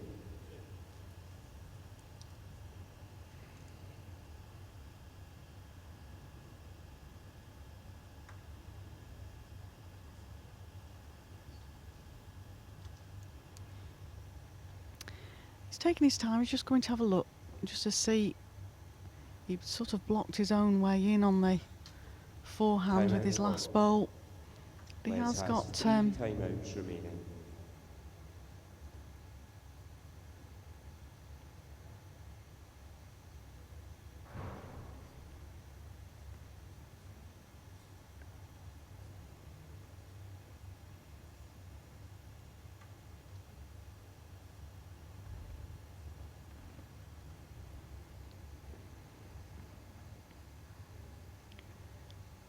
All he needs now is a good weight with this bowl. It looks a very good line. Misses his own. Looks like he's going to push it in for third bowl.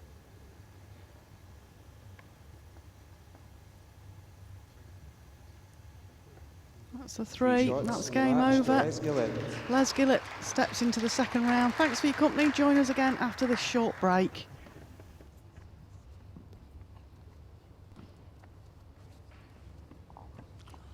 Once more, ladies and gentlemen, give both players your appreciation for their match.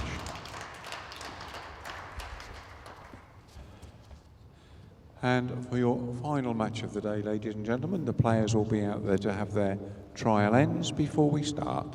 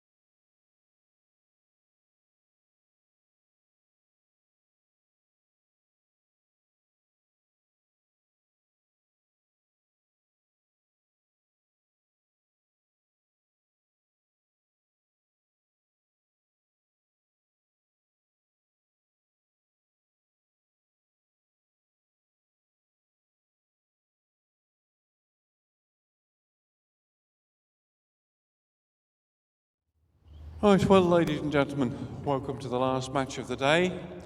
And without further ado, let's bring your players on. Your first player was a former indoor singles champion. He's also a former British Isles singles champion with over 50 caps for his country from Ireland. Let's welcome Mark McPeak. Jump around, jump around, jump up and get down. Jump, everybody jump, everybody jump, I'll serve your ass like John. And up against him, ladies and gentlemen, reigning world indoor singles champion, England international since 2000, with over 23 national titles, world ranked at #1. It's England's Nick Brett.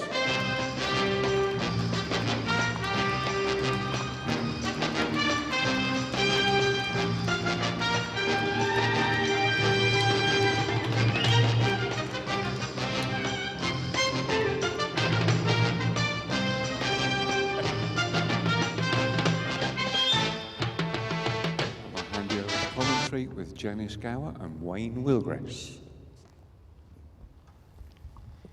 Well, thanks very much, Richard, for that introduction. The last game of the Sunday session here at the Co-op Funeral Care Scottish International Open 2016, hosted by the 28.5 Dors Centre here in Perth. And yes, I'm delighted to be joined in commentary by our first giant killer of the week, Wayne Wilgress. Welcome to World Bowls Tour commentary, Wayne.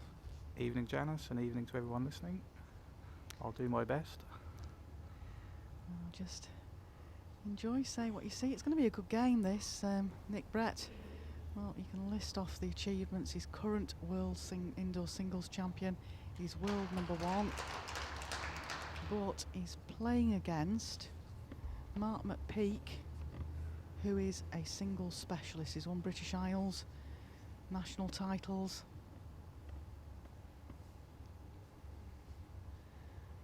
So he's been here before as well. He's qualified a couple of times. I know he got a Co-op wild card once a couple of years back to here. This time he qualified because at the time that South Africa pulled out of the draw, Mark McPeak was ranked 1 in the PBA rankings. So again, he keeps being fortunate to get into these draws at the Scottish. So he's looking forward to playing here. But this man going on the mat, he's won this event. He's won virtually everything in the game. And the nice thing about Nick also is he's one of the ones that proves the PBA system. Qualified time and time again, was runner-up in events, qualification, finally made the breakthrough, made the most of it, top 16, now world #1. You too can do that if you enter the PBA qualifiers. I think I was saying in commentary of your game, Wayne, you've got to a number of finals before you've actually managed to get over that hurdle. Yeah, very hard to qualify, very hard. I used to qualify when Nick was trying, and that was hard enough. Very good Nick, back in the day on Lincoln, now he's there. He's the one to beat. Yes, one red. Yeah, 1 red at the One red. moment.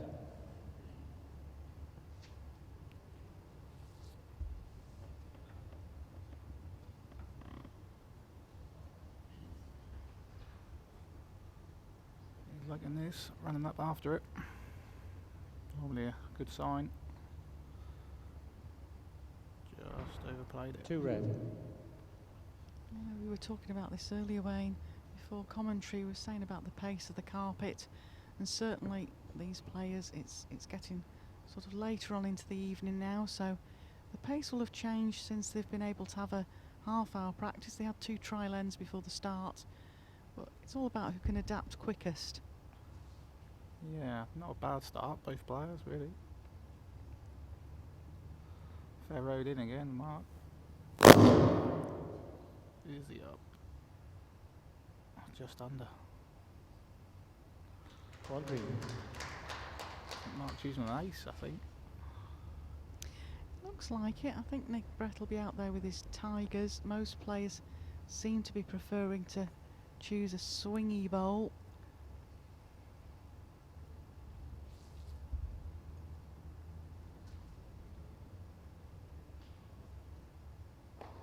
Don't like it. Slap of the thigh there from Nick. That's out wide, I think.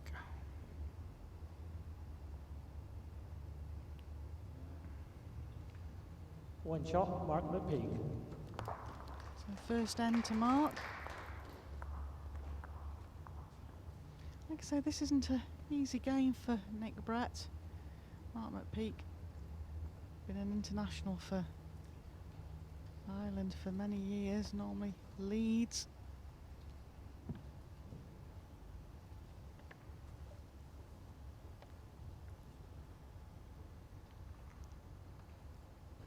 Jack length 28 metres. Have marker out there, Mike Davis. Umpire is newbie Dan McManus. I believe it's Dan Blewett on shot clock. It's the shot clock king, Tom Weir's game off.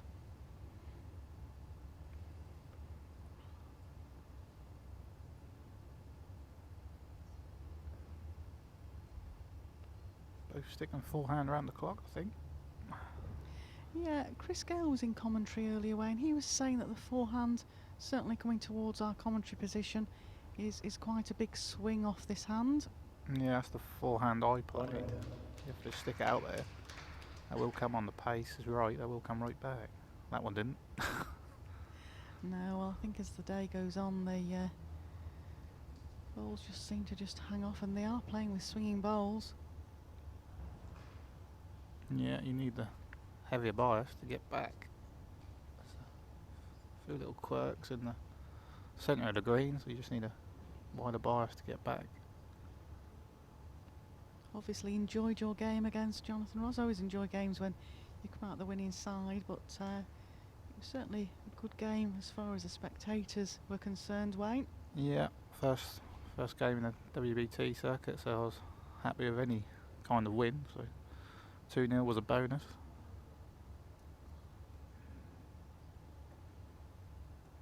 And next up, you've got the Commonwealth Games gold medalist Darren Burnett.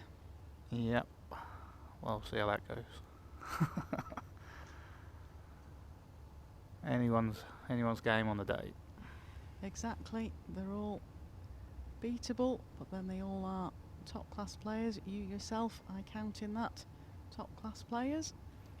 We said yesterday that although a lot of people that are listening in and watching in might not have come across some of the UK qualifiers, certainly nowadays it's very, very hard to win a UK qualifier, and you're a man of experience, Wayne. Yeah, just keep plugging away. Keep plugging away. I think I had about 14 Yes, years, just I the think, one. trying to qualify. No, 12 years. 12 years trying to qualify. Lost a few finals, but managed to get over the line this year. So that was good. Well, I think Mark's just looking at the draw again here. Still a bit of room. Looks reasonable. Probably the winner on the drop.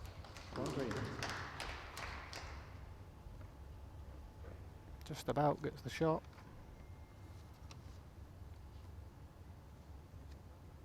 Any turn. Oops, on the forehand, Nick.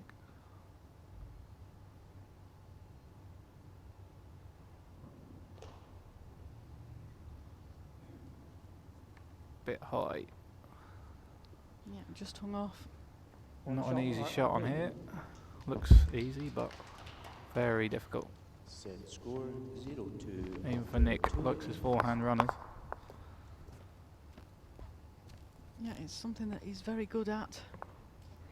So we often say that the seeds are vulnerable in the first rounds here. Certainly when they're coming across top class internationals like Mark McPeak. I'm sure there's a few people tuning in Belfast to watch his progress.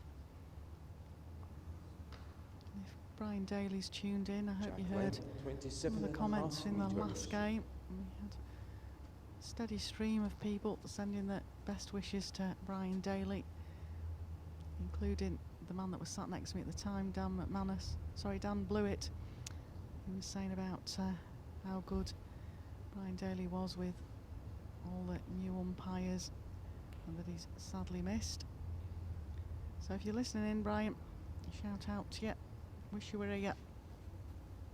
Meanwhile, Fair start again. great start from Mark McPeak. He'll be happy with the way he started. 2-0, steady 2-0 lead. A nice start. Yeah, somebody mentioned yesterday about the fact that Alex Marshall had played the last game last night. Shot clock's Nick coming on. Brett Just a sec. has got the last game tonight. I'll just hold on because apparently there's an issue with the shot clock, so we're about to all get deafened by the sound of it. Not a pleasant noise. You don't want to be caught out with that, which No. no one did. Yeah, there's been 3 so far this weekend though. It's been very unusual.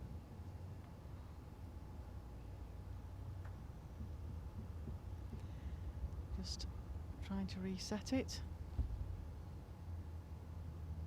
But yes, it's just purely luck of the draw. The BBC and TV do have some influence on games that they want to broadcast. But apart from that, WBT just worked down the draw, and it just so happens that the game on this evening is Nick Brett. The game last night was Alex Marshall, MBE.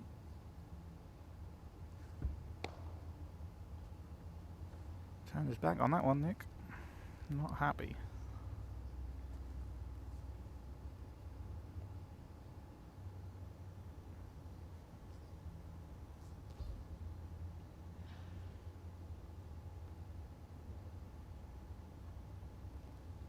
Well, looks down a good track again here. We think that Mark McPeak's playing with Taylor Ace, does it look like, I think? I think it's a Taylor ace. Yeah. Most of the Taylor boys in nationals. Johnny used internationals against me. I know David Gawley used internationals. I know Andy Thompson was toying with the internationals, so the players do seem to be picking a swingy bolt. Is he up?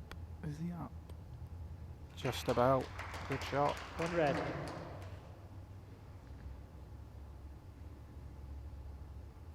Mark McPeak, huge into fitness and keeping fit and sports psychology of the game. Sounds like me, Janice. Very much so. How many miles run did you do this morning, Wayne? I went for a walk. I Oh, wouldn't say a run. I went for a walk. Went to Glasgow. Really went to Glasgow? Yeah, I went to see right. where the Commonwealth Games was played. Had a little look around there. Oh, right. Yeah. Lovely. Very nice. It's quite nice to get out of the venue when your next game, I think, is it? Tuesday. Tuesday? 1 o'clock, yeah. So you've still got another full day to sort of get some practice in tomorrow. So it's nice to get away from the venue sometimes. Yeah. Just get a break. Got to practice tonight after Nick, so. One shot, Nick Brett. A bit scrappy there. Nick managed to find one good one. Just sneak the one. Set score 1-2 after 3 ends.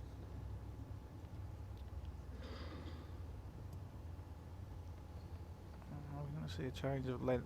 It's been quite interesting over the last 2 days sitting here watching all the games so far. There's been a variety of choice of length. Sometimes you find the top players Length all 27 metres. gravitate to the same length, but certainly been different out there this week. Nick swapped his hand. Gone down the backhand this time. Hoping to find a different line.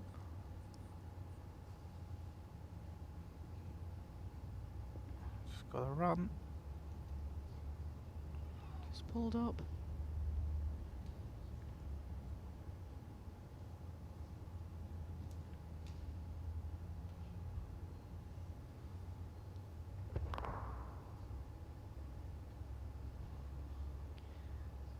Almost 2 different deliveries from these 2 players. Mark McPeak's very precise, goes through the same ritual. Nicky Brett, so relaxed, stands on the mat, plays the bowl. Very natural. Just release same every time. That is the key.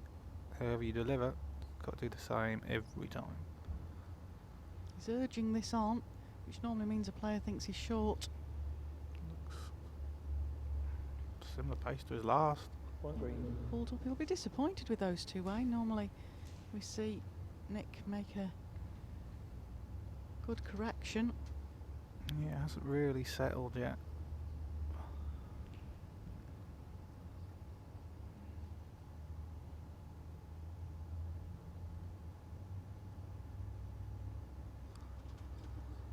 Fair effort again from Mark. Beats Yep, his own. Good ball again.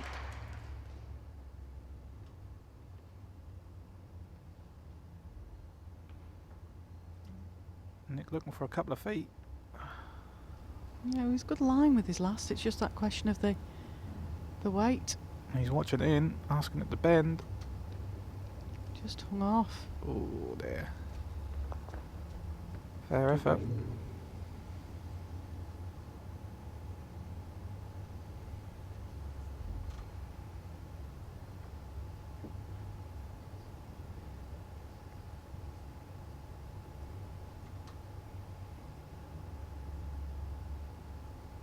Mark looked close again. It's number 3. Yeah. Now, what does Nick play here? Really, he's still got the draw off the forehand, Wayne. He could rest the last bowler, Mark McPeaks. Rest the last, depends how he's feeling. Not quite found his draw. He might attack. Never know with Nick.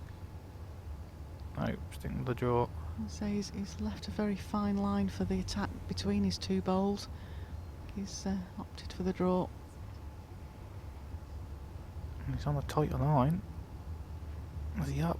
It's all on his weight again. Is he up? Urging Looks it on. good. Gotta stay up. Saved, I think. Definitely 1 green. Favour 2. Interesting, because Dan blew it just before in the game. Before, Wayne was saying that a lot of bowls seem to just be sitting on an angle this weekend. Yeah, I found that, especially this direction.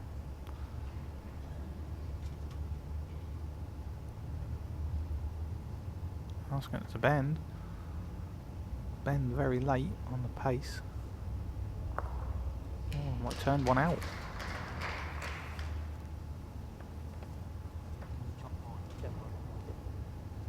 Nick asking for the wedges.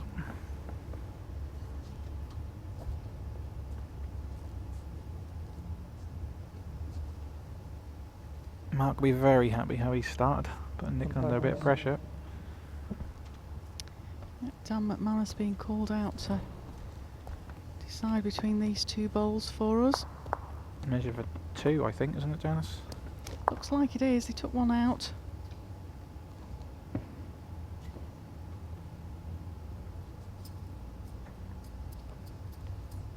Don't forget, if you want to put any questions to Wayne while he's with us, try and make them easy ones. We're on a Sunday, please. Yeah, nothing too complicated. And if you want to put something to one of the umpires, I can find that answer for you. Tiger Pro Nick's using. That surprises me. Well, we've just had the question actually in, apparently, about what are the best bowls to use for the portable rink, and I was about to say most players seem to be going for a big swinging bowl. Interesting that Nick's chosen Tiger Pros, which is not the swingiest bowl that the Hens Light company produce. Who can argue with Nick? World champion, world number 1. He knows best, not us.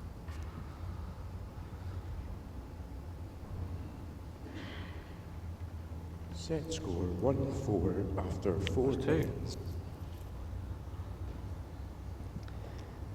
Well, world number 1, a little bit under the cost just at the moment, not just quite finding it yet. Length 28 metres.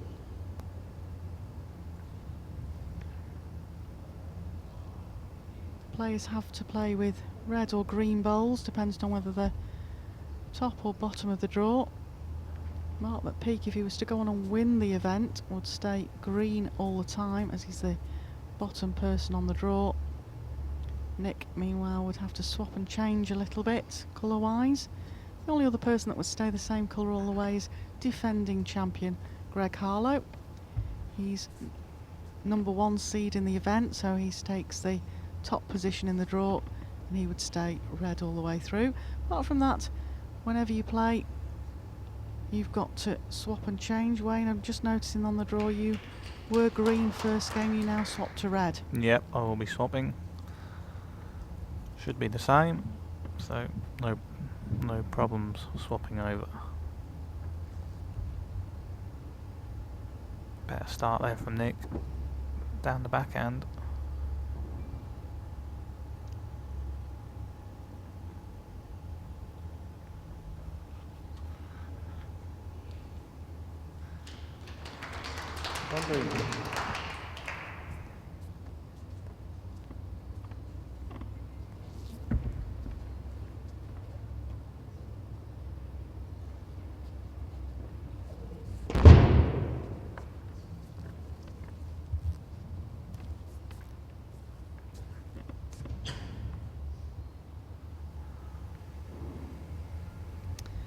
Wayne, I've just had the producer hand me over a question for you. Well, somebody out there has asked, who is the best player you've ever seen from New Zealand? Quite a few. I think there was one played this afternoon. Played very well. Got a good lead in the second set and just managed not to get over the line. But several good New Zealanders about. I remember one got the Potters a few years ago and won a couple of games. Phil Bennett, good player. Managed to play with me at my club now, so he's handy. Few decent New Zealanders and Australians about what come over. So yeah, I can't say who's the best as I don't see many of them. But I've got one or two at my club, Jake Leslie and Phil Bennett. I'm sure you'd be willing to accept a trip over to New Zealand to see a few more of the players if it was free of charge by the New Zealanders, wouldn't you? Yeah, I wouldn't mind a trip over there. That'd be nice. Very nice. That's for your questions. Any more? Just bob them into us. We'll try and get things answered for you. I missed that one, Janice. Mark drew the shot right on top of it. Nick, obviously, I can't see his third bowl. He must have went chasing. I missed that. He did do it. It was just when we were looking at the piece of paper with the question on, Wayne. I think Nick just played a run at to try and chip the green bowl out. Just wonder about the choice of bowl he's made. But like you say, world number 1, world indoor bowls champion in the singles. He's underneath. Oh, it's still just a one down, I think. Great start here from Mark. 2 shots, Mark McPeak. 2 shots. Set score 1-6 after 5 ends. Well, I've got to be honest with you, Wayne. When we sat down together for this commentary, I wasn't expecting us to be saying after 5 ends the world number 1 would be 6-1 down. I was expecting it to be a tight game because I've seen Mark McPeak play many times. He's one of the players from Ireland I admire for his concentration and professionalism. 27.5 metres. But I wasn't expecting a 6-1 scoreline after 5 ends. And he's come straight out of the blocks. Very good start. Nick's disappeared from the rink. Probably just have a glass of water. Probably a word to himself, I think, Janet. Yeah, Janice. sometimes we say about have a word with yourself in the office. That might have been the office he went to have a word with himself in. Great bowl again from Mark McPeak.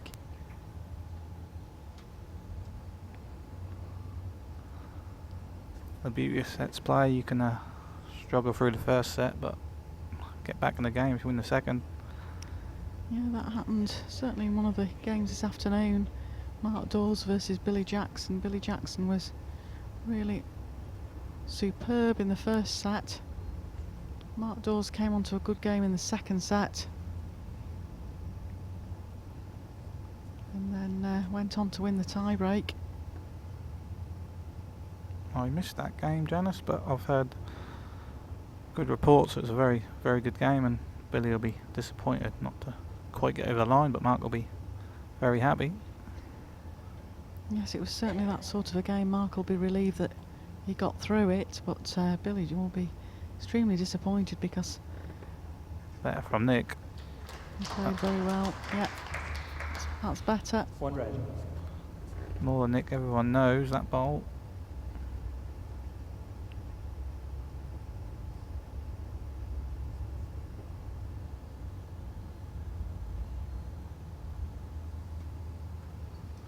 Switching hands from Mark. Any little touch on the jack as a bonus. Looks a good line here as well. Super effort, just overplayed. It's another receiver there though, if he just touches the jack with his next bowl.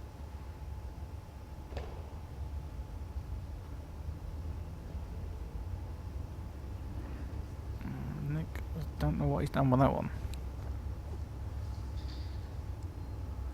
Shaking his head, not happy.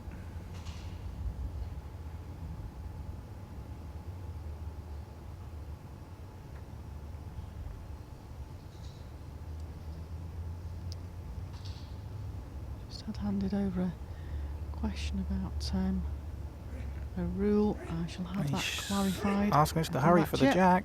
Oh, Very close. What a great bowl from Mark McPeak. big bowl. Got a bit of an edge on the front bowl, but was very close anyway. Fist punched in the air there. I seem to remember somebody else did that yesterday when they played a couple of shots away. Yeah, It's nice to see a bit of emotion out there. It shows that it matters and people care about the shots they're playing. Nick's in a bit of trouble. Dead draw, that's all he's got.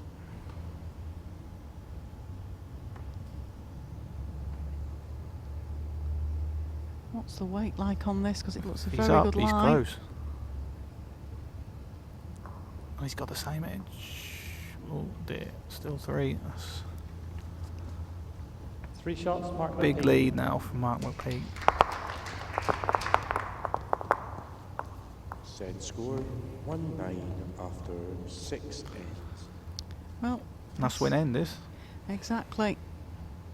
He needs to get back in, and he needs to, even if he doesn't win this set way, he needs to just try and tie a few ends together, get his pace and line right. Because Yeah, Mark McPeak will not take his foot off the gas. Jack length 27.5 even if he meters. doesn't win the set, Nick, he's going to have to try and keep going and keep prolonging the agony for Mark this first set. I mean, Mark McPeak's won the Irish singles many times. He's been out to the Hong Kong Classic, won silver out there. Represented Ireland many times. He's got over 50 caps for Ireland. Very consistent player. And like I say, a lead. Always conscious of his first 2 bowls into any end. It's the key of singles, first 2. Put the pressure on with the first 2 bowls. Start again, good start. Nick not quite getting back.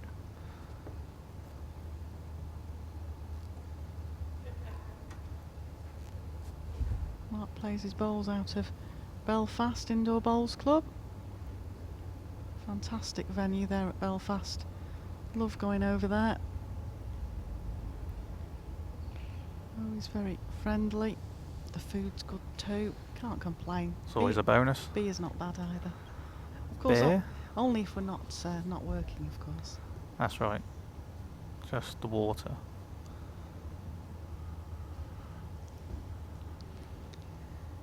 And Nick plays out of the Huntington Club now. He used to play out of the city of Ely, but he's now gone to play with 1 his red. 2 daughters at Huntington. Better bowl there from Nick.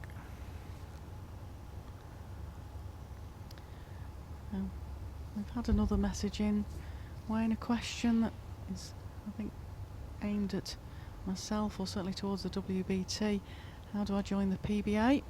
Well, that's simple. If you just go on the PBA Association website, it'll give you the link to contact green. the PBA treasurer, and you just send in your membership form and money, and then he will send out when the qualifiers are for the different events. You just choose your qualifier, and you two could be out there playing one of the top 16. Looking good here. Yeah. Just about. 1 red. Yeah, qualifiers all over the country. Is there 3, Janice? Yes, yeah. 3 venues? It's actually Well, where I qualify is Lincoln, which is where you go as well. yeah. There's Lincoln and there's Carlisle, and there's Poole, Dorset. We also run some qualifiers at Bromley as well, Worlds, etc. Plenty of opportunities for wherever you live. There's always a venue fairly close to you. Yeah, certainly for the Open events, which is the International Open and the Scottish International Open. You two can travel over to Belfast if you would like. There's qualifiers there. Bit far for me. But they are all open qualifiers, those. The stipulation qualifiers are the Worlds, where you have to play within your postcode and where you pay your taxes, unless you have a valid reason not to do. One But shot, Nick Brett. Martin Gale, the PBA treasurer, would give you all those details if you contact him via the PBA website. 2-9 after 7-8. And if you can't locate the PBA website, if you go on worldbowlstour.tv, there is a link to the PBA, but also there's a contact detail for the PBA on worldbowlstour.tv as well. Always find a way. Sure, Facebook as well, Jazz. Facebook Yeah. somewhere, Twitter. Jack Lane, Exactly. We're 26.5 contactable on all metres. sorts of different media. It's brought them up a little. Still no dramatic change in the length. I didn't hear the metre or so. Looking for 7 or possible 8, which don't think will happen, but there's always a chance. I believe somebody's just mentioned about the Falkirk qualifiers. Falkirk holds a Scottish qualifier for the World Singles, as Belfast holds a qualifier for the Irish World Singles. They're for the World ones, they're not for the Opens, which are considered the Scottish and the International Open. For those, you tend to find a lot of the Scottish players travel to either Belfast or go down to Carlisle. A lot of them go to Carlisle. Mr. Trevor Taylor won two of the qualifiers He from did Carlisle. indeed. Yeah, he won the Scottish and the International Open there. We've still got one qualifier yet to run. There's the Junior Under-25s qualifier. Again, it's an open qualifier. Anybody from anywhere can go to it. That's at Falkirk the Sunday after this event finishes. Like I said, that's an open qualifier. It's not restricted to Scotland. It's one of the 2 we run. The other one was run down in Bromley. Like I say, if you go onto the website, it has all the details there for you. Good effort from Nick. Still needs a 3 to even continue. So the green ball's going to have to be removed somewhere or another.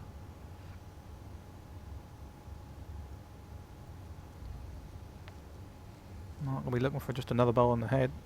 Beat the front red ball, near enough kill it.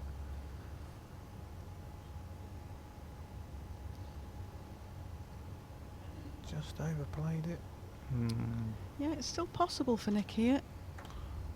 He's having a little run at. Needs probably 2 of them, I think. Looks just under the line.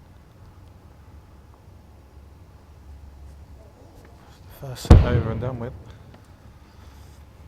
I think Mark that Pete just want to still bowl this bowl. Practice bowl.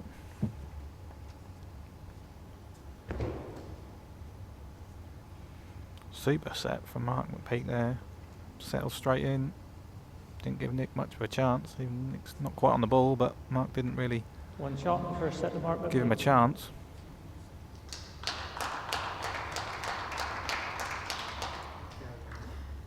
Yes, it's for those of you that have stayed with us.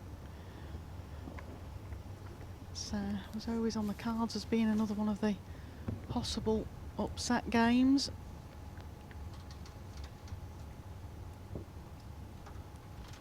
But like I say, Mark is a quality singles player.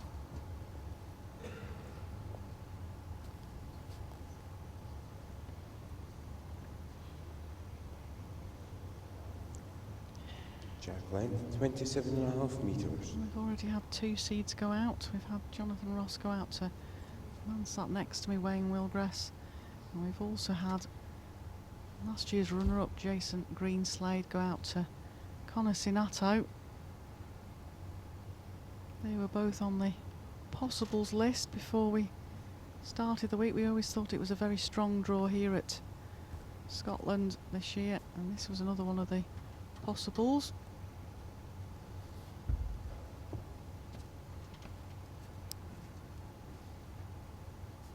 Nickel hoping for a good start to this set. Don't want to be chasing.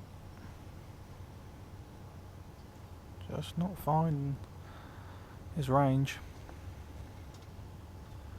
He's not happy out there at all. Plenty of time, plenty of time.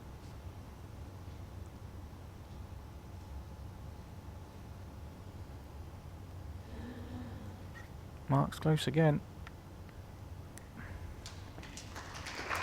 Brilliant. Brilliant bowl. 1 green.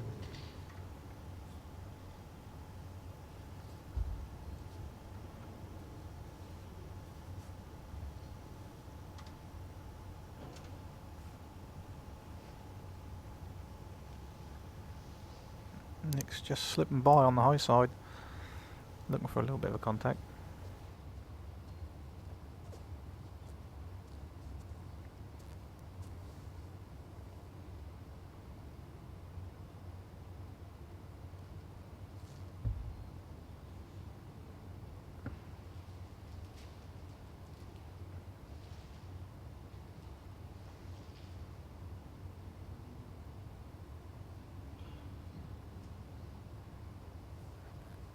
Two green.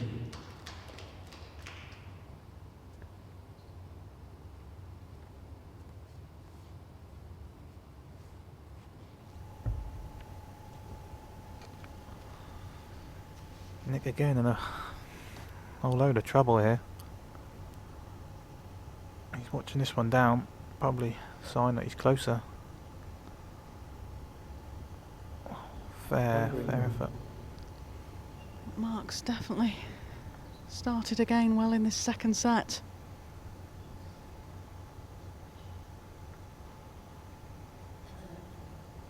Nice draw in here from Mark. Unless he goes deep, but I imagine it'll be a draw.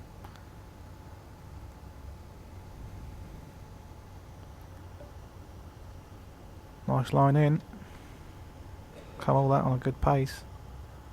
Looks very good. Brilliant. Don't think Nick will be short at this. Two best backs, mini contact. Can't quite see if he's got the respots or not, but down the trusty forehand runner. Is he going to bend? Might get his own bowl here. He might take his both own his own out. Oh dear, that is not good. Unless this has stayed on. Oh, it's stayed on. He's got away with it.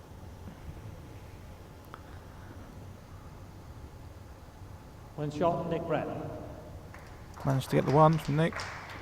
Good shot. I'll be relieved at that.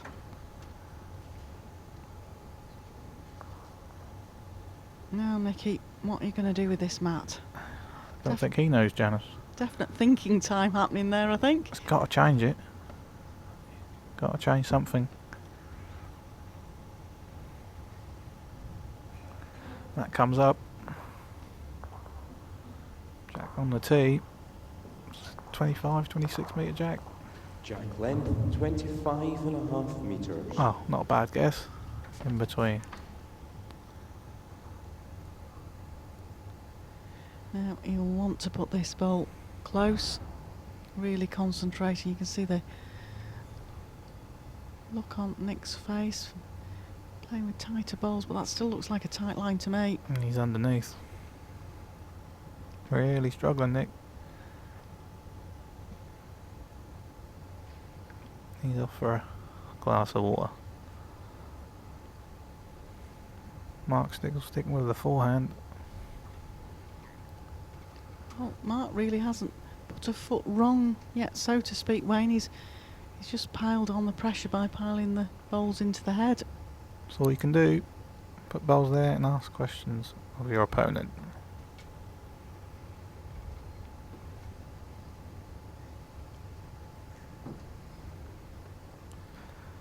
Out wider this time.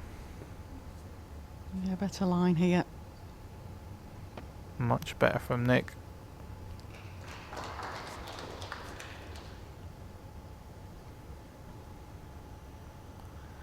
Mark will still be looking on his forehand, but underneath the red ball this time, not round it.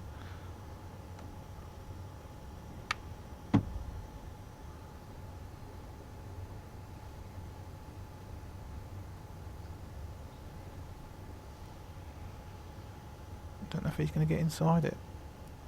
Just hangs there if you get out on the wide line. Got to be inside it to be getting the shot.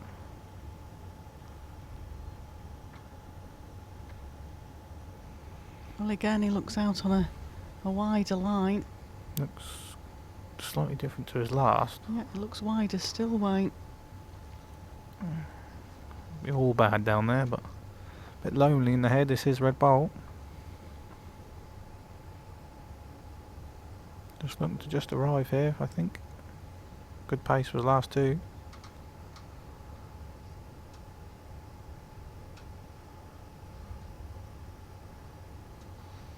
Looks a bit more of an attacking ball, just over the pace. Looks a better line. He's asking it to Oh, finish. it's just That's come hanging. off. Just hanging. That really did hang off. It looked a good line from his hand. He's no finished any different to his other two, and he looked well inside his other two deliveries. But it's hard when the mat comes up. It does just hang, which I got caught out a couple of times. Nick desperately needs another one in the head. Looks a better line, more on the pace. Looks better. Close here. Very good, but they could both go.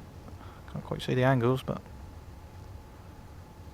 don't know all Mark's what he prefers. I'm guessing just over the draw, but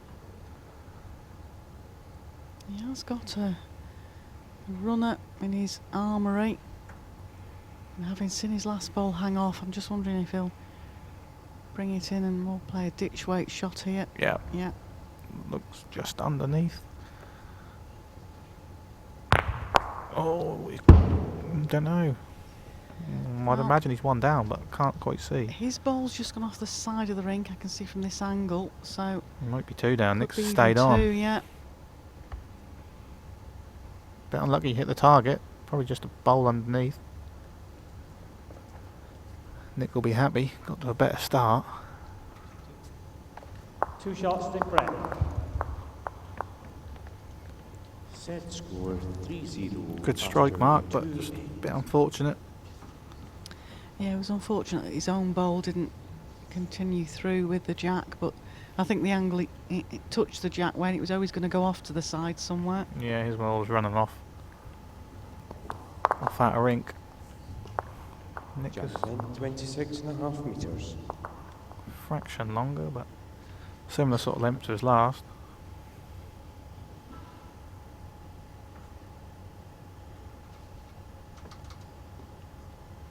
Bit of a disturbance there.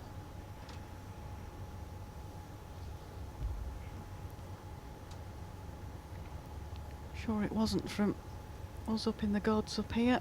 Yeah, we ain't opened no sweets yet. No.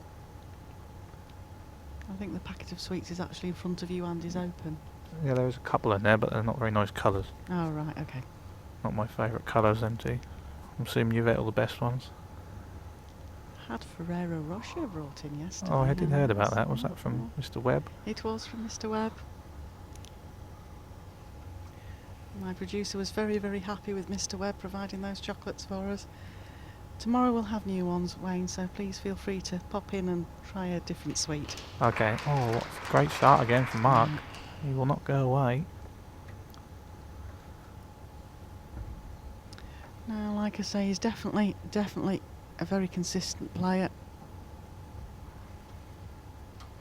He just lost out in the tour cards a couple of times.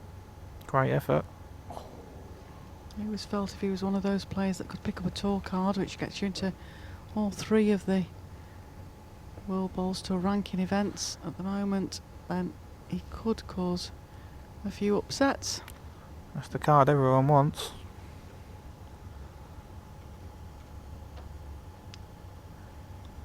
Nick's going to have to try and battle through this.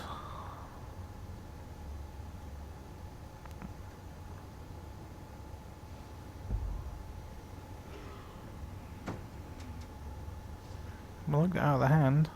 Nick, he's watching it.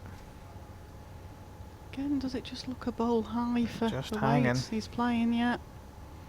One green. Very fortunate in this commentary position Last with the... ball is almost 3 We feet. get the view that you folks at home are seeing, and we also get a view of the rink as well.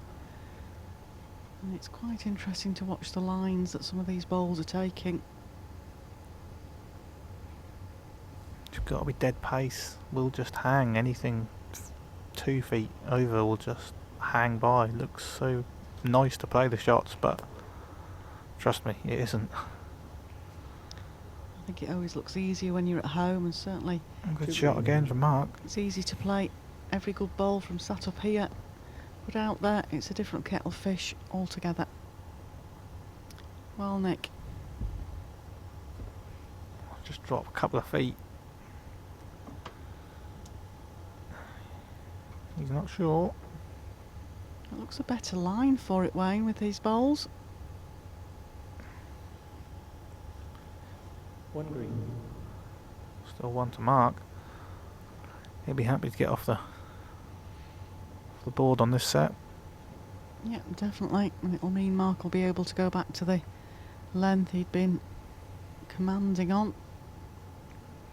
Any little touch will bring another one in, so he'll be just look to draw up to it.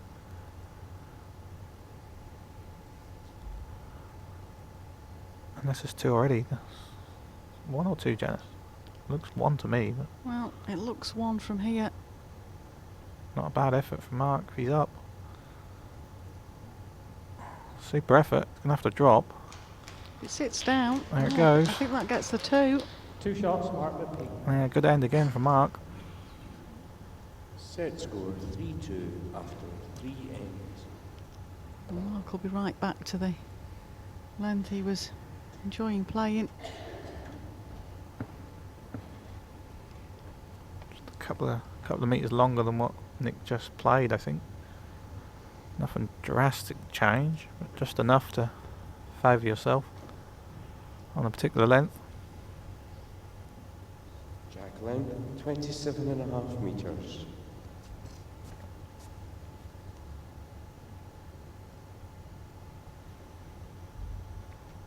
Back down his favourite forehand. They do get back a little bit easier with the mat further back, which he struggled last time this direction, but the mat was up the green. They will get back a bit easier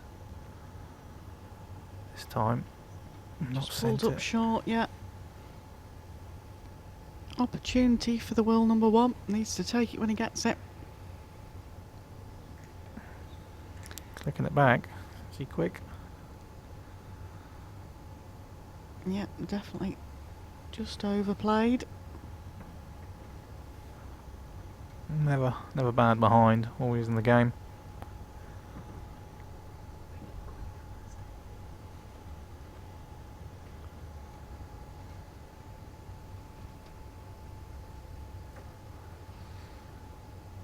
Looking for a couple of feet, Mark. He's got more, but has he got enough? It's the shot. Not quite really good enough to win the end, but it's the shot.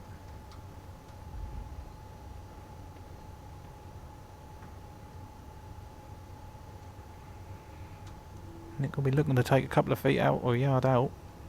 Looks better. Good ball here from Nick. Oh, that's more like Nick Brett. He'll be happy with that one.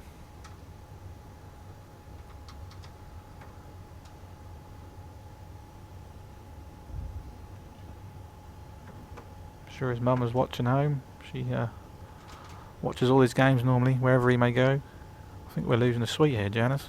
Yeah, I just noticed that. That's and he snuck away very quickly.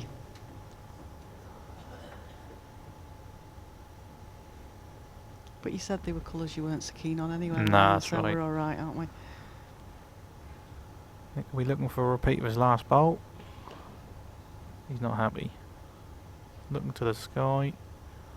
Definitely shaking his head. Hmm. Interesting. I haven't actually spoken to Nick today, so normally I get a chance to chat to a player before they go on the rink, but obviously with these days being constantly one off, one on games, don't always get the chance to have a chat. Just wonder if there's something up. Yeah, he's not his usual self, but he can't be good all the time. Everyone slips up occasionally. Oh, Mark's just going to get caught in his own bowl.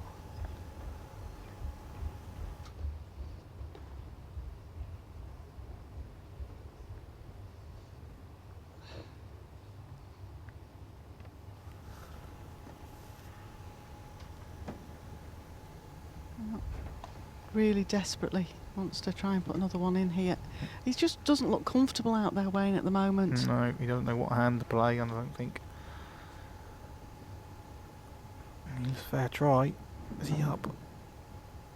Stays up, he might get it. Yeah, looks like 2 to me. Shots, Nick Red. Big 2 for Nick. Set score 5-2 after 4 ends. What's he going to do with a jack this time?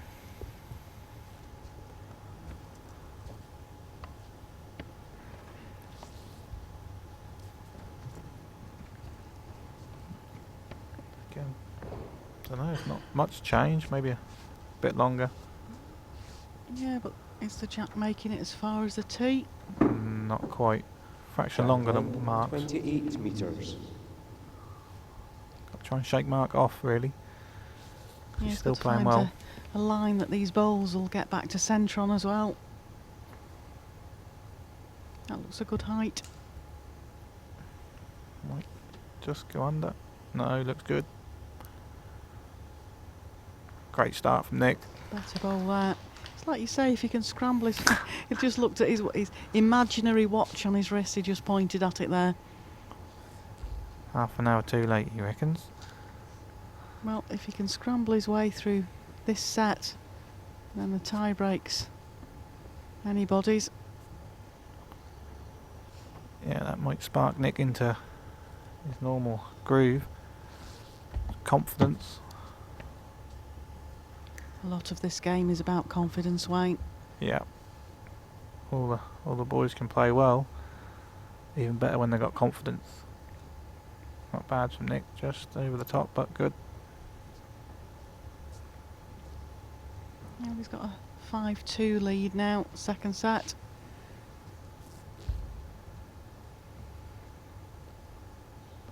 Mark's been a little bit unfortunate in the second set, but he's still quite consistent. He's plugging it away, but Nick has just lengthened this jack. Might just shut him off for a One red. end or two. That's probably the worst 2 lead bowls he's put up all game.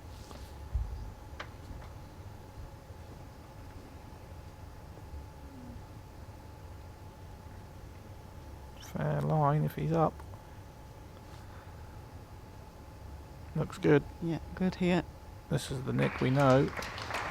Not a crowd at 3. 3 red. Mark's going to have to find a bowl, or The gap is the 3.5 set will be drifting inches. away from him.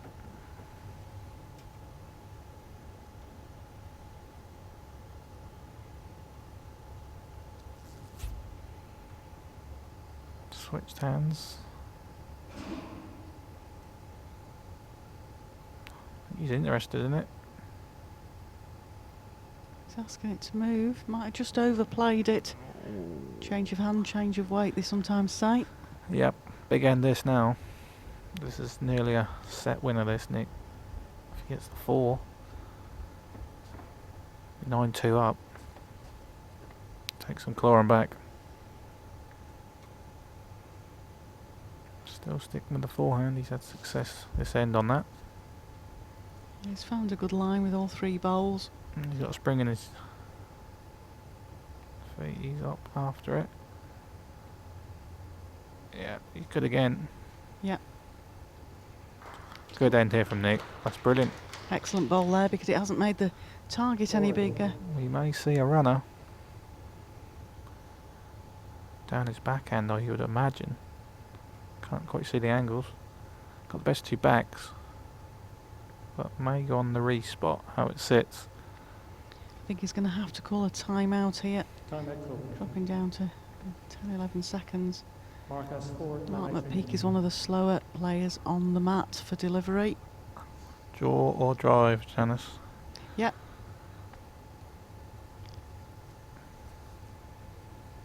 Mark's such an excellent lead. I'm just wondering if he'll just try and take some weight out of his last delivery. Problem is, he needs the shot really. Drops 2, he's 7-2 behind. Two Nick's closest bowls are very close, the other two are beatable. Looks a tighter line, this one. All on weight. Looks close, he's He's asking urging to it hurry. on. He's saying hurry to it. Oh, what a bowl. What a great. He's nearly got a shot out of that. Brilliant bowl. He's certainly very unlucky if he doesn't get second out of that. If it sits down. He's got shot. I think he's got shot. 1 shot, Mark McPeak. Wow, what an excellent bowl. Set score 5 Great shot, back- after 5 ends. Backed himself to draw it. What a bowl. Well, just before he played it, that's what he was saying, he's a lead. Normally backs himself to draw. I think most people would have tried to have played some sort of shot into the head there. Here we go again. Look at this. Gets the back bowl of Nick's. Touch on the jack. Rests for shot. That's a great shot. Needed that one to keep touching distance with Nick in this set. Yeah, well, Nick had just sort of Jack started to 26.5 metres. find his line as well. A lot of players would have drove at that. Needed the shot and can't argue with that. A good lead here required. Mark McPeak only needs to tie this set. He does not need to win it. He won the first set against Nick Brett 10-2. For those of you that have only just tuned in, the world number 1 is on the cosh at the moment. Yeah, he's on the back foot. Mark's not leaving it alone. Nick's best end of the match, last end, and dropped a single. So he's asking the questions of Mark and he's coming up with the answers at the minute. Asking this one to stop, Wayne. Yeah, Body language says it's running. I think he's good. Yeah, but that shows that he's not 100% confident in I'm not the quite ball that sure he how they're. sends. Yeah. No, not quite sure how they're coming out at the minute. Normally a player will know instantly if it's rather close out of the hand. Especially the top players.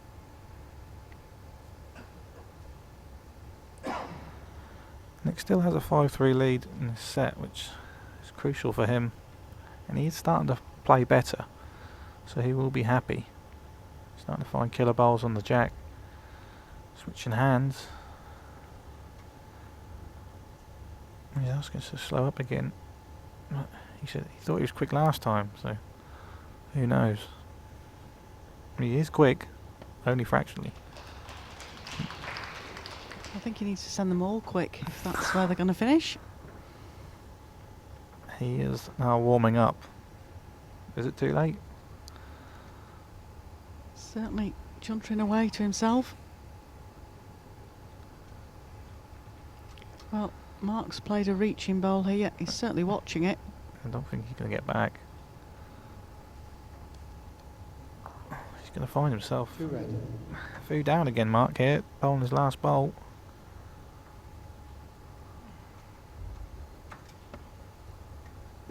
Nick's got a spring in his step now. He seems to have got a bit of confidence back.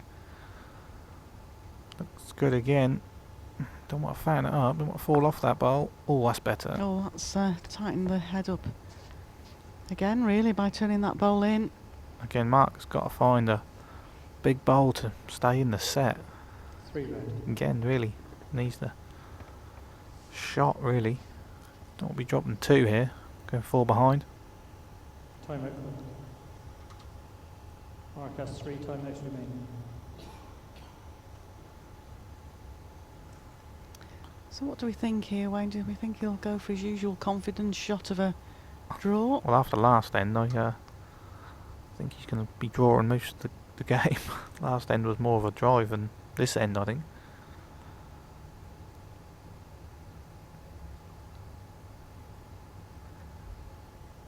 Not an easy draw, got to be dead pace. Don't know if he's too keen on that, to be honest with you. Well, I think it's all on its pace. He's far out. Oh, just overplayed it. Again, good ball from Mark, really. And that could be the set drifting away from Mark now. That's 3 at the minute, and then spare for Nick to get in. You'd fancy him to draw it after getting the previous 3 in. Just checking the scoreboard there, Nick.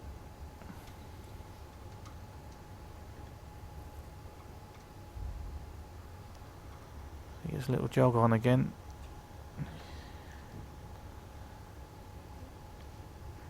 He's saying it to slow down, but it's only to rest on. Yeah, but he's been telling 2 of his balls at this end to slow down, and they were perfect. Yeah, brilliant. 4 shots, mid-break. 2 perfect ends in a row for Nick there. Got the end that time. 9-3 after 6 ends. I think we might have a tie break on our hands here, Janice. It's looking like it's going that way, but you certainly wouldn't have thought that the way that the first set went. But that's the joy of sets play, isn't it? You can get back into get back into a game by winning the second set. Tie break, then it's anybody's.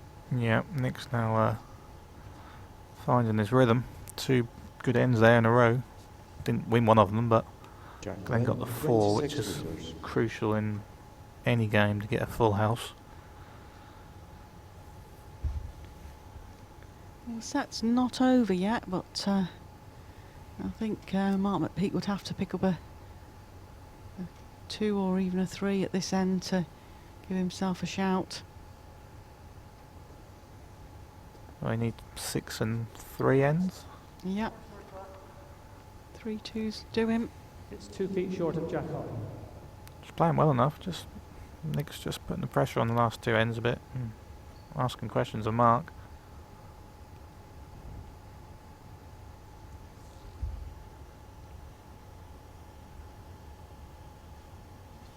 No real change in the jack length. No one's all fractionally different, but nothing outrageously different. But just enough to put Mark off his rhythm, I think.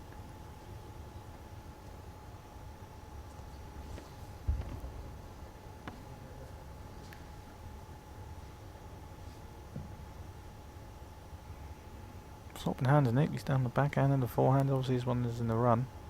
Well, that's loose. Well, opportunity here for Mark McPeak. If he can get a closer shot.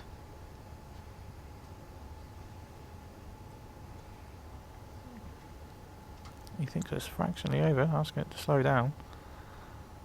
Looks pretty good to me. Good shot. Perfect. Yeah, great bowl again. Needs more than 1 though, really. Yeah, I think he's realistically looking at needing 2. Nick's watching it. Oh, slapped my thigh. Doesn't like it. On green. Go on walkabout, getting Nick here. Well, repeat of last delivery.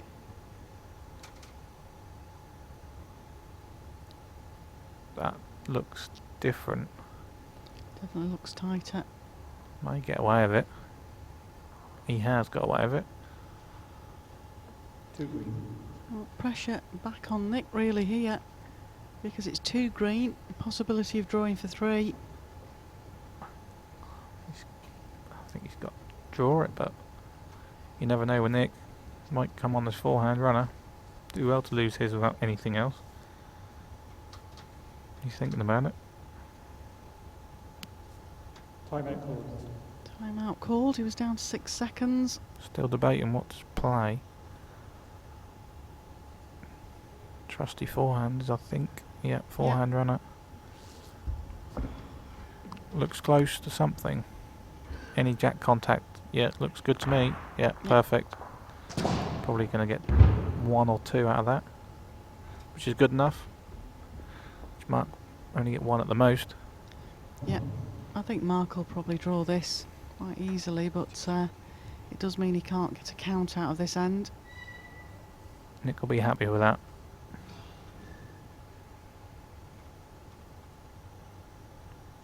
And Nick's most accurate shots is his forehand runner. He always likes that.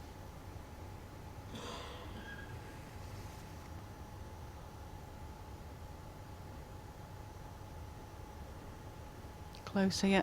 Yep, gets the one. One shot, partner 2.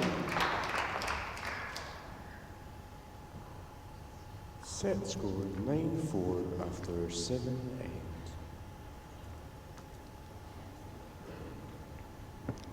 Two ends left to go. 5 in 2 ends Forehand required. runner. He had big chances there of a 2 or 3 did mark Looks until close to something. Nick with his Any jack- on-target runner took that chance away. Yeah, good strike from Nick. Doesn't miss many of them. One bowl target, down the throat. Jack Lennon, 27 metres.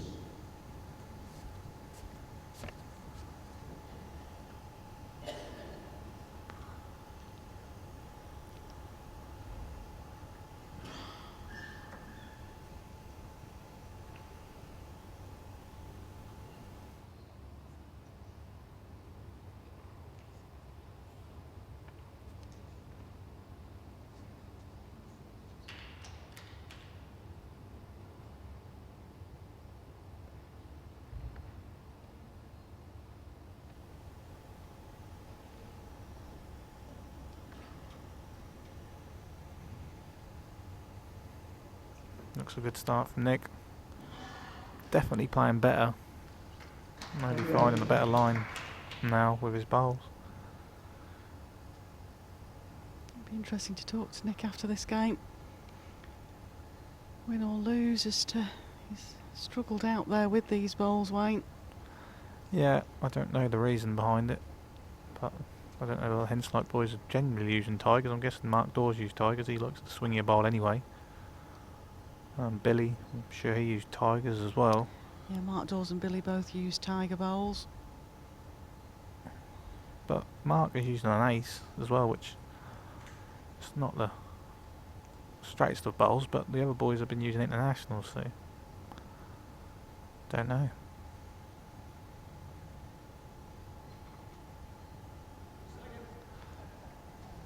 Still only one. Second bowl, One to Nick, which is good enough to one shot. win the set. So Mark needs 2 to continue here, does he? 1 to continue. Just needs to win the end. Glad your mathematics skills are working at this time of night, Wayne. Yeah, tie is good enough for Mark. Yeah. Not Needs to the pass his strongest own point. here.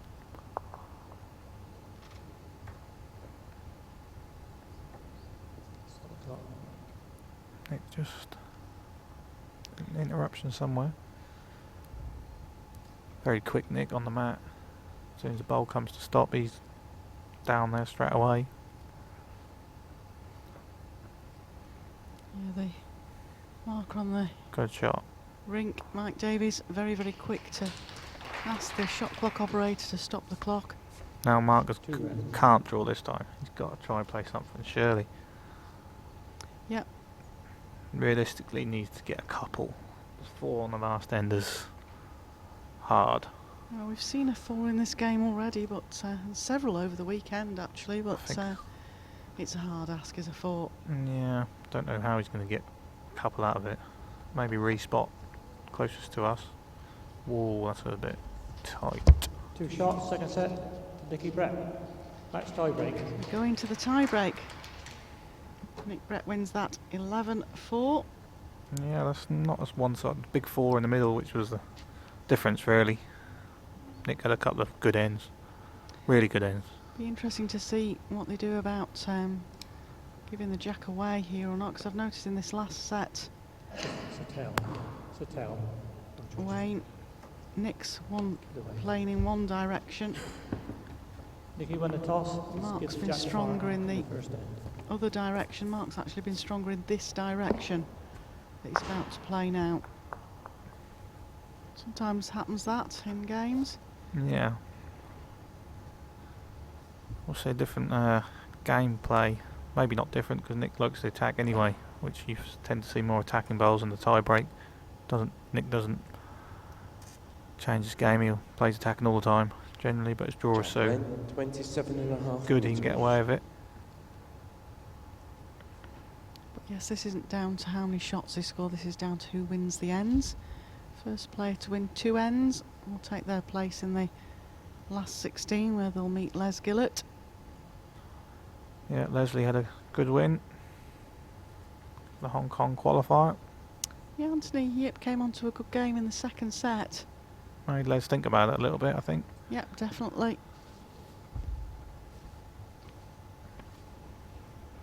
Not the greatest of starters there from Mark. Did have a run of his last bowl. It was the only run of the match, just trying to get his weight back. I don't think Nick's capitalised on it. No. It's a shot, but won't win the end.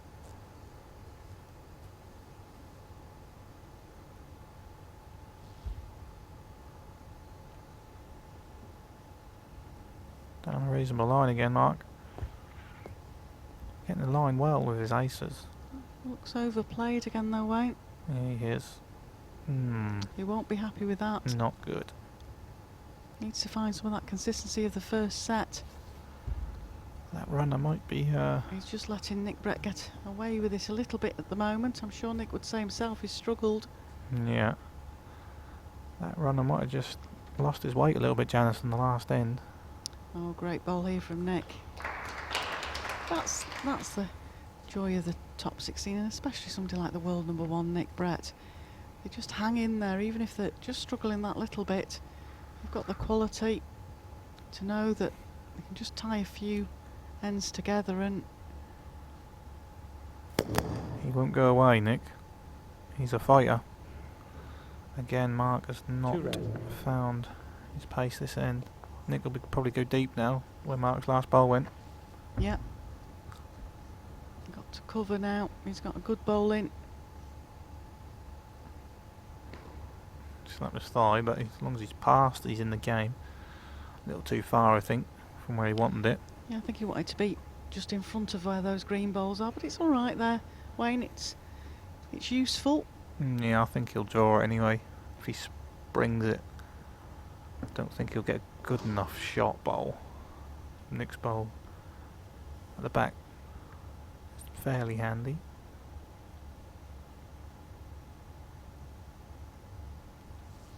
Need one of them draws he had halfway through the second set. Yeah.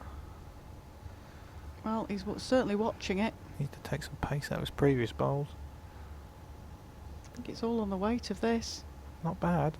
Just overplayed it, I think. As he gets. Ooh. If that sits down. Not quite, I don't think.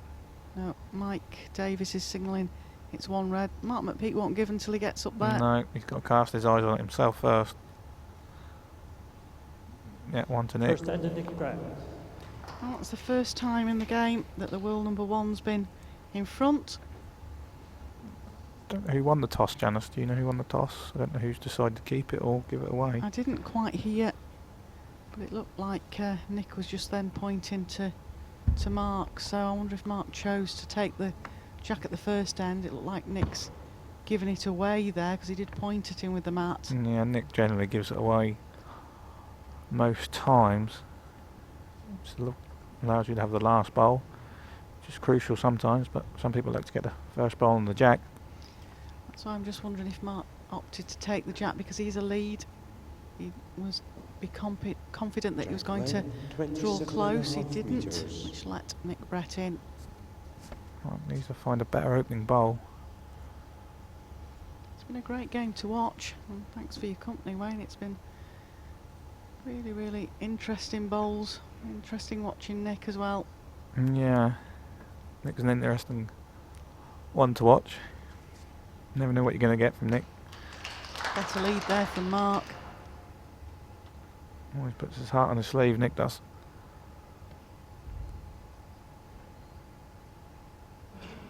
Definitely looks more confident, Nick. Oh, he doesn't like that one. Like that. You were just saying about that's what you call commentator's curse. Well, he doesn't like it, but is he that far away? Oh, it's a terrible bowl. You know, most of us would be happy with that way. Hella handy. I thought he liked it, then he looks to the heavens. Well, Mark won't want to set up a target here at the moment. I don't think he will be. I think he's just overplayed this. No, he hasn't. Oh, he's all right. He's got not bad. It does give Nick the option of changing hand and resting off that bowl. 2.5 inches. Never know. There's still a shot either hand for Nick. Just add a fraction of pace. He'll be handy. Well, let's see what the body language says this time. He's watching it. Wants it to turn, I think. He's walking across the ring. He looks... It's a good line. I just don't know whether he's reached. Similar. 2 green. I still think Mark needs to get a better bowl, I think. I think Nick will go close to drawing it. He's just got out of fraction in his last 2 deliveries. Even if he sits his last bowl in. Yeah, anything closer Nick will drive. But I think he's got to try and get one closer. Oh, he's opting for the backhand.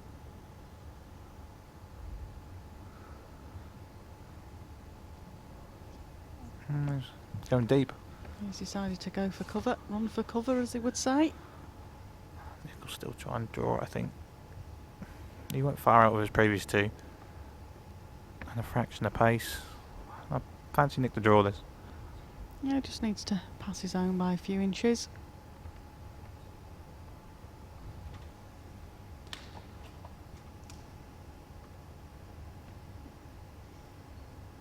Bullet. Jack length, 27.5 metres.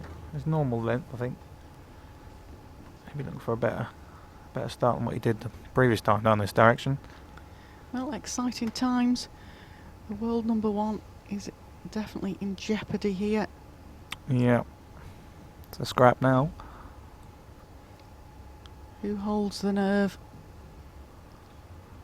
Mark looks down a good track. He's urging it on. I don't think he has sent this one, Janice. No, you can tell by his body language he was urging it on. It was a great track. Well, Nick, can we find one? That's where the players raise their game. Sometimes we're needing the big bowl. Can he find it? One good bowl, that's all you need. His line looks good. Could this be the one bowl he needs? Oh, it looks good. Oh, just overplayed it. Well, I thought that looked a better pace than that. Mark looking for a couple of feet on his first delivery. Line was spot on. I think he likes it, or is he pushing it on? Good track again. I thought he was asking it to stop, but it doesn't look to be running far. I don't think this is bad. I tell you what, I think he was asking it to stop because he perhaps thought that it was going to push the jack through to Nick's. What do you do, Nick? Backhand just over the top. 2 inches. Well, this is excitement for a Sunday evening here in Perth. I know, I'm going to miss my Hollyoaks. Got that on record. I mentioned that in commentary. I did remember notice. Bex told me I had to, so... Bang on. Nick's bang on. Perfect runner from Nick. Puts that onto the open. Don't think he nominated, but I think it stayed in ring anyway. Yeah. No, I certainly didn't hear nomination. This is going to be interesting. How are you going to get to this? Because I don't think you can get wide enough down the bank. You're going to have to play it across the green, which no one has a clue how to get to that on the backhand. It's a 2-bowl shootout, really. Just asking about timeouts. He's got 4 timeouts. You get an extra one in the tie break anyway. Yeah. So he carried He's going to use one. Timeout call. Oh yeah, I think this is 5 plus important. 3 timeouts. His big problem here, Wayne, is his bowl, from our commentary angle, the bowl of his that is on the green might actually be in the line Yeah. of his draw. I think he's forced to play that hand anyway. He can't get nowhere near wide enough on the other hand. No, Nick's playing with tighter bowls, but I don't think even Nick can get down the ditch side. No. This is going to be interesting. You have to try and gauge a line, which you don't really know where you're playing it. It looks, He's missed his own. Interesting. It's whether it's All right for weight. I think his weight's not bad. It's not a bad opener. No, It's pretty good. 2 feet. That's not bad, that, for Mark. They're both fishing for a line they haven't played yet.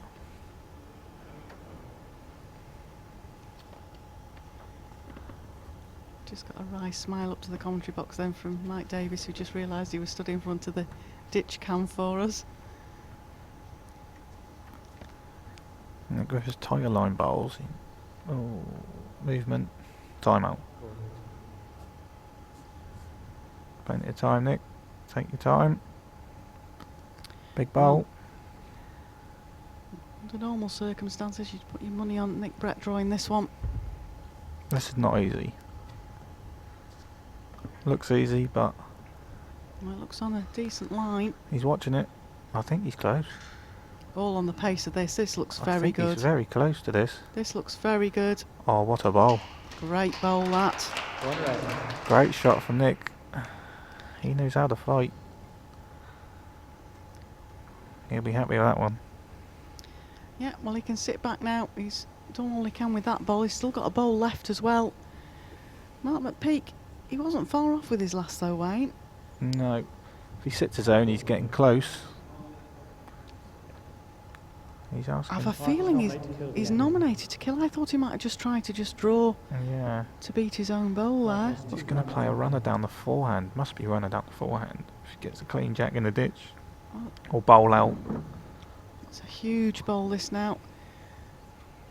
Is this going to be the big shock? Is Nick Brett going to go out? Or if Mark McPeak misses this, world number 1, Nick Brett takes his place in I'm the last surprised he's 16. playing this. Well, he's watching it. He looks tight, I think. He's watching it. Yeah. Nick Brett will be one relieved man tonight. Thanks very much for your commentary and your company tonight, Wayne. All the best for the rest of the tournament. No problem. Good night, all. Thanks for your company, folks. Enjoy the rest Well, of your once week. more, ladies and gentlemen, show both players your appreciation, if you wouldn't mind. Thank you. We go live with BBC from 1 o'clock tomorrow. I'll leave you in their company. Thanks for your company. And for those of you that are travelling home tonight and have a way to go, please take care. Be good to see you back during the course of next week. And don't forget, those of you that are coming back tomorrow, we do not start till tomorrow afternoon. Tomorrow morning, the BBC are in here like locusts all over the building to set it up, ready to go live on BBC 2 Scotland tomorrow afternoon. So thanks very much, ladies and gentlemen, for your support today. Good night and God bless.